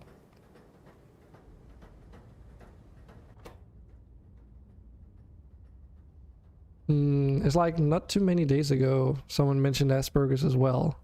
And I know some people that have Asperger's trying to like explain it as well. You love the routine of going to work. Okay. Then it's definitely good that you have a routine to actually go to work. I think that's like a pretty common thing too, though, to be quite fair. Like I feel a little bit lost, like having been unemployed for so long, because you know you feel that there's like something missing, you know. And it could be a combination of like standard normal human behavior, but I think it's also got something to do with like coming from a situation where you've been receiving classes every single day and been used to like a routine, and then going from that to not having a routine and actually not even any reason, almost, you know, it's what it feels like. You don't even have any reason to necessarily get out of bed in the morning. That is probably the the hardest part about it all. Okay, I think we can merge rivets and basic computers together.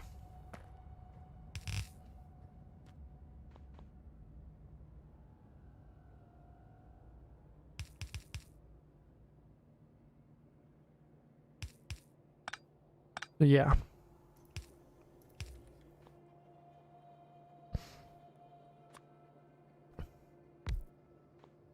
Psychology is weird.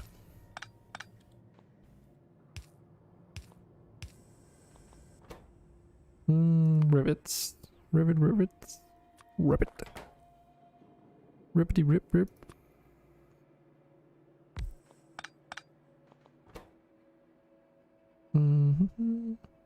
Iron rods.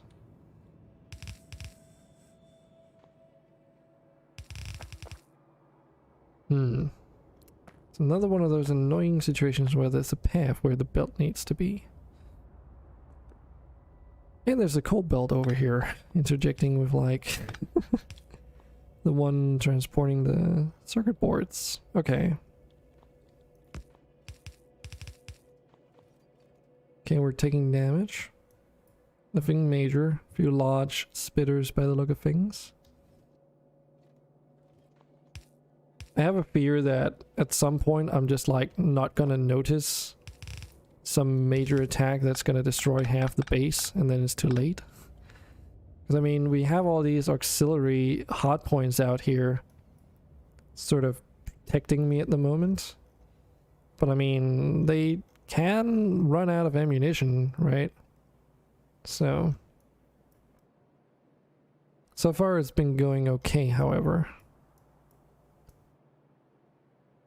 And after taking out the alien bases on the outer periphery, there's not really been any major like attacks ever since, so. And even the hard points all the way out here, it's sort of like just chilling, I guess.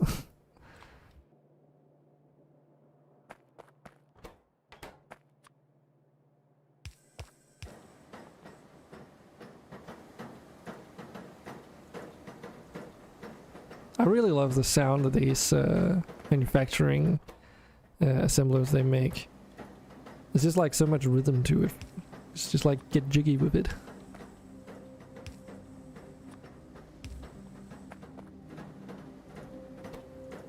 I don't know if you guys can hear it as clearly as I can though. Like I did set the volume up and I asked and Toto did say that it was okay for her at least, so that's what I've got to go by. I did also listen back on the VODs, but it can be heard well. Okay, cool. That's 2 opinions. It's always good. Okay, so we've got these large iron frames now. Good thing I built it on the left-hand side, because look at this fucking monstrosity of a factory. It's a key component though, because this is going to allow us to automate production of a lot of things. And if not automate, then at least make it easier to do by hand. Because I've been wanting to make these electric laboratories. And I went the whole mile. So that just means that we need to funnel these into where they're needed, honestly. Well, no problem.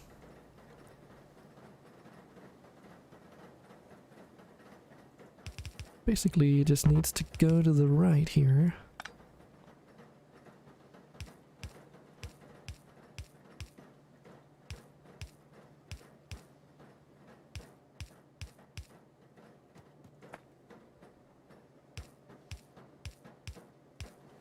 There we go.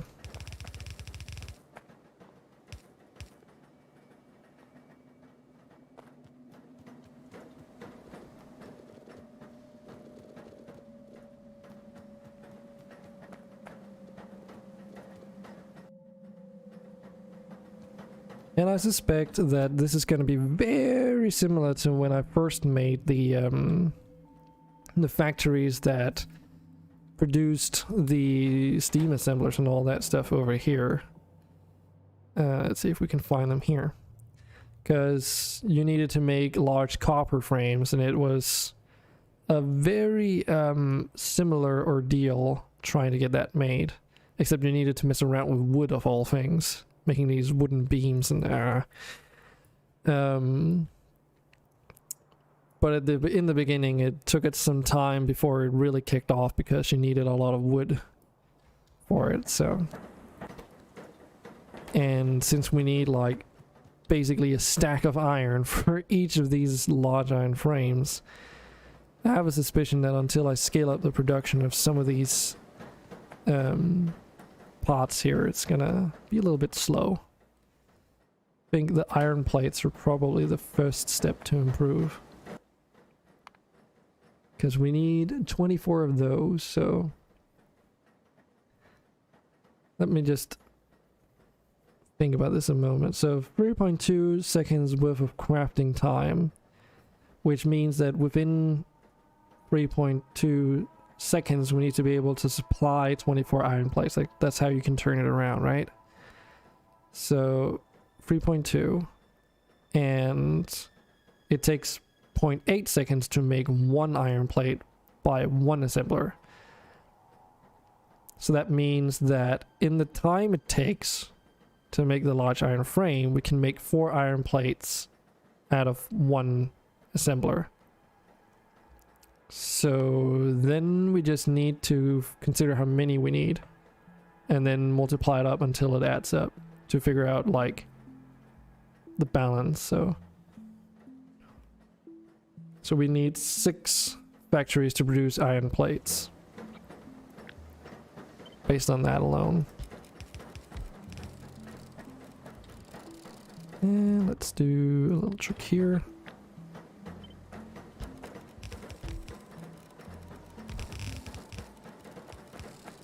Because there's like a million different ways to calculate it, and different people do it different ways, you know?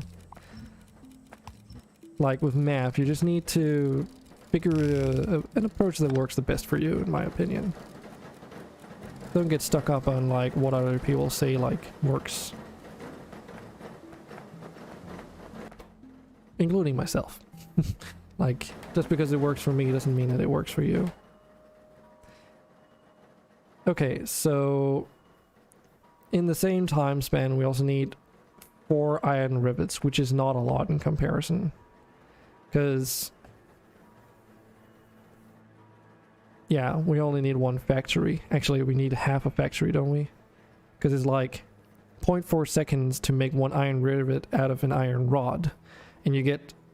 oh, right, because it's like 2 steps, so I have to consider that as well. Okay, right. So... well, not really, because I guess once you've made the first couple of iron rods, then they happen simultaneously, so it's not really a consideration. Actually, that's something I haven't considered so far. Like, at a surface level, you know, you'd think, okay, it takes 0.8 seconds for an assembler to make 2 iron rods out of an iron ingot, and then it takes an assembler an additional 0.8 seconds to convert both of those into 2 rivets as well. Which, at surface level, again, seems like you'd have to add the crafting time together, but I guess you don't really have to do that once the factory starts going. So in essence, if it's made, since it's made by 2 separate assemblers and they're working in tandem with each other, then you only have to consider like the initial crafting time if, you know, the previous factory supplies everything that the next one needs. So it's just 0.8 seconds to make 2 rivets, which means that every 1.6 seconds we're making all those 4 rivets that we need for this iron frame, which in other words means that we can supply 2 large iron frame factories from that setup. So, you know, that's why it's basically half a factory. So, okay, moving on, we've got the need for 1 basic computer and 12 iron beams. Let's take the iron beams first. So iron beams have a lot of components. To make 4 iron beams, it takes the same time as making a large iron frame, which means that we need 3 factories to make iron beams. Pretty straightforward.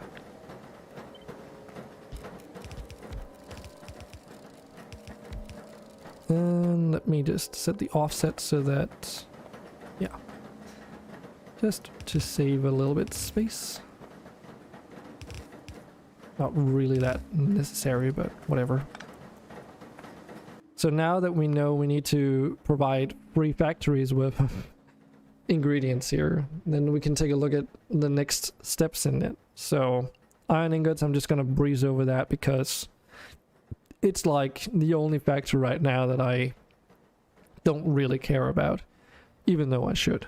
But it's because it's like hard to account for when you have this limited amount of logistics at your hand, at disposal. Like I can't even upgrade the belt speed even if I need it. So if I wanted to improve that part of the production chain, would probably be the hardest because it would require a completely new smeltery and a dedicated iron ingot belt. So it's easier just to like ignore that part for now and then just make the factory setup, and then later you can just inject the ingots further down the belt if you need it at some later point. But that doesn't mean we can't like contemplate the other aspects. So 4 iron plates and 4 rivets. Well, we did just establish that we can make 4 rivets out of 1 factory setup within 1.6 seconds, so I don't need to worry about that already. I know that. Oh wait, no, yeah, we have 3 factories, so I actually need to make 1 more. So let me just backpedal on that. So we do need 1 additional rivet factory, right? Yeah, I was getting ahead of myself, I guess.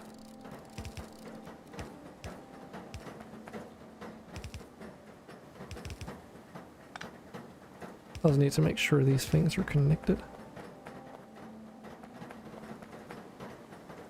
Okay, so for iron plates, that's 0.8 seconds for 1 plate, which means we're making 4 plates per factory again, so it's the same. Yeah, I guess it's the exact same as earlier. Not that. We're looking at beams. So that means 2 factories can supply 1 iron beam factory. That means we need a total of 6 again.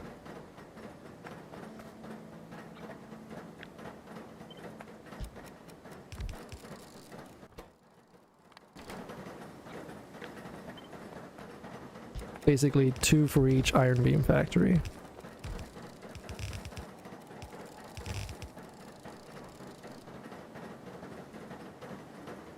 Not too shabby.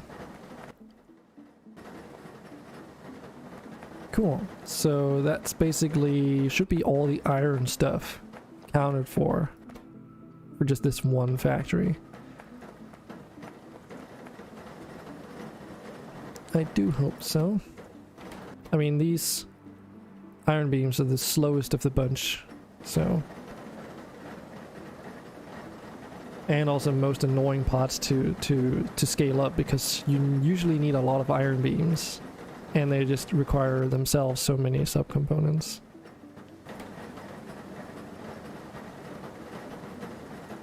But yeah, now that it's started going, I think it's fine.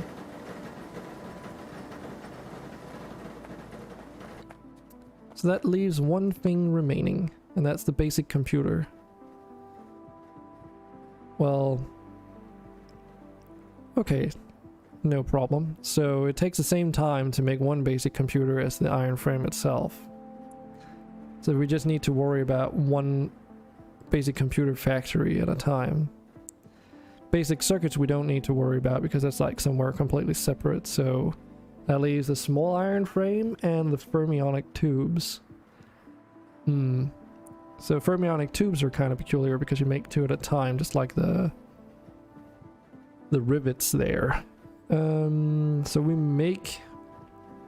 Okay, so we make 8 fermionic tubes out of 1 factory in the time it takes to turn it into a computer, so we don't even need to worry about that actually. Okay. Then that leaves the small iron frame. have a suspicion we might need to look at that one. Yeah. So this one also takes the same amount of time. No, actually it takes even less. Okay. Well, that's fine. I think it's easier just to like round it off then and say like, oh, okay, you just need to be making one, like you need one small iron frame factory per large iron frame factory anyway, and then it'll just even out in the end, just for simplicity's sake. So you'll be overcompensating with a bit of redundancy, I guess, which is cool. Like, it's not that big of a difference, so. And besides, it's like really wonky numbers, so if you wanted to equal out the amount of small iron frames you're producing with the large ones, you would need to scale up the large iron frame production to a point where it can even out. So until then, you'll always be left with a little bit of overproduction on the small iron frames. And in this case, I think it's better to just underproduce the small iron frames simply because of how much iron is actually involved in the process in its entirety. Like again, like 75 ingots, right? So it's almost an entire stack. Must overproduce everything? No, Capto. No. No.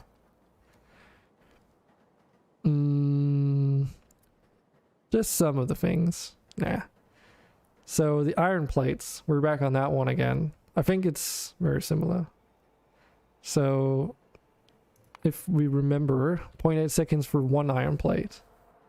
Go big or go home. Oh, I've gone big though. I've definitely gone big. Yeah, I think we need one more iron plate factory though.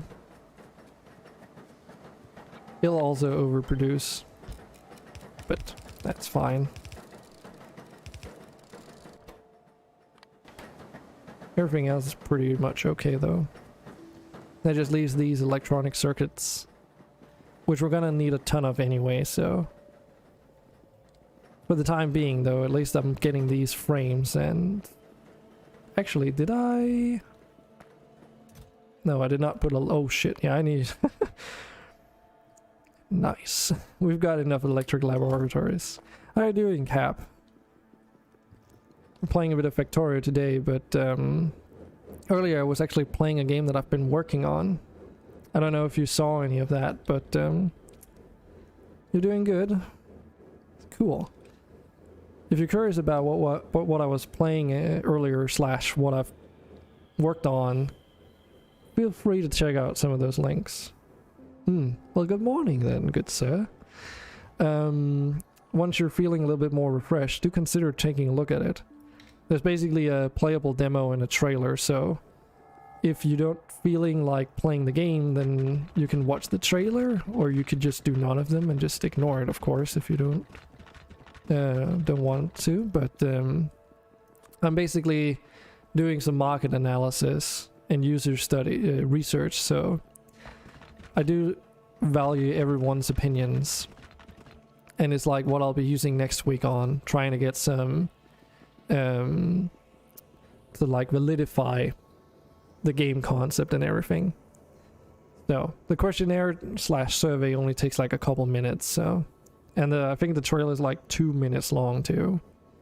I played the game today for like about like not really 3 hours, but because I was also talking about some of the origins for the project and all that good stuff.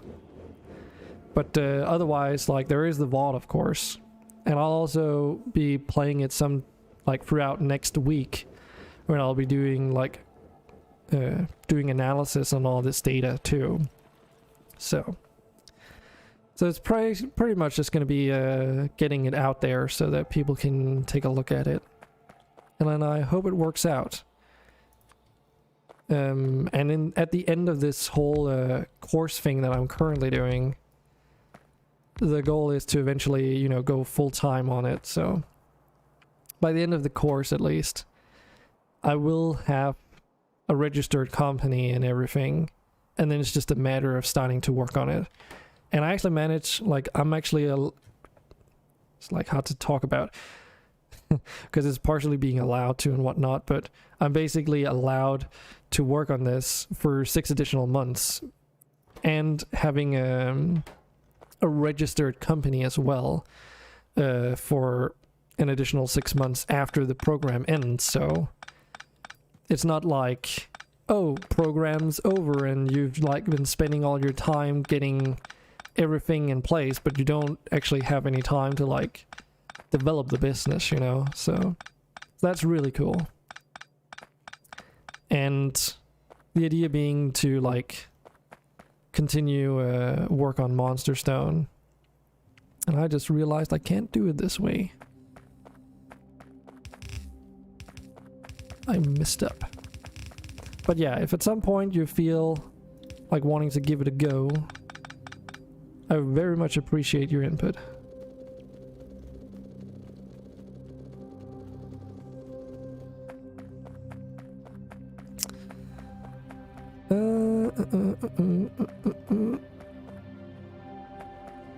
Right. Okay, so that does work. At least it's intended. But after we played that, I decided to jump into some Factorio because there's much stuff to be done. And that's kind of where we are right now. I'm trying to get like the next tier of research available to us, and it's going pretty well. Got the iron frame, the large iron frames production up and running now, and that'll not only make it easier to make more of these research laboratories, but also future electrified or electric facilities and that like. So what are your plans for today, Cap? More Project Zomboid?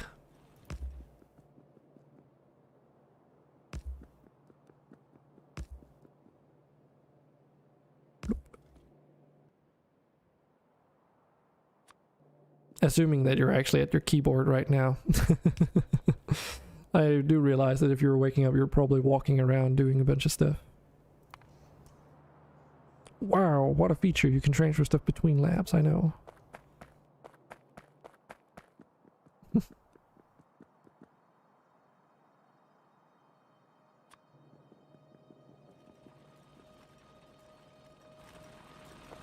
What's that, Toto? Are you leaving?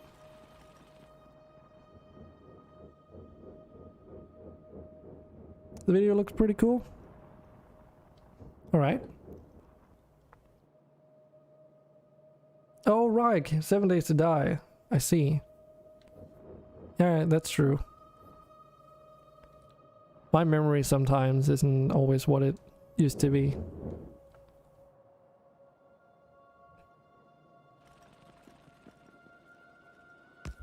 Or what it should be, rather. I think that's a better way of putting it. Comes with all it. Yeah, I'm an ancient. You're saying that I'm old, Alex?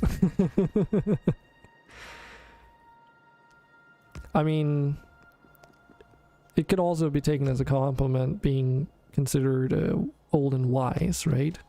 Unless you're just old, forgetful, and unintelligent, but that's probably beside the point.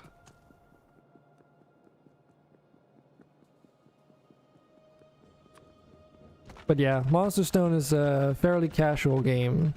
It's centered around the like concepts of exploration and resource gathering. But it's mostly just about like your strategic choices rather than purely skill-based ones, or say something that's dependent on time. Because I didn't want it to be that kind of game, I guess. Didn't really fit. Oh, and of course I try to put a decent amount of focus on the visual aspect too. Of course, you know, when you're working on something solo like that, you need to make it in a capacity where like you know that you can like that you can deliver on it. So I didn't want to make something that's AAA graphics because that just takes way too long. Including animations. Animations are also very time consuming. Mostly just focus on gameplay as well for now. If it does end up taking off, there is a lot of space for improvement in terms of those aspects, but one thing at a time. Because getting ahead of yourself is probably not a good idea. You're not 100 people, or you have to have capital to hire people to commission the graphics. Yeah. I mean, there's not even sound in the game at the moment. Not even a background track. So that doesn't mean I don't have a plan for it. Because originally when I made that demo, it was to showcase the gameplay, not like and like the visual feel, but not like the audio space. And initially I didn't want to go for template sound or temporary sounds and such, but I've kind of changed my stance on that since then, and I'll probably, when I return developing the game, implement some kinds of temporary sounds so that code-wise everything is there, and acid-wise it's replaceable, so that, because I have a contact, or rather a friend who I've been working with during my studies, and I have like a semi-agreement with him in terms of the game, so I have the prospect of getting professionally made sound in there, but the specifics of which are, not really defined yet. It'll come though. I do have some pretty good networking in that regard, so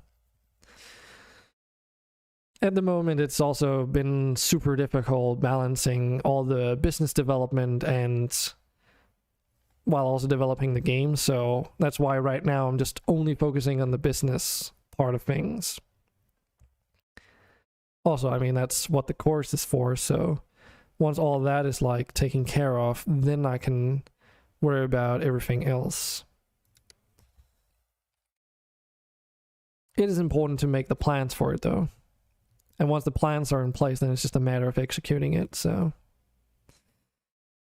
that is how we do. Okay.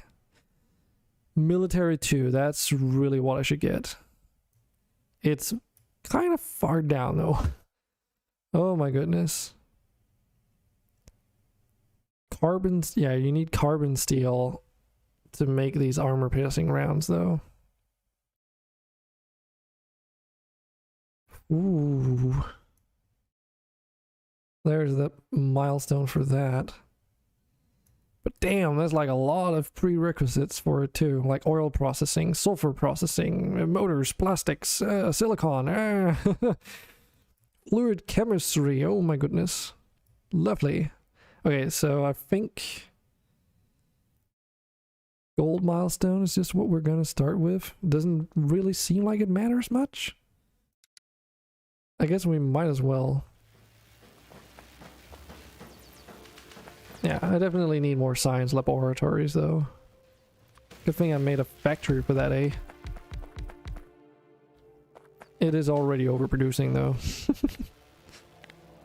Like, I probably have more science labs that I'm ever gonna need.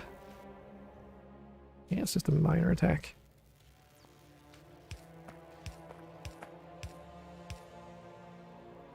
But, I don't remember, were you gonna be playing 7 Days to Die on your own, or were you gonna be playing with people though? It's also like, what are we up to? Alpha... Alpha 20, right? I think. Oh, you're hosting. Okay, cool. I've been wanting to get back into 7 Days, but I just can't convince Peak or any of my other friends that have played it before to get back into it. So Peak being one of my moderators, in case you haven't heard that yet.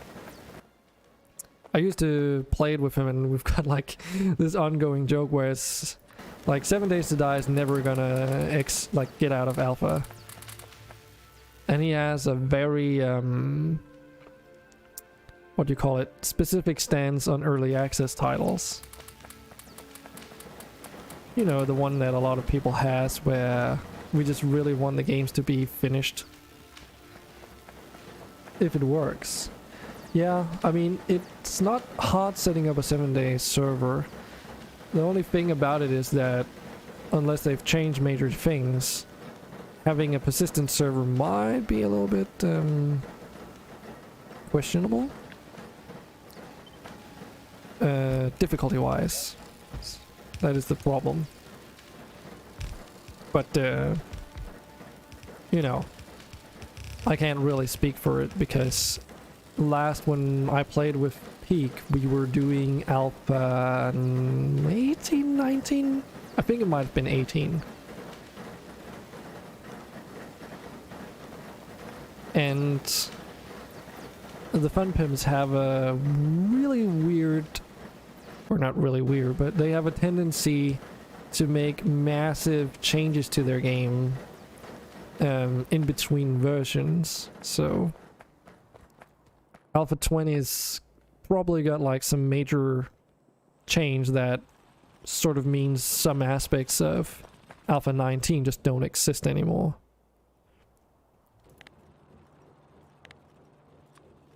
It was gifted to you, so no loss on your side.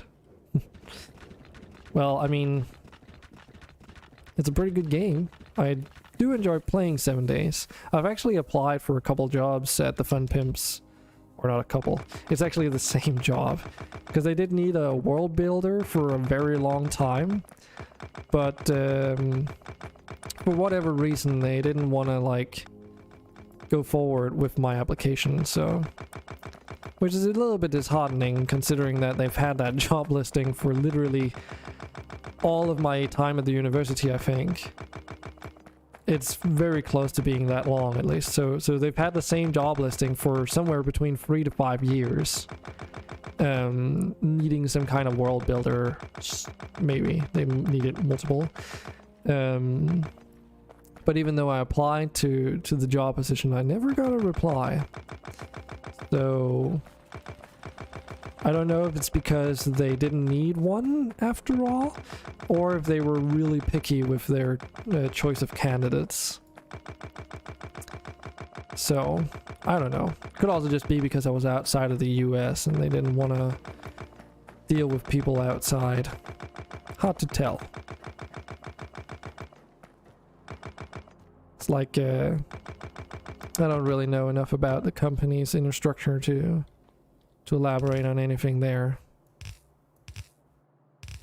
I do know though that the reading like posts from them and such, that the whole world building aspect of their development process is pretty substantial at this point. Because after all, the way it works is that someone has to sit down and build all the houses, right? And then it's basically like a randomization thing where it says, oh, there needs to be a point of interest here, and then it just loads one of the fitting points of interest according to that area. And then that's how the random world gen works anyway. And on top of that, they also have the handcrafted, like completely handcrafted map Naviscan, or Naviscane, however you pronounce that. And that one is like, you know, got some features that just don't exist in the random world gen.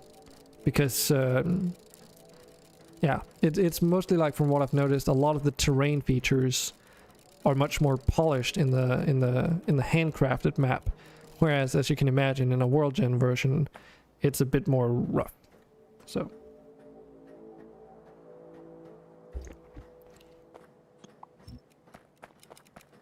but just like with Project Zomboid, from what you were explaining anyways, there are similar systems in place that make it so that inventory item containers, they can respawn, or refill rather. You just set like a timer for how many in-game days should pass. So there's a lot of configuration there. Okay, I think we can get away with just making a bunch of factories and not worry too much about the details of it.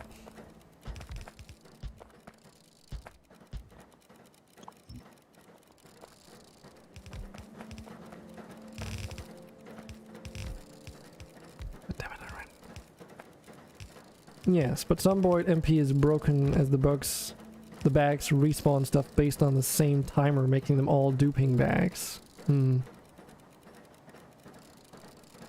Okay. I can't remember how it works in 7 days. Right, yeah. So one thing that I remember, unless it's changed, is that if you have an item contain, like if you're playing Random World Gen at least, the timer is per individual in inventory, so it's not like every 7 in-game days everything resets simultaneously.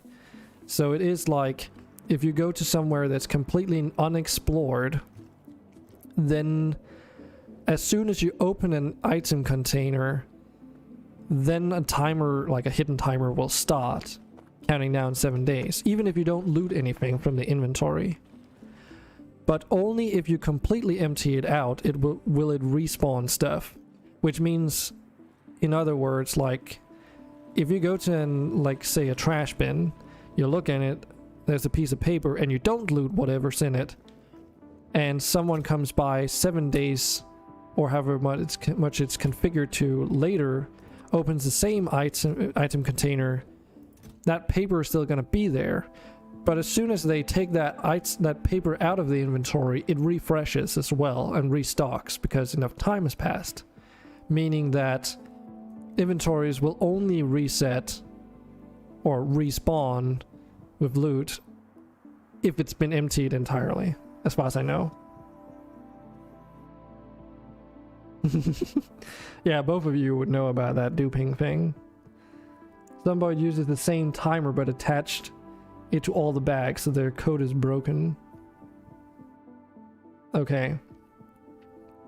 Yeah, here it's like only naturally generated storage containers are marked as this, and like, you know, you can still break them apart and they'll never respawn. It's also like the inventory that they have is randomly generated, so in one instance a toilet might have a handgun in it, and then the next time it respawns it could be literally empty as well. The game does tell you if an inventory has been checked by putting an additional piece of text as an affix to everything, so it'll say untouched if no one's looted it, like investigated it before, basically. And yes, toilet handguns or toilet guns are a thing. That was not like a weird example. All right, Alex. Time for real life and then stream. Okay, have a fun time on your stream, man. Thanks for dropping by. Sort of major offender to duping, but can blame the modded ammo cans.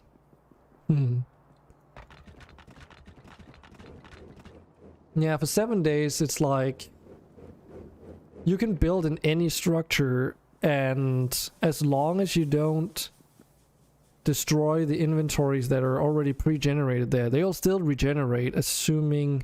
Oh wait, no, how does it work again? I think... there is something there. It's like... Oh, this is a little bit inconsistent, I know, but bear with me, because again, I've played 7 Days to Die since Alpha 9 or something like that. It's like really long ago.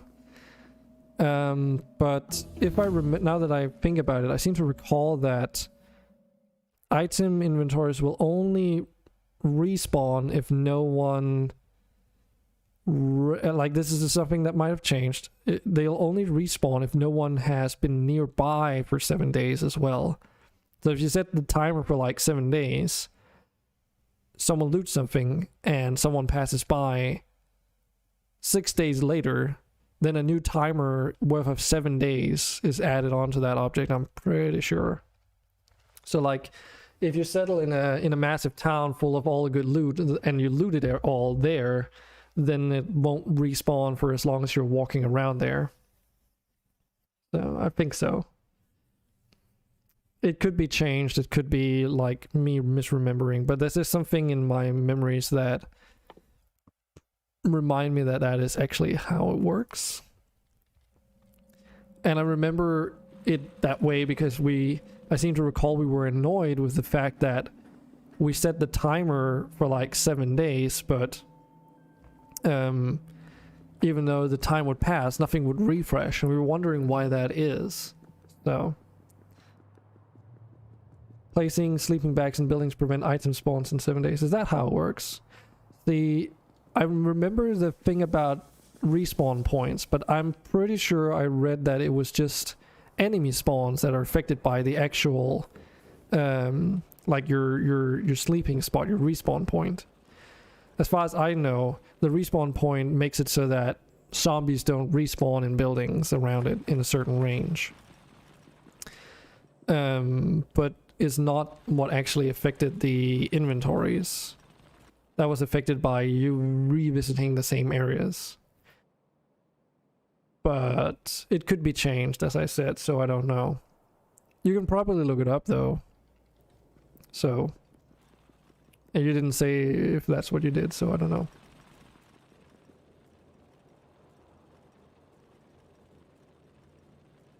Gotta love those bots, eh?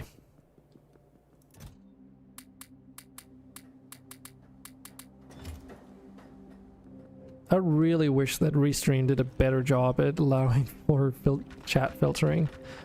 I was just reminded today that the chat filtering is actually so bad that if I, for instance, say like, oh, www dot is a banned phrase, then it does it for everyone, myself included. So if I want to share a link in chat, for instance, and I want it to show up on the chat overlay, I can't ban URLs with Restream. Like, not like I can do it outright anyway, but like I can't even ban the phrases that they use, the bots, or parts of it. Which is fucking it's just not good enough. And I hope, because they just came out with like an update to Restream's UI, that moving forward they'll put their focus on actual important things like, you know, chat moderation. Because they basically just made it easier to find like the different ways that you can stream through Restream, but there was no updates to the filtering or anything like that from what I could tell. And it's a little bit lackluster. I still want to make use of the opportunity to have this though, so for now you'll just have to bear with it, I suppose. It's also like experimental, right? So as long as YouTube and Twitch and whatnot aren't telling me like I'm committing, like I'm breaking TOS or something, then hopefully it's gonna be okay.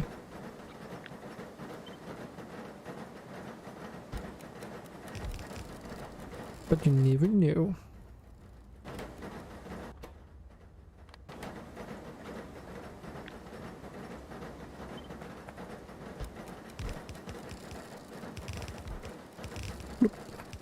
Okay.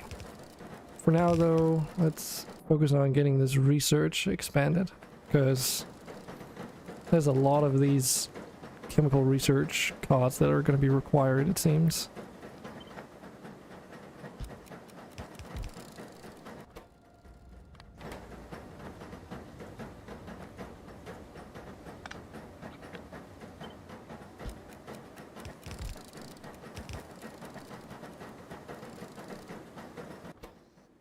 So were you planning on streaming it, Cap? 7 days, that is? Or are you just gonna play it off stream today? I don't remember if you said that. I assume you're gonna be streaming it. Yes. Okay. I might drop in on that one, because I do actually have 7 days after all.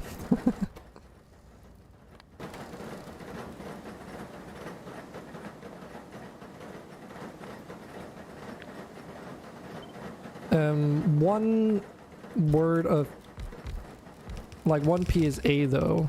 I don't remember, I don't know how it works in Alpha 20, but usually when you're running a dedicated 7-day server, I do seem to recall that time still passes even though no one's on the server. And there's like a game mechanic in 7 days, like a hidden one, which is referred to as the game stage. And as the game stage progresses, that's like what triggers more zombie variants, but also like to spawn, but also just the sheer amount of them, I believe. And most importantly, like variants that are stronger. So if you take a like real life days break from the game before returning, you might find yourself in a situation where zombies are a lot stronger. I do believe they have changed it to some degree though, because it used to be much worse than it was in Alpha 19. I do seem to remember reading a little bit about it, because it was very bad back then, which is one of the reasons why we stopped playing, because it is like within 14 in-game days of playing, it would already start spawning in like end game mobs and such on the big raids every week. So oh, okay, so you're just testing it to see if it's worthwhile for a dedicated server. I see. Okay, so you're just like local hosting then. I don't remember how well the game performs that way.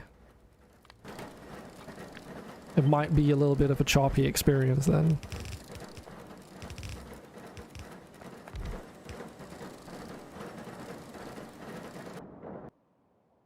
But I guess you'll figure that out quick enough.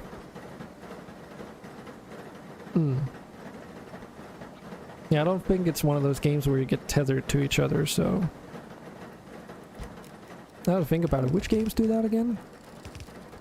It's like, yeah, Ark does that, right?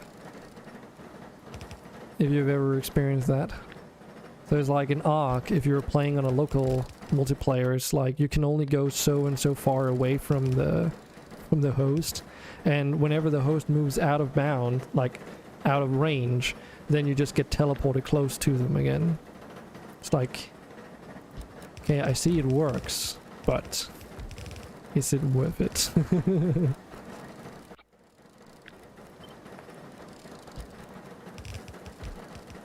I'm not really going off numbers in this case. I'm just going like, oh, we need a bit of this and a bit of that.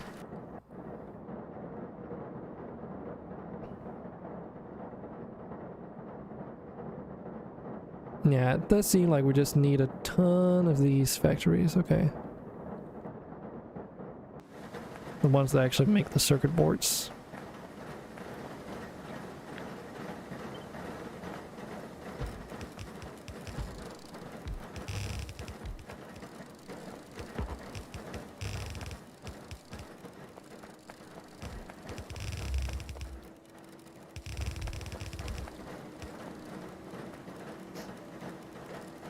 But yeah, I think I might join in on that, maybe.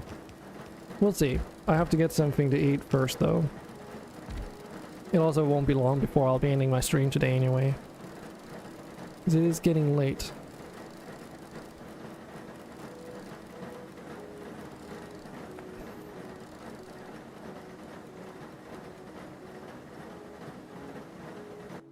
Oh, I'm like, why are they not doing anything? It's because I'm out of inserters.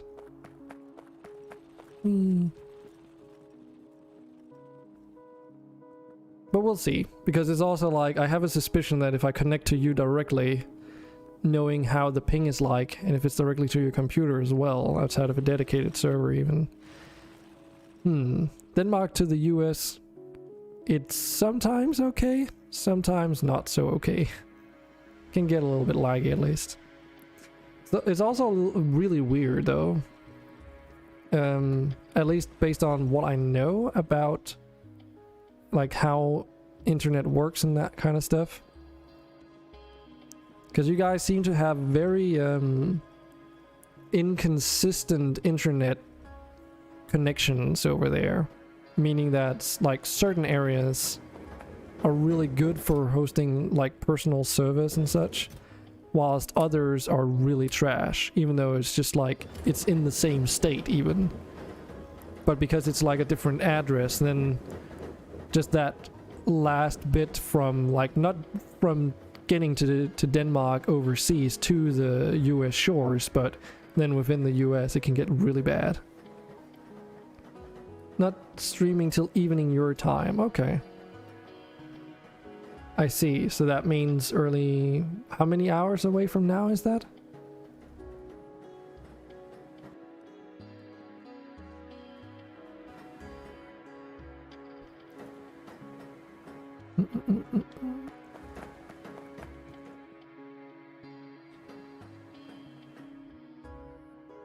Let's also give you one of these.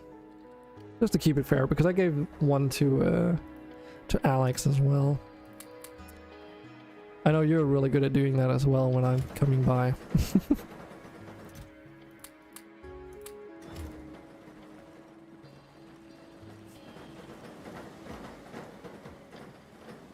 You're in a major city that is reinforced with the military. Everything here is upgraded. Nice. Well, the problem is if the state connecting me and you together doesn't have that, then it doesn't really matter. Because then, yes, internally, you know, in your localized area, it's great, but it's like people say, you know, you can have fiber all the way up to your doorstep, but if the rest of the way is copper cables, it doesn't matter because it's like the final step. Like it could literally be your router that kills it for you, so. On major hub line. Okay, that's something that's beyond my knowledge then. But yeah, it's like I know stuff in terms of like general aspect.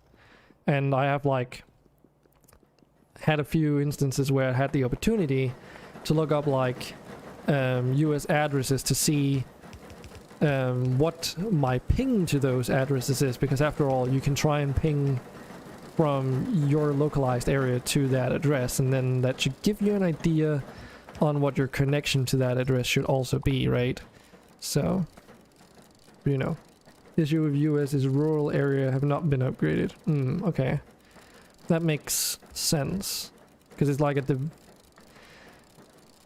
yeah, I guess. Well, not necessarily makes sense, but older rural areas, I guess, make sense.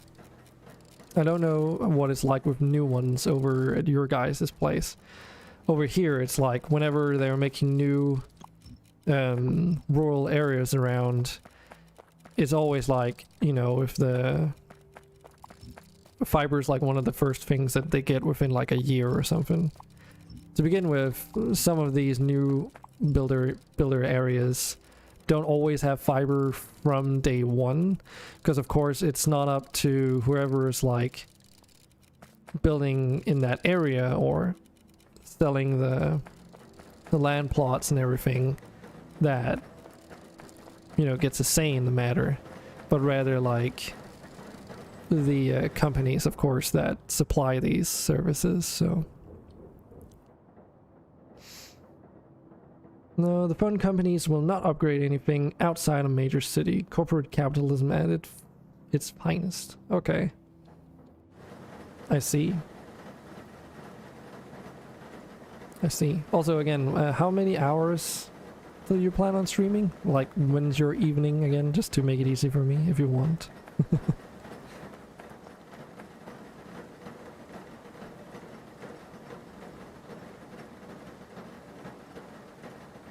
Over here, it's more like... Oh, so...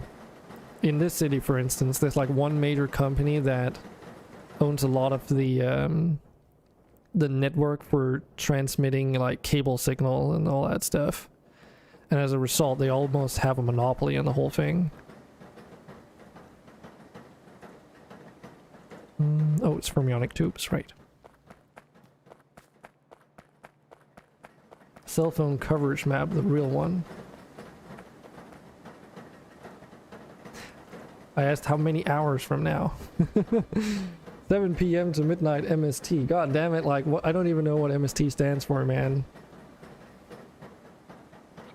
I'm running GMT +1, but it's +2 because summertime and wintertime and all that stuff is like... I don't even remember if it's even like that at the moment. I don't even know if I'm in GMT +1 or +2 at the moment. Mountain Standard Time, 9 hours from now. Okay, see, that's something I can use. All right, yeah, okay, that's probably gonna be a bit of... I'll be sleeping by then. It's like, do I have that? Yeah, there you go. And that's inaccurate as well. That's actually off by 1 hour. Daylight savings. Always the problem.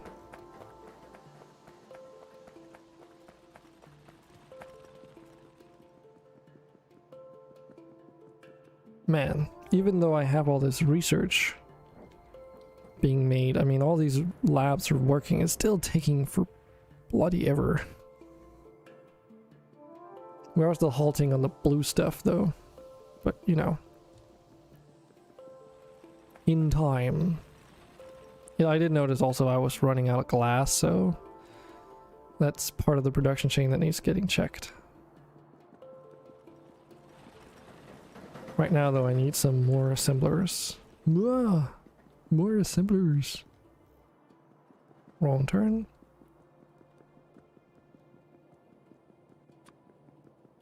But yeah, then maybe some other time.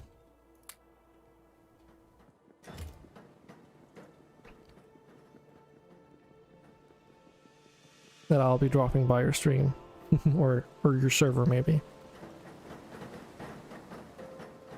I also have to figure out, like, Genshin Impact still has that wind race event thing, and I still haven't made up my mind if I even want to participate this time around. Because it's like an okay game mode, like it's hide and seek, or prop hunt rather. But, I don't know. Competitive Genshin Impact doesn't really strike my fancy. And it's like, it's an event that gives you Primo Gems, which is their microtransaction currency, so... If you want more of that, but it's like some gameplay that you don't enjoy, then it's up to you if you want to support it, and the only way to do that is by participating or not participating. Or be very, very vocal about it, but, you know, that might not really work out, so... there. This is where we are. You don't do freemium games.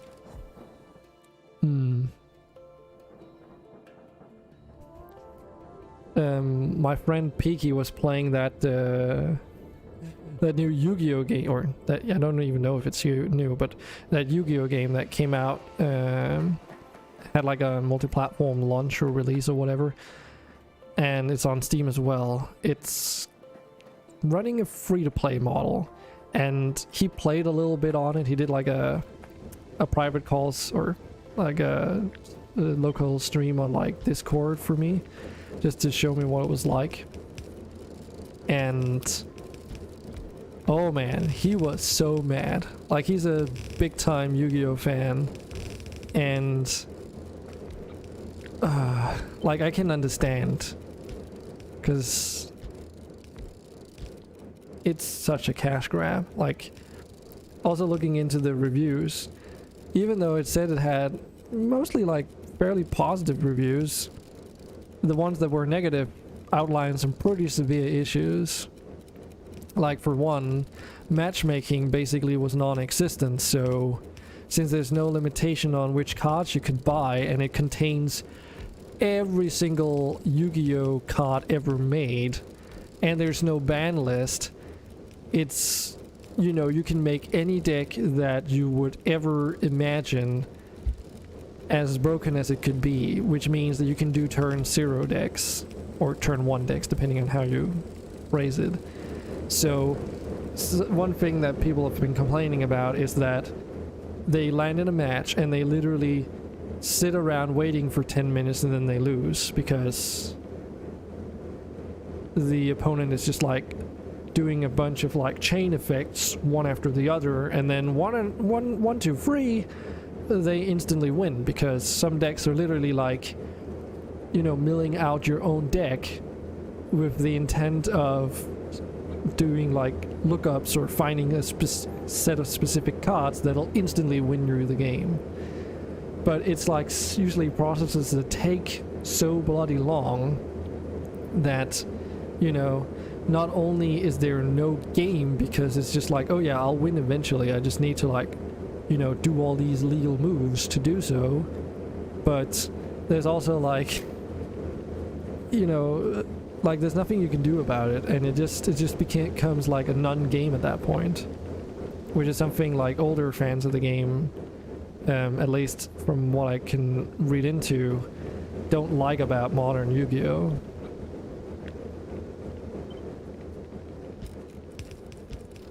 And again, like, because the game has no restrictions or anything, and there's no ban list or anything, people can do all of these sort of like decks if that's what they want. And it's like pay to win in that sense too, right? Because it's a lot of money spent trying to get all these cards.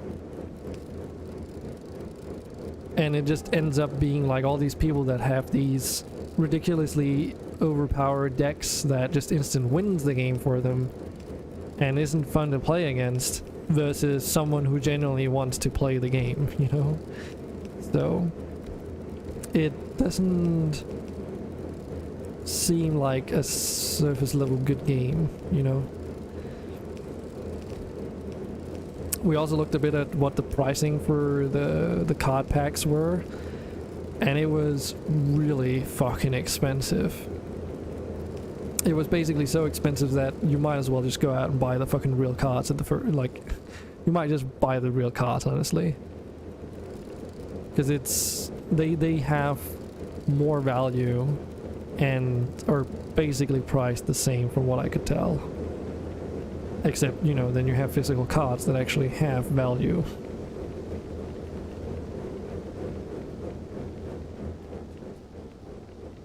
So how's it going with all this glass? Is this... It seems like the glass production's doing much better now. Yes.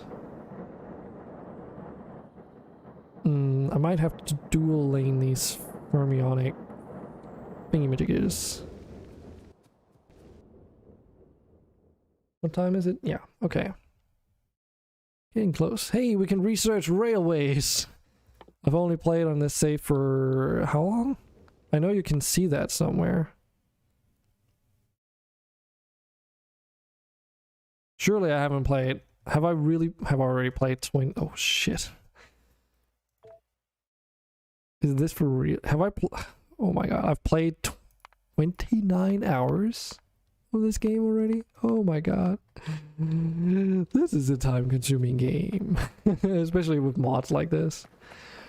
And I haven't even researched railways. Oh my goodness. Okay. I think that speaks volumes to the amount of... I mean, look at how much there is left to do here. I'm looking forward to like at least 300 hours of playtime for this save. If I want to get to the end, it feels like. Oh my goodness. Fair enough. What to focus on though? Because it's like I can get railways, but I have a suspicion that these trains also require processed fuel in order to even run, so I don't even know if it's relevant to do at the moment. I could get the next tier of logistics. That might be nice. Get a higher throughput.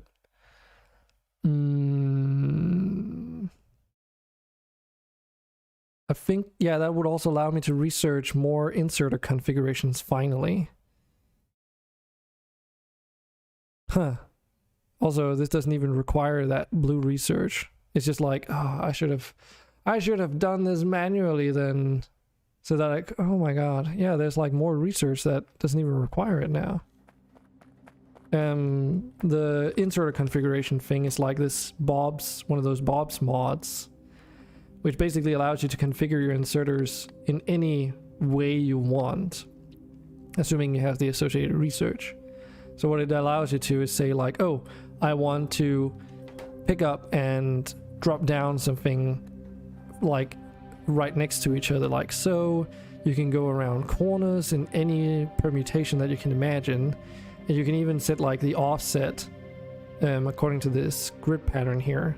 So that's what allows you to do what I'm actually utilizing, which is to have every second one of these have like an offset towards the inner edge, and then you can double fill belts without having to use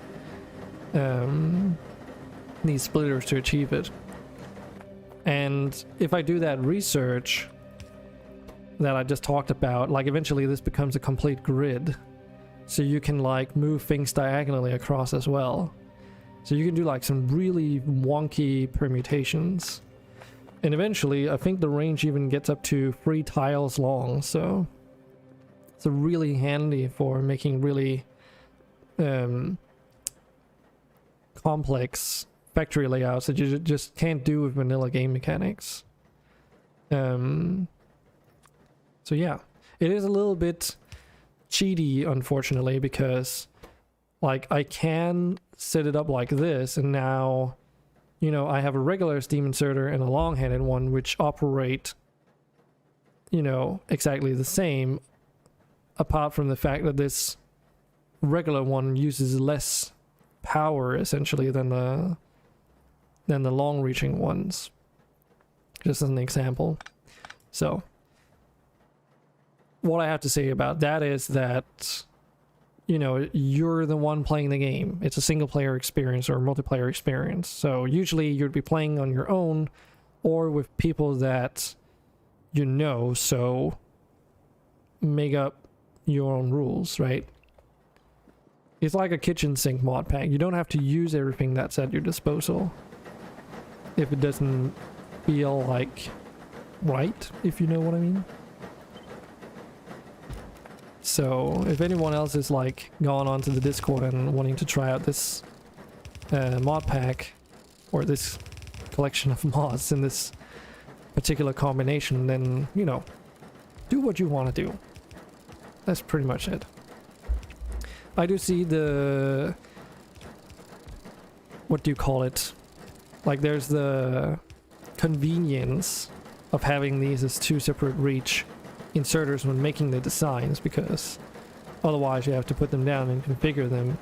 And though you can take these just like anything else and copy those settings over to another thing, including like, no, okay, not including the long reach ones, and it does stay within your blueprints just as you'd expect. Still though, it's a little bit cheaty. But anyways, I think this is where I'm gonna be ending it today.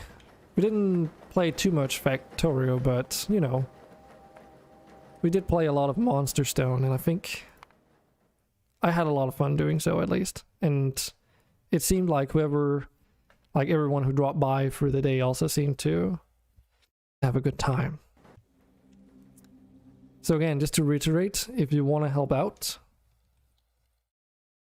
again, just as a last thing. Oh, there we go. Oh, hey, Toto. Yeah, your usual farewell. See you another time. Indeed, Toto. And for everyone else and so forth, if you want to play the game, go check it out. If you want to help out, fill out the form. It would be very much appreciated. And, I'll be looking for data for the entire next week, and I'll be revisiting the game too. So there's opportunities there if you don't want to play it yourself. There's also the trailers and such, so go ahead. Yeah, see you later, Cab, as well. Let's get it up here. Actually, I should really just do this in the proper order instead of just talking and talking and talking. I do have credits, goddammit. I need to say thanks to my bots. Oh yeah, right. That's true. I did get a follow from Marca's alt account today.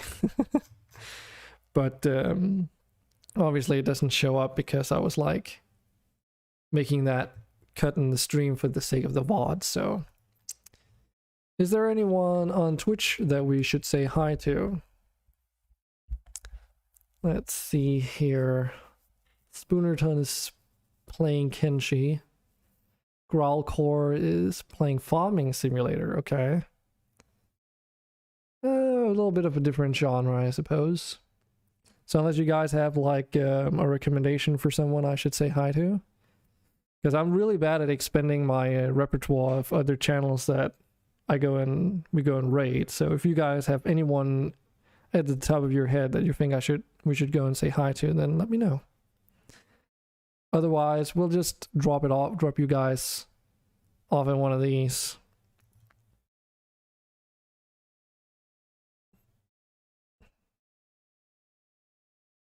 All right.